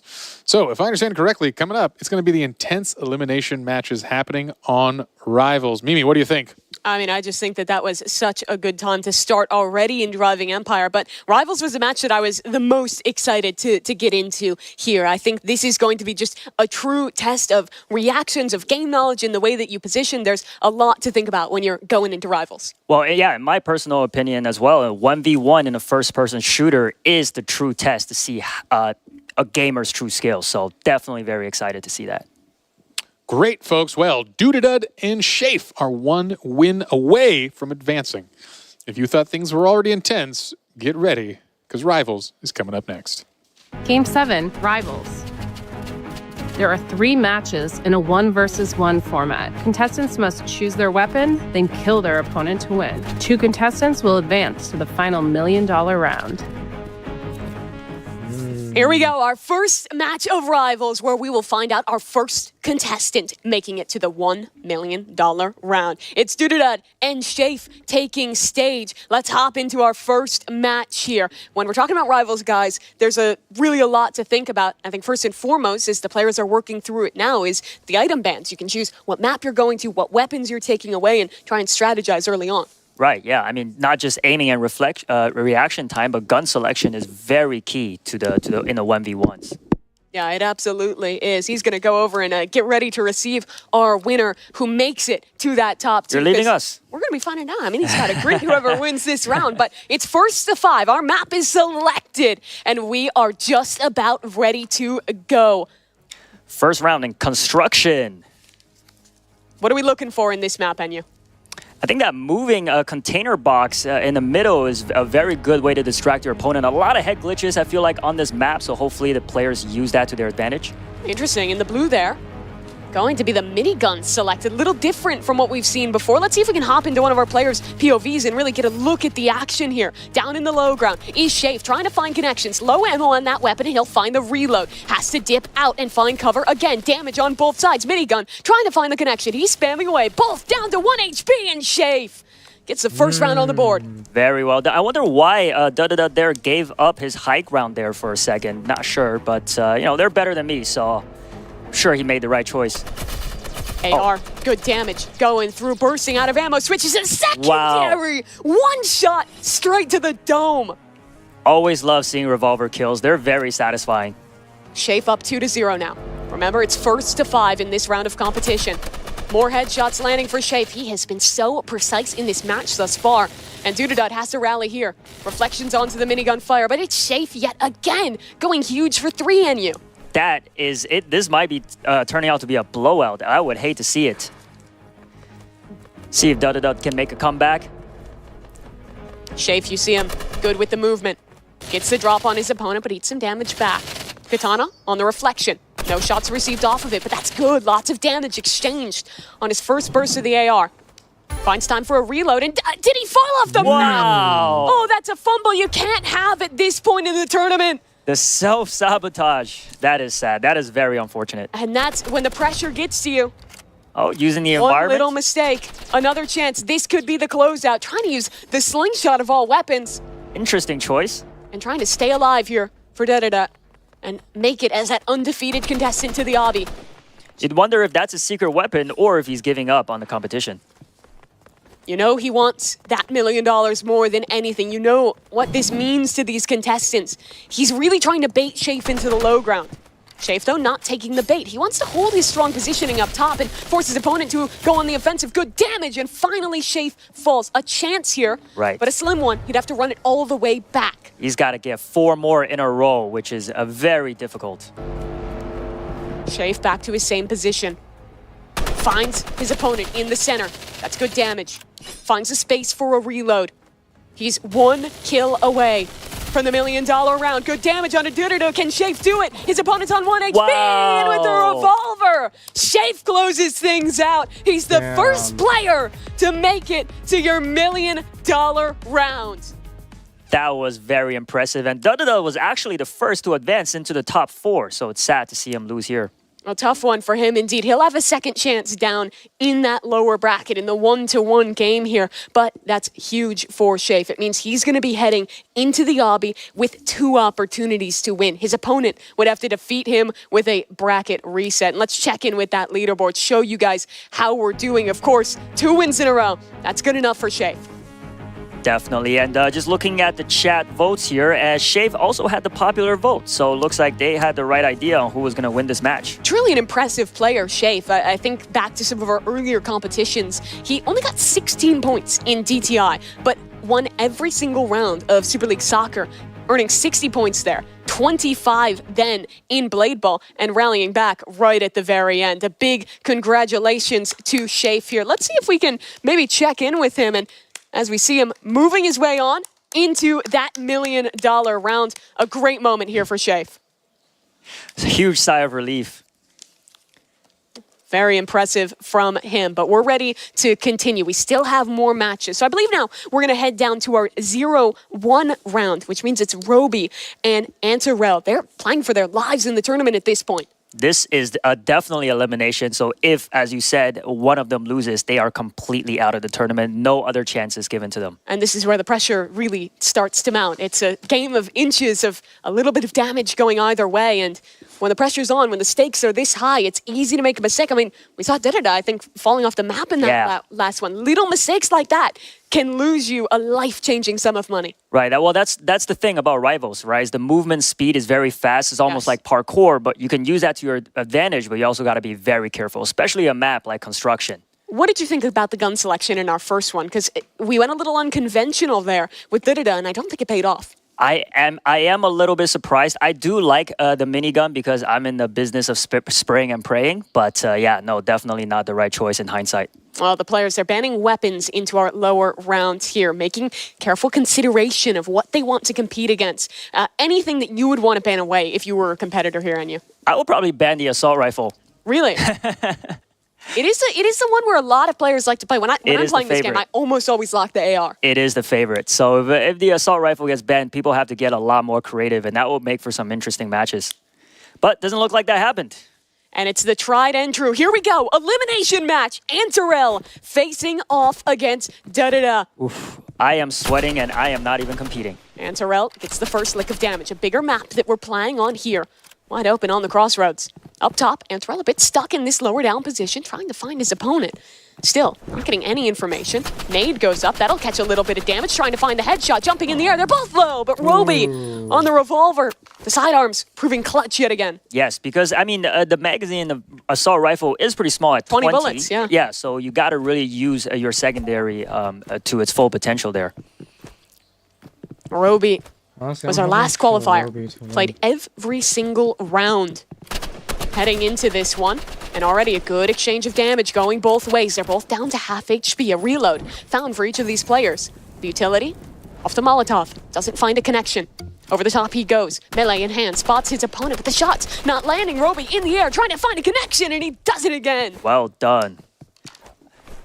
One shot away from death. Roby clutches up. Very nicely played from him. I think Roby thus far has had some impeccable movement in Rivals. And it looks like the votes are in, and the viewers are voting for Roby as the favorite. So let's see if he could pull out these next. Whoa, there you go. Got another. Yeah, we're up to 3-0 now. I want to focus on Antarel this round because we're starting to get to dangerous territory. This man has got to turn this around when the pressure is high, when he's against a strong opponent. And this is what I mean. Oh. That damage, it's just incredible. He hasn't even received a lick of damage, and Roby's beamed him almost down to 0 HP. It would take an impeccable clutch to bring things back, but from mid-air, amazing movement. Wow. Roby off the top rope decimates Antarel. And we're on the verge of a sweep. Oh, man. I would be so nervous if I was Antarel. And like I was saying earlier, this is where the 1v1 FPS shooters is where your skills really show. It's all about mechanics in the 1v1. And again, Roby at range is dishing out the damage. Antarel, his last chance at $1 million, trying desperately to stay alive. Low health. An aid to try and connect. Oh, that's good damage, but Molotov. Still needs to find the shots at the end. Looks like Antarel is electing to go with the ADS, with hipfire, even at long range. They spot each other, though. Antarel trying to find this connection. The spread on the bullet's just a little bit too wide to be able to take his opponent down. That's a good nade, but doesn't quite find its mark. Antarel now moving back through. This is Roby here as well. Trying to look for an opportunity. Antarel! Wow. He's back with at least one round, Enyu. The dreams stay alive. That was an intense one. When it gets close like that, this map plays a lot differently. There's way more opportunities to hide, duck for cover. Yeah, it's a very big map for 1v1. Oh, lots of damage going both ways here. This could be the end for Antarel. He needs another round win in a row. And to even build more off of that. But he's taking damage. Spots his opponent. Interesting reload time there. Not sure why he chose to do that. Still, you always want as many opportunities, as many bullets you can. Any second, You want to get that reload through, and he's kind of lost. He can't find where his opponent is, but it's the same for Roby. We're watching a man on the verge of staying alive, of progressing, having a chance to play another round, and maybe make it to that million. They both understand the map very well, and it shows in their movement. And Terrell. Low health. 63 to his name against 60 on Roby. Low time, and Anterel again. Bad He timing really there run with this back. Yeah, bad timing there with climbing up the stairs. Couldn't recover. And Terrell spotted him first, so I think he could. Anything is possible. Momentum's big. If not in the actual game, in the emotion. You feel like you have a chance when you start to score wins, rally through it. Range Roby, he's been successful. Like Jay Party said, he likes to put us in an emotional roller coaster. Oh, he does. A couple shots missing, a little uncharacteristic of what we've seen from Roby thus far. A good nade. Doesn't do too much damage. Reposition. Anterel still stuck into the low ground. It's a danger to contest at this range, but the shots are good. He's connecting again. Wow. 4-3. He's 1 away from tying this round yet again. This is unbelievable. Come on, Roby. It did not seem that close from the beginning. Certainly didn't, Enyo. Don't throw this. And now you have to start to look at this from Roby's POV. Can he close this out? He doesn't want to choke this opportunity away and find himself eliminated from a 4-0 start to Rivals. Dives into the low ground, close quarters battle. It's coming down to the wire. Did Anterel not turn around in again. time. Wow. The game is tied. I think Anterel's electing to stay in the low ground because he could just duck under the tunnels and move around and really lose Roby. It's happened a couple of times, so great strategy. 4-4. Everything comes down to this, but at range, Roby, he wants to close this out. Don't let the game slip. Don't let this be the one on your memories as you go to sleep tonight. Anterel, low again, but he's been clutch all game, trying to dip and dive. He'll get back to cover, the safety of the low ground where he's been successful all game. This is so intense. Anterel, can he do it?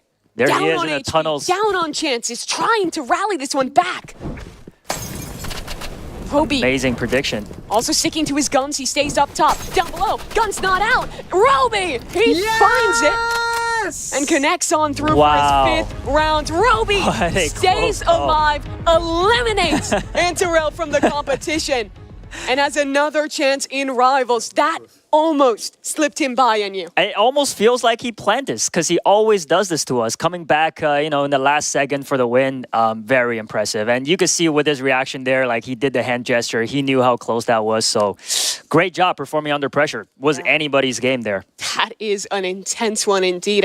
It feels like that map plays so differently because I think you saw Roby was always successful with these long-range fights. Anterel was always winning at these close-range fights. But after that round, let's take a little peek at this leaderboard and talk more about it because that change-up in strategy from Anterel was almost enough. Right. And looks like Roby, his chance stays alive. And going into the 3rd Rivals match, he might just have another shot at taking over going into the final obby. It would be him against Dudadud. All of these players said they loved the obby. It was one of their most played. Years upon years of experience across these players. But for Anterel, the most experienced member on the stage today, unfortunately, that ends his competition. He had his moments. He almost brought it back. But today, Anterel has to walk home empty-handed. Let's hear it for him, though. He definitely had skill on display. He really showed his worth in Blade battles, qualifying through early off of that. A player who put a lot out onto that field today. Keep your chin up, pal. Well done. Would love to see him competing again sometime, but today, unfortunately, it comes down to seconds. It comes down to 1 round, and he will not be moving on. Yeah, it was a very, very close call. I'm still pumped. Yeah, and I feel like you have to be as well if you're the player who made it through. Roby here, he has another game to play. And it's going to be against another competitor. Yeah, this is it, folks. Last chance for Dud and Roby. Who will move on to compete for $1 million and who will be going home? Give us your answers in the chat. Yeah, I'm interested to see what they say. I think Roby is, you got to look at him as a strong competitor, especially I think he showed great precision at range, the way he was beaming with that AR, but in the close quarters fights wasn't quite as strong. Dudadud, however, the biggest thing I'm looking at is a weapon change. Frankly, I don't think the minigun really cuts it against a strong AR player. I totally agree. If I'm going up against a minigun and I'm Roby, I want to play a longer range map and I want to just use the advantage of that weapon. Yeah, I totally agree. I mean, maybe Dudadud likes to ban the assault rifle, seeing how great Roby is. Honestly, that could be part of the strategy. Good call, yeah. I like that idea. Yeah. Of course, they're getting into the game now. It looks like they're starting to go through their bans. And it looks like we're going to be going to a little different map, Station. Talk to me about how this plays versus the other maps in the competitive pool. Station, to me, is it going to be Station? Oh, I apologize. It's actually Docks. Docks. It plays a little similarly. Another one of those maps with a lot of cover, a lot of buildings to get up in. Right. Yeah. You know what? Docks is definitely one of the fan favorites. So great map to end this last round on. Yeah, like you said, a lot of cover, a lot of buildings. So map knowledge and movement will be key. Staying on the high ground, very important. And look at this pivot. Dudadud is moving to the classic AR revolver. I think that's a good choice. Great change in strategy. And the sniper rifle. For the sniper. He's staking his chance at $1 million. Wow. On a new weapon. It's a game about movement and avoiding that sniper, and soon Dudadud will see that glint. He'll 80-80 strafe his way on through and deal a lot of damage to start. I mean, I believe Roby, with his accuracy, the sniper rifle could be a good choice here. Could be. Revolver always in his back pocket. It's a bit more cumbersome than the other weapons in the game. And I love this. He's playing to his advantage. Stays in the low ground. Yep. Doesn't want to give range to his opponent with the sniper. Yep. And Roby last round did chase a lot, but this time deciding to stay on the rooftop and not playing too aggressive with a sniper rifle. Definitely the right choice. You see the clock at the top of your screen. When that runs out, yeah. What's going to happen then? I have no idea. It is actually so rare that it happens in Rivals. I believe then it should be the player with the more health winning that. We'll see if we get there. It's kind of a rarity to see Rivals actually play this slowly. Yeah, I hope it doesn't get to that Close point. range revolver. How does he win it? That's the sidearm coming up on top for Roby. Wow, very impressive. I'm astounded. True precision from him. And looks like the votes are in. Over 3,000 votes. 77% going towards Roby for winning this final match. Let's see if he can pull off. He nearly hit that midair. And it's almost devolving into a bit of a game of chicken. Yeah, Dudadud need to stay under cover and try to move closer towards Roby. But that revolver shot is also very deadly, so he still needs to be careful. The dash with the melee weapon equipped as well is a powerful tool to reposition into ways your opponent may not expect. Dudadud, he's just vying for information here, jiggling in and out of every corner. He spots out his opponent. Dips away. Does Roby go in for the kill? Does he want the hunt here? He does. Close in, trying to switch to his weapon. He's got nothing out. Oh. And he loses this round. Game tied again. Yeah, interesting choice there. Not sure why he pulled out the fists. I think he was trying to throw a grenade. He thought he had more space, but then got kind of caught off guard and it looked like almost panicked a little bit with the util. Yeah, it is always dangerous to play so aggressive with a sniper, so... Looks like he completed some tasks there. Yeah, thus far he has not hit a shot with the sniper, but now he lands one. 70 damage onto Dudadud. But of course, he needs more than just that. The damage is good. Beaming him down. Switch to the revolver. They're both on the secondaries, and Dudadud takes the lead. All three gunfights have been close quarters. I wonder if Roby decides to change weapon at some point here. Sticking with the sniper rifle. I believe you're locked in once you choose. Oh, you can't change now. So, oh, wow. Well, he is committed to that sniper. Wow. He made his bet. He has to lie in it now, and whether that's one that'll bring him to the $1 million round or send him home empty-handed, could it be the revolver to do it? Good utility with the molly, trying to find it. Dudadud wins out in the duel of the secondaries, and he's up 3-1. Oh, man, but if we know anything about Roby, he could pull off some miracles with comebacks, so I would not be surprised at all. He was in the pole position last game. Nearly let it slip. Great He movement. closed it out. Deciding to not stay in the high ground this time. Yeah, Dudadud staying inside these buildings. He knows his advantage. Yeah, it's so silent in this room. I feel like I could hear a pin drop. It's so intense. And you look over at the competitors. They are so Locked in. They know what's at stake. If you were one of these competitors that made it within a hair's breadth of qualifying. What was that? I think just he got a breaking hit the window marker on there. that. I believe that gives you one when you do break that. Not sure though. Could have even been a connection onto one of the barrels. Definitely wasn't onto Roby. He's still sitting at full health. Where is he though? They're both inside of buildings here. Bit of a slower game yet again. 30 seconds left. Making a lot of steps here. Roby on high, revolver in hand. Down below, quick scope in, doesn't connect the That was shot. so close. And now with a lower bit of health, he has to win it out practically with just a revolver. But Dudadud's got the same. It's gonna be a standoff between these Cowboys. Roby chasing down his opposition. Revolver in hand, the lower HP, and the time, that runs out. Oh.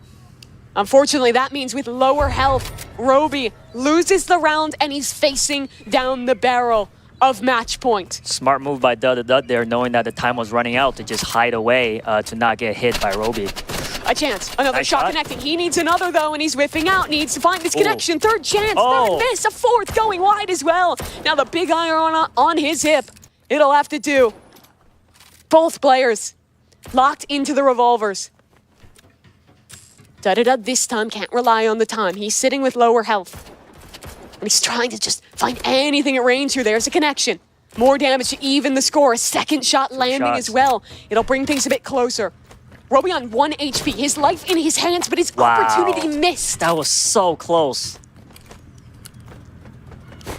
His fourth shot with the sniper miss. He needs precision if he wants a chance at $1 million. Just barely spotting his opponent. Dudadud not giving him an inch. Playing off this time. Yeah, he could Playing off his also play advantage. it safe here this time. Yeah, bounced into the air. He knows he's off the HP advantage, and Roby, with lower health, he has to make the play. The onus is on him. His life, it's in his hands. And this game will be decided in the next 20 seconds. A game practically of hide and seek at this point. And Very where's he true. gone? Dudadud, he's hiding. He's locked Look in at that towards the smirk on his shipping face. container. He knows what's happening. knows what he's doing. Roby, it's desperation. He's running. He's trying to find his opponent, but there's just no time. The time is up. Dudadud, Wow. he wins the round, and he's our second contestant, progressing to the $1 million round. Incredible. Very Right. strategic. Relying a lot on his smarts this time rather than his gun skills. And for Roby, I think a brutal way to lose this one out. He took a risk picking into that sniper rifle, and it did not pay off today. Yeah, I wonder if he regrets that decision. Maybe we can ask him later. I imagine it'll be something he's thinking about for a fair bit of time.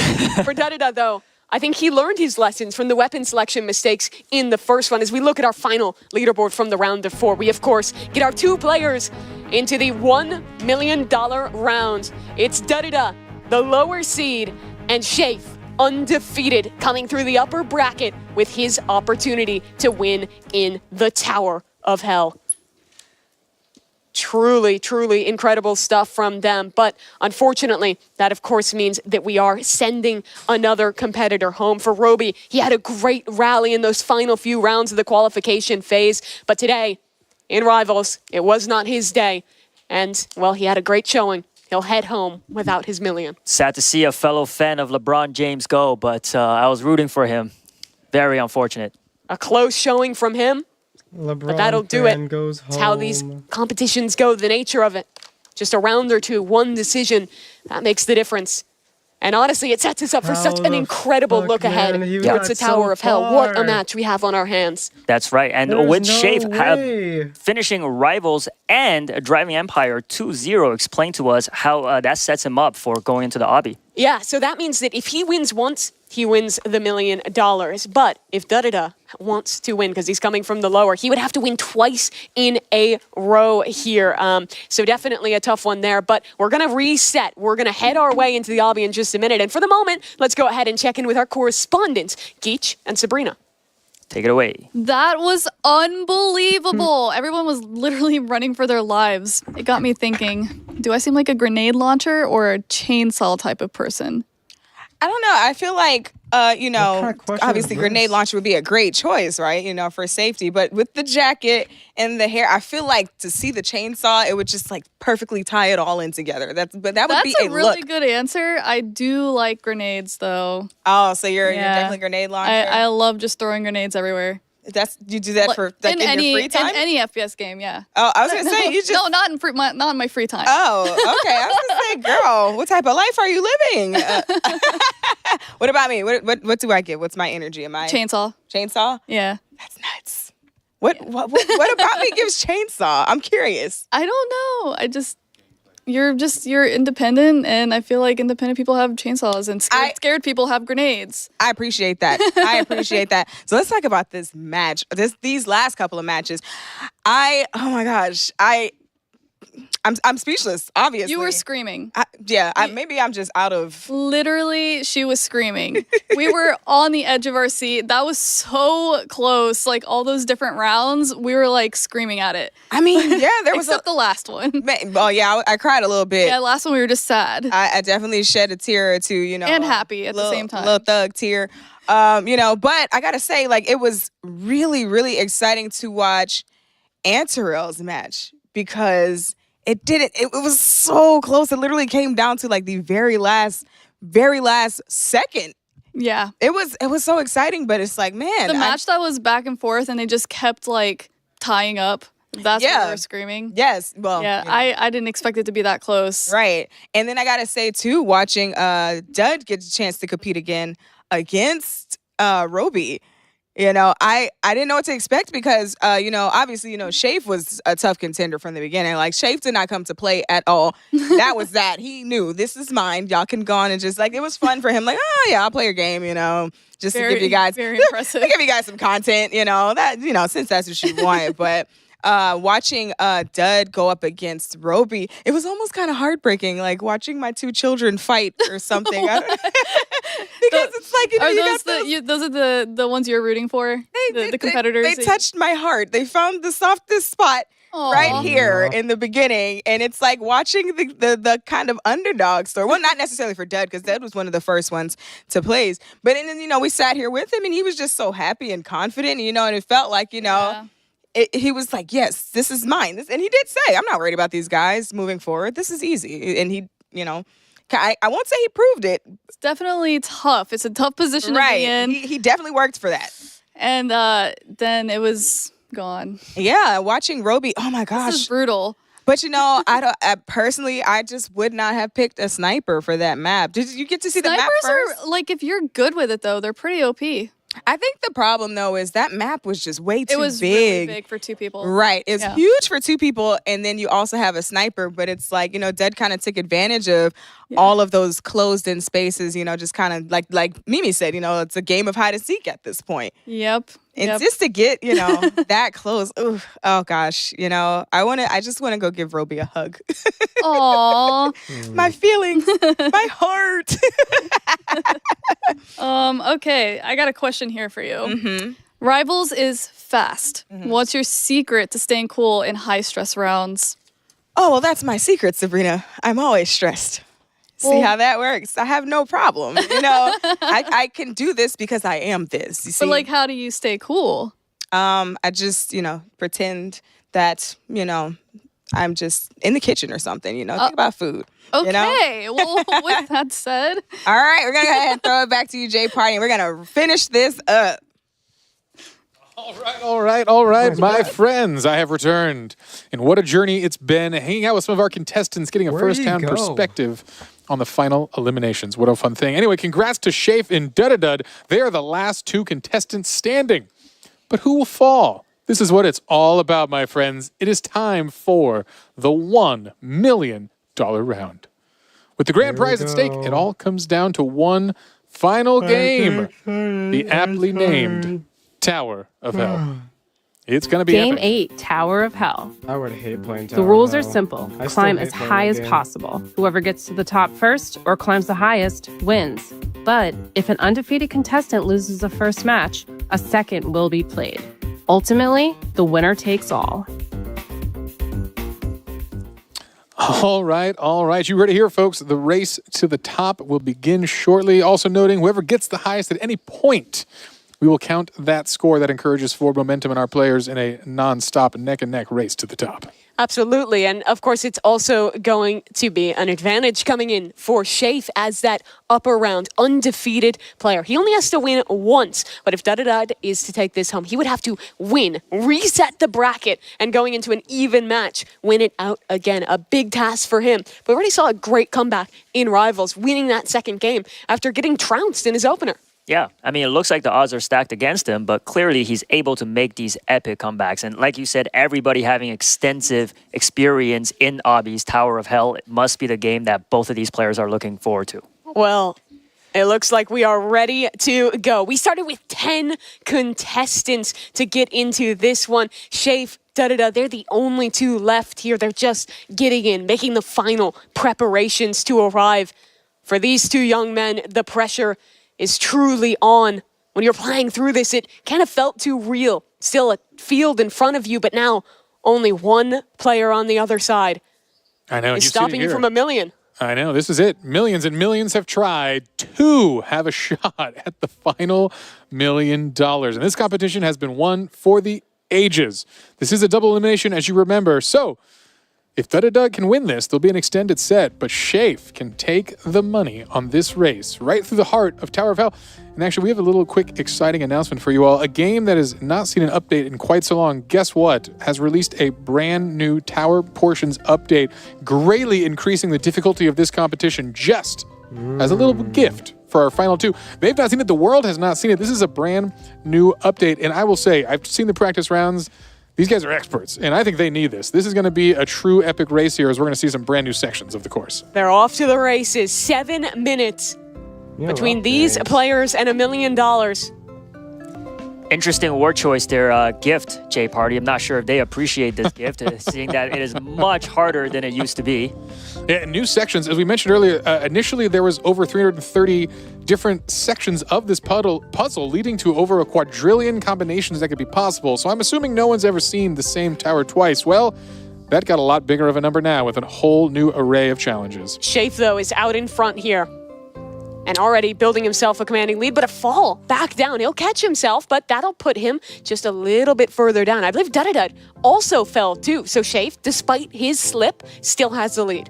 Yeah, I think we're going to see a couple falls here today, but thankfully, actually, Shafe had a pretty forgiving one. Did not hit an obstacle and fell almost on the same challenge he's on right there. So again, not losing a lot of time in the grand scheme of things. Dudadud is hot on the tails, though. You see him catching up already here. And as you can see on the sidebar there, we can see each player's positions in the race. It looks very, very close. They're just neck to neck.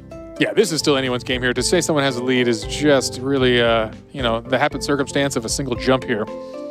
You see how close they are. Oh boy, in this section, I'm not even sure I understand how to proceed here. I think both players getting a little confused there as we see a fall from Shafe. Oh man. Yeah, this is going to be a rough one. Smile on his face in good sport as he heads to the bottom, knowing he might be joined by a friend shortly here. And there we go. That was a wild section. Even with Observer Cam, I'm not sure I understand how to progress through that one.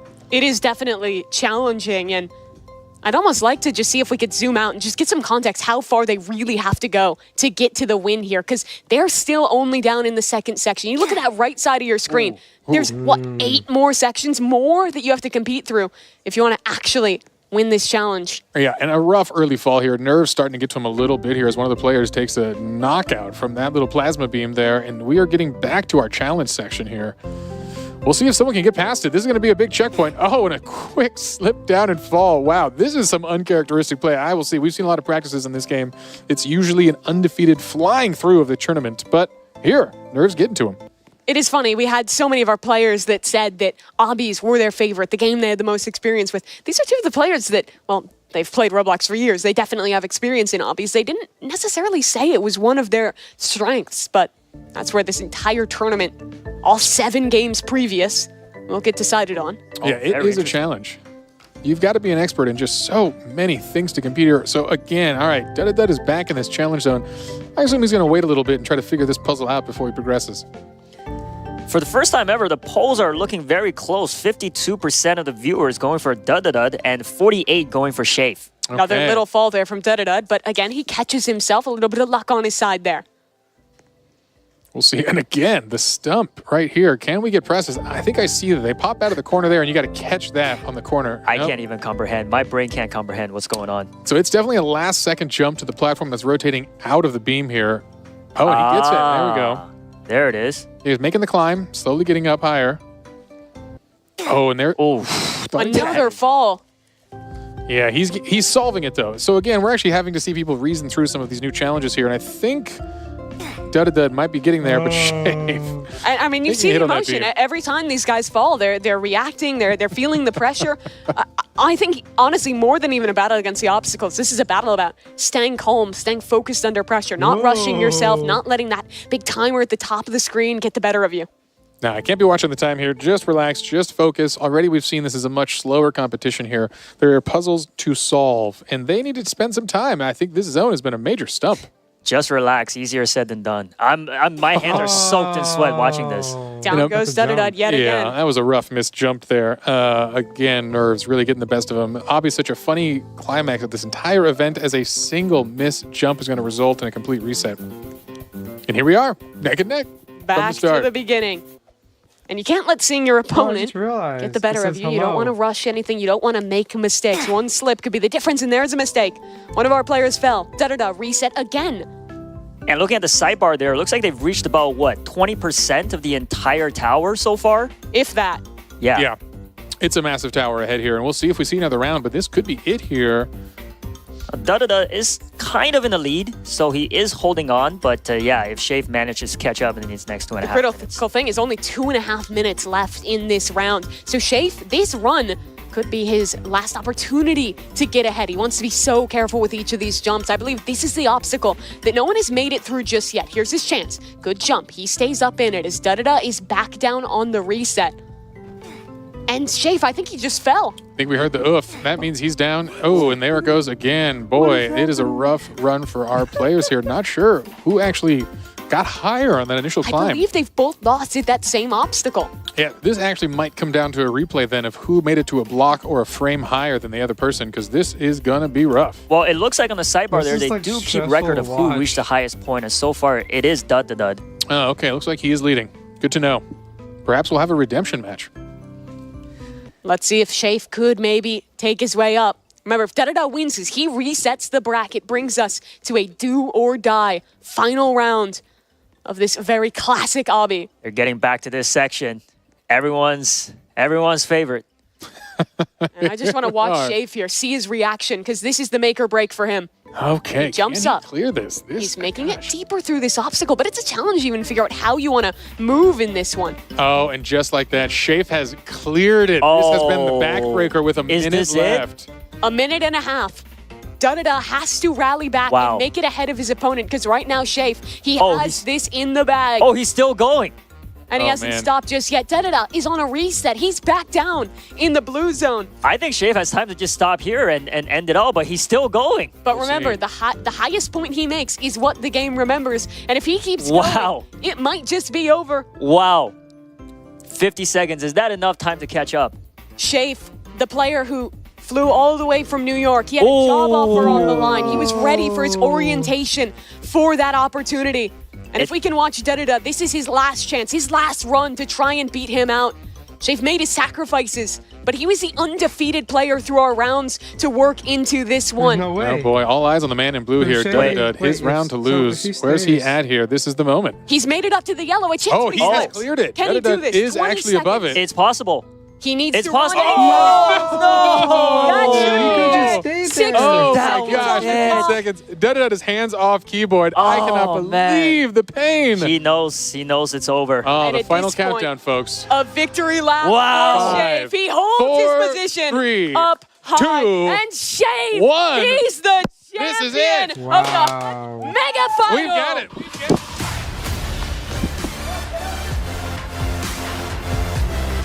Shane won. All right, folks. We officially have it. Shave, my friend, you're still standing. An incredible run here. Well, we've got a little gift for you. Hopefully, this will ease your nerves here. Something a little exciting here. This will be your prize. So, Shave, congratulations. I still can't believe it. This has been a fierce, fierce competition. A shout out to everyone. We thought we'd bring some friends out along the way. All 10 contestants are here. The skill, the smarts, the determination to make it here. It's been an incredible journey. Congratulations to everyone. But here, let's take a big shout out again to Dudda Dud. He had an incredible journey there.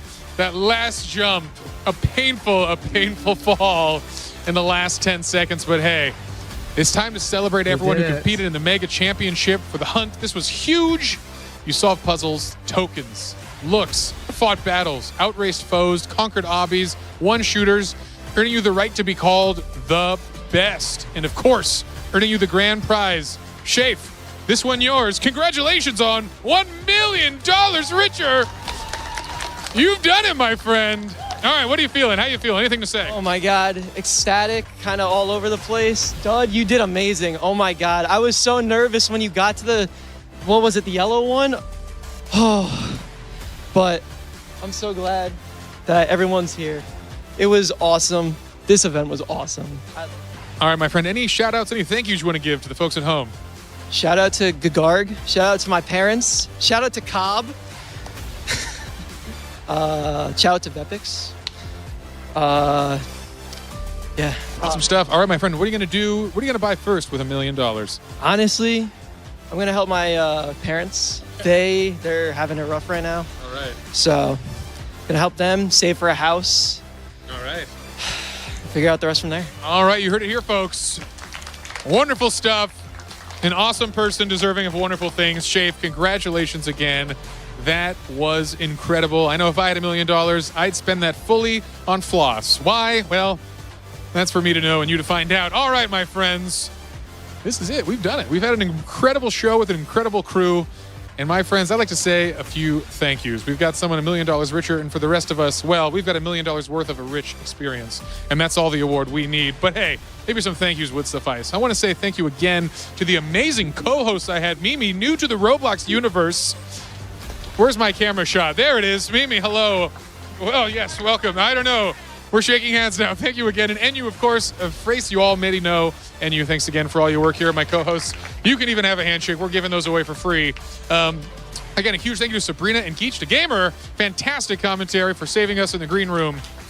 Some wonderful stuff, hanging out with some cool folks. We couldn't have done it without you all. But really, the key here is all the incredible contestants who competed in an insane competition with millions and millions of folks and everyone who participated in the hunt. This was a massive community event. One of the biggest events we've ever had on the platform, actually. It was huge. It was absolutely incredible to see you all compete and all leading to this moment. Again, I want to give an amazing shout out to the whole crew that makes this possible. You might not see it at home, but there are a lot of folks behind a lot of fun cameras and a lot of important switchers making this whole show come alive. So thank you all to the crew. It has been amazing. I want to give a big thank you to the talented creators. That's right, the folks who updated these games, the 25 hunt participants. Again, Roblox is nothing without its creators. Y'all developers make this stuff magic. I know almost each and every one of you who helped with these games personally, and it's been an incredible run. Thank you for all the gifts, all the additional work of updates that you have provided us, including that surprise Tower of Hell one for our folks at the end here. Again, incredible stuff. All right, well, thank you for always being insightful and entertaining to our live streaming content creators who joined us, some special guests. But folks, the most important person of all to thank. And that's not me like you may think. It's you at home watching. All of you, again, appreciate you tuning into the end. An amazing journey. Roblox is possible because of all the folks here, all the magic, the folks at home. Again, I can't say enough. But hey, I'm tired of talking here. It's time to celebrate. This concludes the Hunt Mega Final. So folks, I'm Jay Party, here to say, we'll see you all next time. This has been a show. Wow.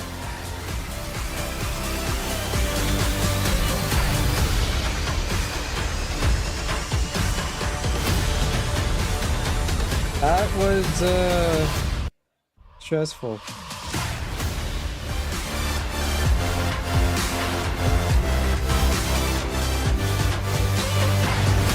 Well, I mean, it's over. I really can't really. Yeah. That was cool. That was 4 hours of stress. This is not gonna help with my my health. I guess I can just say mental health issue. But oh well. I'm gonna end stream here. It's been real. Not really. Not. I mean, this was crazy. Oh, okay. Why is Michael Jackson there? All right, whatever. Oh, Kendrick's here too. All right, I'm gone. There's no more to this. You guys can leave. Literally no one's watching. I forgot. God, my friend was right. I'm never gonna get viewers on my stream. Oh well. All right. See ya.